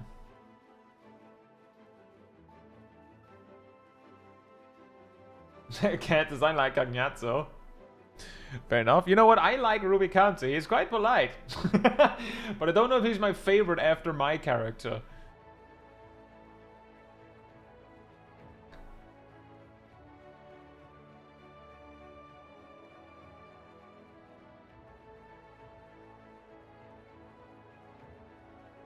The expectation, at least my prediction, Amanis, is that based on the way that they're going about it, is that they're probably getting these old dungeons, optional dungeons, like fixed one by one, which would mean that we're expecting Kotter's Cry in 7.3 and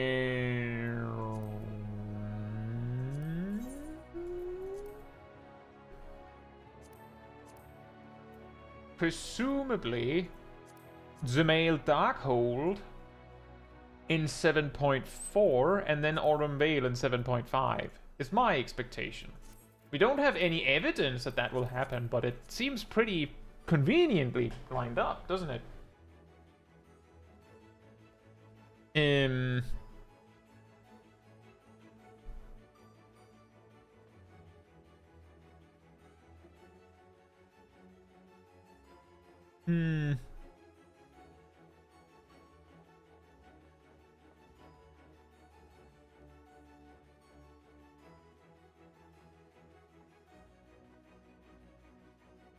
If you check duty support, it shows the dungeons that will be added.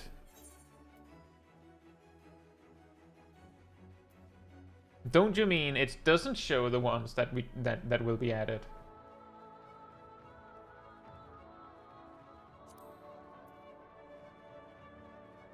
I don't see Khan here. That was why I opened this, was because like if we cross-reference, we can see Sunken Temple of Khan is not there. Kotter's Cry is not there. Male Darkhold and Aurum Veil is not there. That was what I did. Scroll down. Ah. I mean, that was, as I said, that was expected when they started. But they don't say when they're coming, which was what I was adding. And technically, they've added most... well, they've added leveling optional dungeons. All the leveling optional dungeons.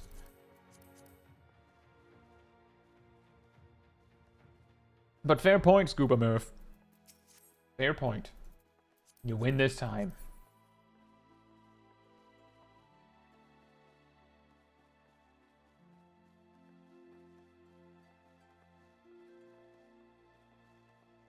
I would imagine when they when they revisit Kotter's Cry that they would probably do something so that you can't skip the packs in between the first and the second boss. But considering I'm pretty sure Halatali didn't get any new walls, like beyond that. Yeah, exactly. Coming soon.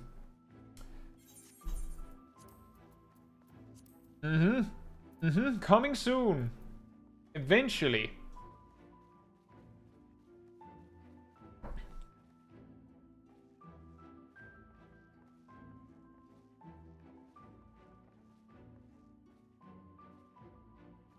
Coming soon.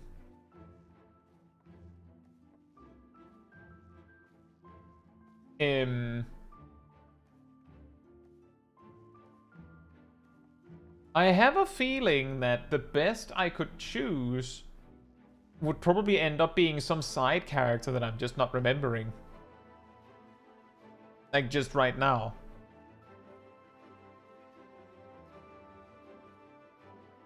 Wait. It's coming to me.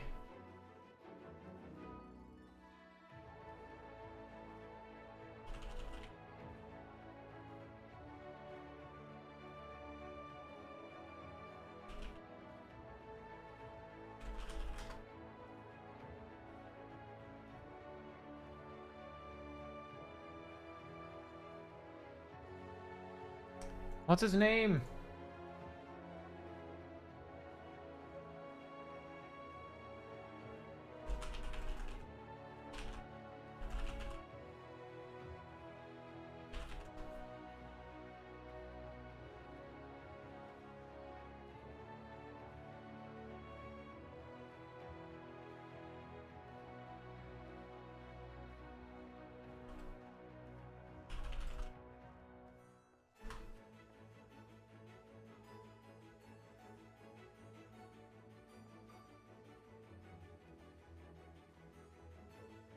I've lost his name.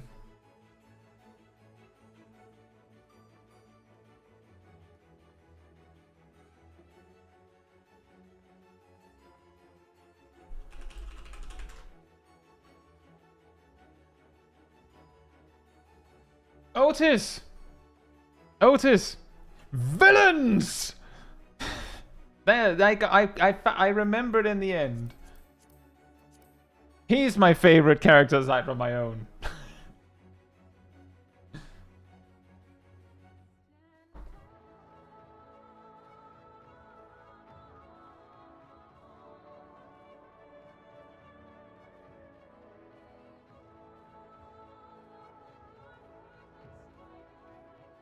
Amane says, for all the hate that I feel about it, Zmail Darkhold doesn't feel that weird design-wise. I will say Zmail Darkhold is really strange and really mean when you don't get how it works. But, like, when you understand it, it's not that bad of a dungeon. Like, the thing that makes it mean in a strange way is, like, the whole first section introduces a really, like, it's like the king of gimmicks. Like, oh yeah, you stand in the crystal's light and then you're basically impervious to damage. And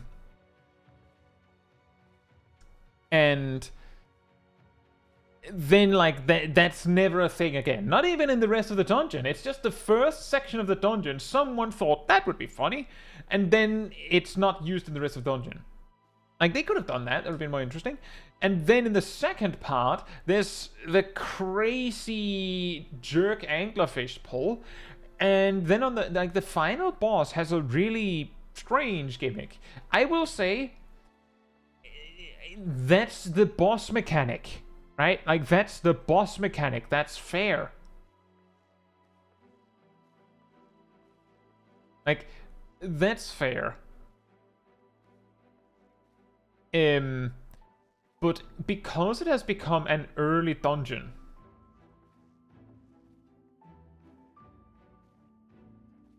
as a result of, you know, time passing, sometimes I feel like some people will look at a dungeon like Zmail Darkhold and go, it's really weird to have a dungeon like this teach players how the game works when that's not how the game works. Like, you will, like, there's basically no boss in Final Fantasy XIV that works like the first or the last boss in Zmail Darkhold. And the weird thing with standing in the pressure plates, as it were, isn't used again. And it's also poorly explained. I have a Mythbuster video where we went and tested it. Fun fact, the first of the glowy circles in the entire dungeon, you know, the ones that open the optional door, that one, I believe, we found took 40 seconds to open. But it takes 20 if there's 2 in it, and it takes like 15 if there's 3 in it, and it takes 10 seconds if there's 4 in it. All the other glowy platforms, every single one, I believe starts at 20 seconds and goes down to 10 if there's 2 in it, and does nothing if there's 3 or 4 in it. Like, it's basically just capped at 2. So the introducing one is different from the rest. That is evil, is what it is. That's just evil.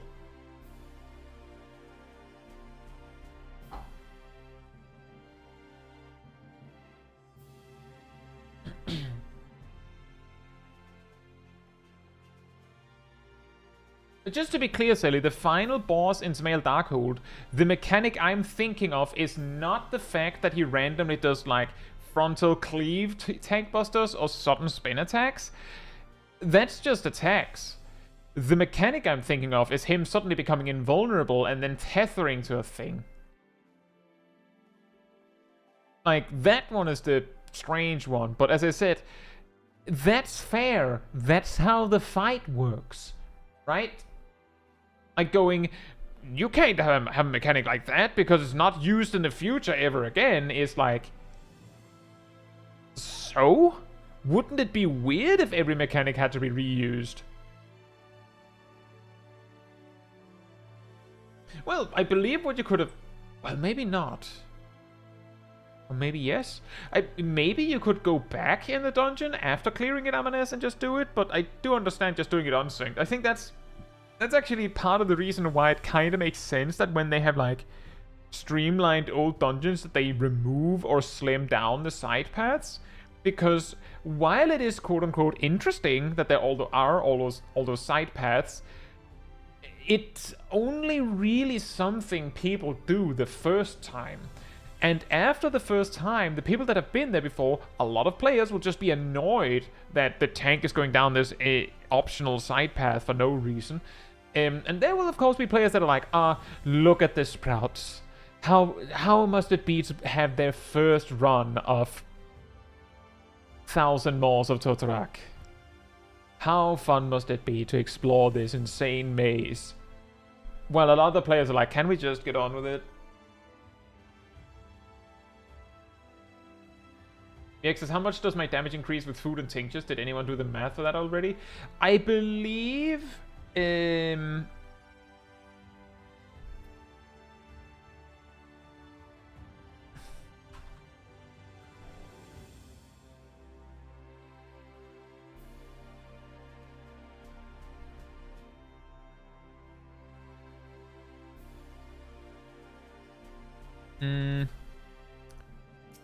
I believe we recently had... I believe it was estimated that gem draft was 6.8% or something like that, like rounded to 7%. Food is like less than 1%, but notably it's of course all the time.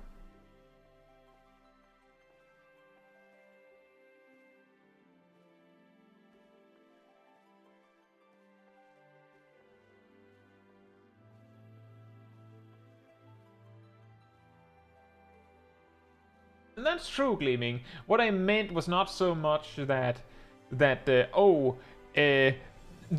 concept of becoming, of tethering to something and becoming invulnerable is unique to the male Darkhold. It's just that the way it is done is very very unique.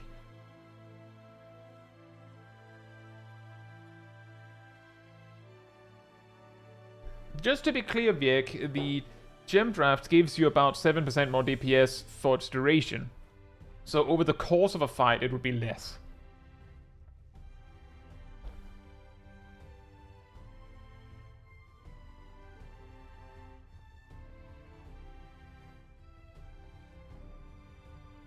Let's see, Zav says, the weird porcelain Khan is one of those. I had one samurai who all of a sudden started taking damage and wasn't anywhere near me to heal, and then complained what everyone else was doing when they went on to get the things from the optional rooms with all the enemies. This is an interesting one. Mildly interesting one. Because some players think, it's very rare, but some players think that you need the correct combination of items for the door to the final boss room to open. And additionally, they believe that those two items in the optional rooms are the correct items. I don't actually know if it is, they might be, but for that reason they believe that it is obligatory that you have to pick them up.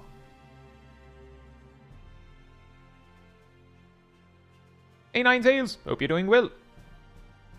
So, the thing is, this kind of thinking typically comes from a scenario in which they've never tried not doing it. And if they have been in a group where it wasn't done, they probably went, oh, it probably bogged out. That was a one-time thing. I'm not kidding. I have met people, like gamers, essentially, that think like that. No, it works exactly this way that I know that it works in, that I've never tested anything else, and if you've done it differently, it was probably a bug. Incidentally, their life is also riddled with scenarios where games bug out on them. That's a weird coincidence.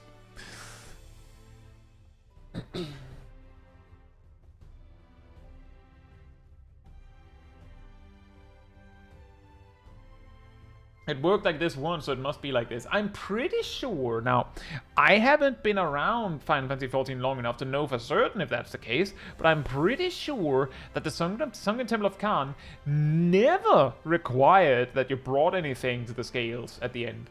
It's just that if you give it nothing, you get ambushed by mobs.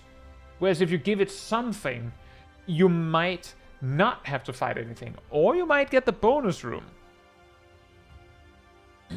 Which means that, like, if you're passing the items anyway, right?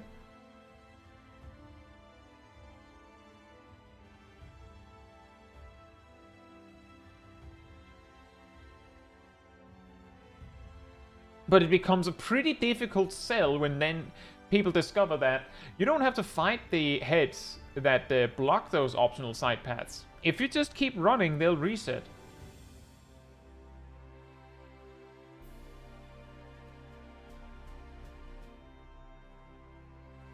Which means to get those two optional items, you need to both deal with the heads correctly, and you need to clear 2 extra packs. Which means you have, like, if those items are needed to skip a pack, then you're fighting basically 3 additional pulls to skip 1.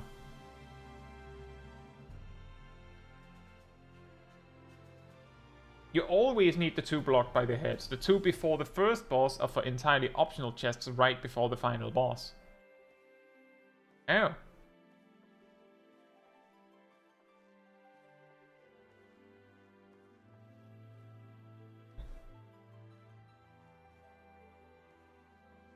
But yeah, I'm just saying, this kind of stuff, like, the thing is, they're very difficult to reason with, these kinds of players that think this way, that it bugs out when it doesn't work the way that I think it works, and it works like this as far as I know, so there you go. It's because even if you show evidence, it's not enough. I think the funniest one that I experienced, I cannot remember what video it was in. Congratulations, Cat. The weirdest one, Endwalker, the second raid tier had, as some of you know, a lot of dots, which meant that it became significant, crucial even, to understand that bosses snapshot too. Meaning, if you get hit with a dot and then use a defensive cooldown, too bad. You're taking the full damage. You should have thought about that. A particularly problematic example of that was Proto-Kabi, whose Tank Buster, one of them, hit pretty hard, but you could just, invuln it. But if you did, the dot would... Well, your healers would hate you. Your healers would hate you. Because your invuln would end, and then you would take a ridiculous amount of damage from the ticks of the dot. Now, that was something people generally agreed on, because it was so obviously massive amounts of damage that there was no discussion.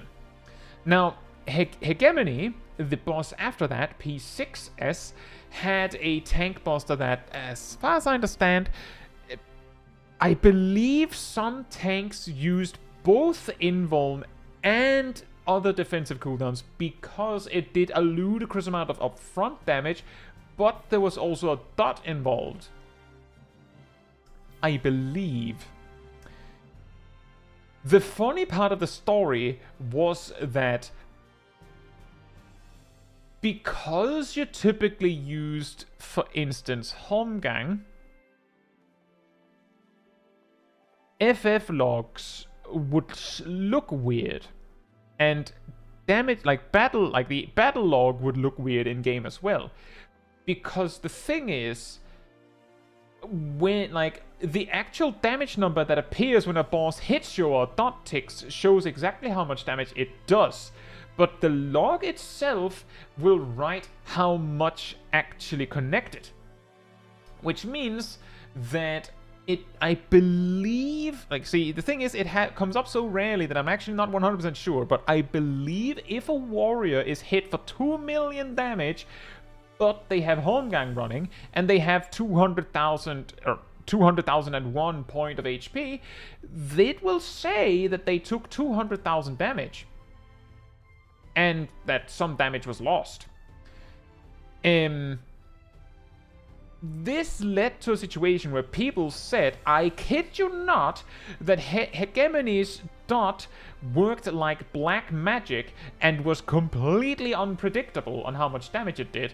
They even sent me a log to prove it, whereas I inspected the log and could point out there was overkill damage that meant that the damage was unpredictable because Holmgang was in effect and you technically died.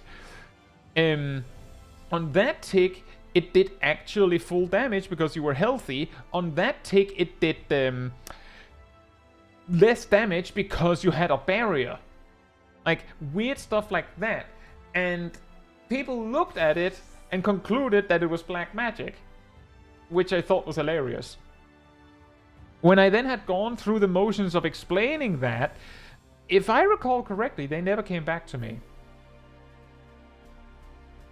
So I don't know if they learned. I hope they did. And yeah, exactly, silly. Basically the reason why why a lot of people skip the puzzle in Sunken Temple of Khan is because to actually do the puzzle takes more time than just ignoring it. Cat says, I checked the optional rooms in Khan does contain the correct pieces. Flame and fruit like Ace from One Piece. Oh. And there you go. That does sound like the most correct answer. Anyway, speaking of correct answer.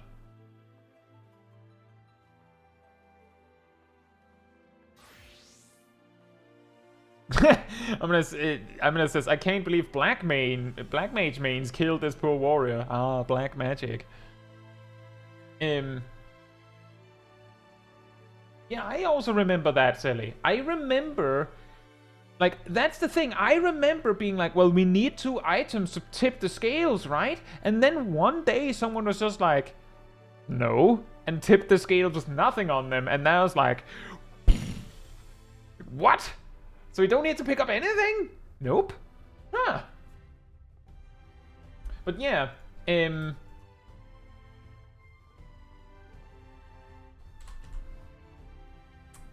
on that note, I feel like this is yes, 1.5 hour overtime. Classic me. But I think this is a pretty good time to wrap it up. So if you enjoyed this particular stream, it helps me a lot if you leave a like on it here on YouTube. That tells the algorithm this was an enjoyable stream. I'd like other people to enjoy it as well. So thanks so much in advance. And if you'd like to be part of the Discord community server, there's a link in the chat right there. There you will find the weekly schedule where you can see what else is coming in the coming days. I usually update it Sunday or Monday. And you'll also find links to videos and streams when they put them out in the announcement room.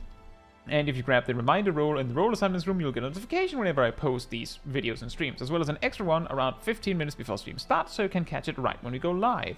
And if you'd like to support the channel even more directly, you can become a member of the channel, you can gift memberships, you can use the super chat system, or if you don't like any of that, there's a Ko-Fi link in the chat that Aridel posted right there. It all helps support me and the channel directly so that I can focus on doing stuff like this with all of you. So, thank you so much for the support. But that'll be all from me. So, good night, good morning, afternoon, or evening, depending on where you are in the world, and I hope to see you all very soon. Bye-bye.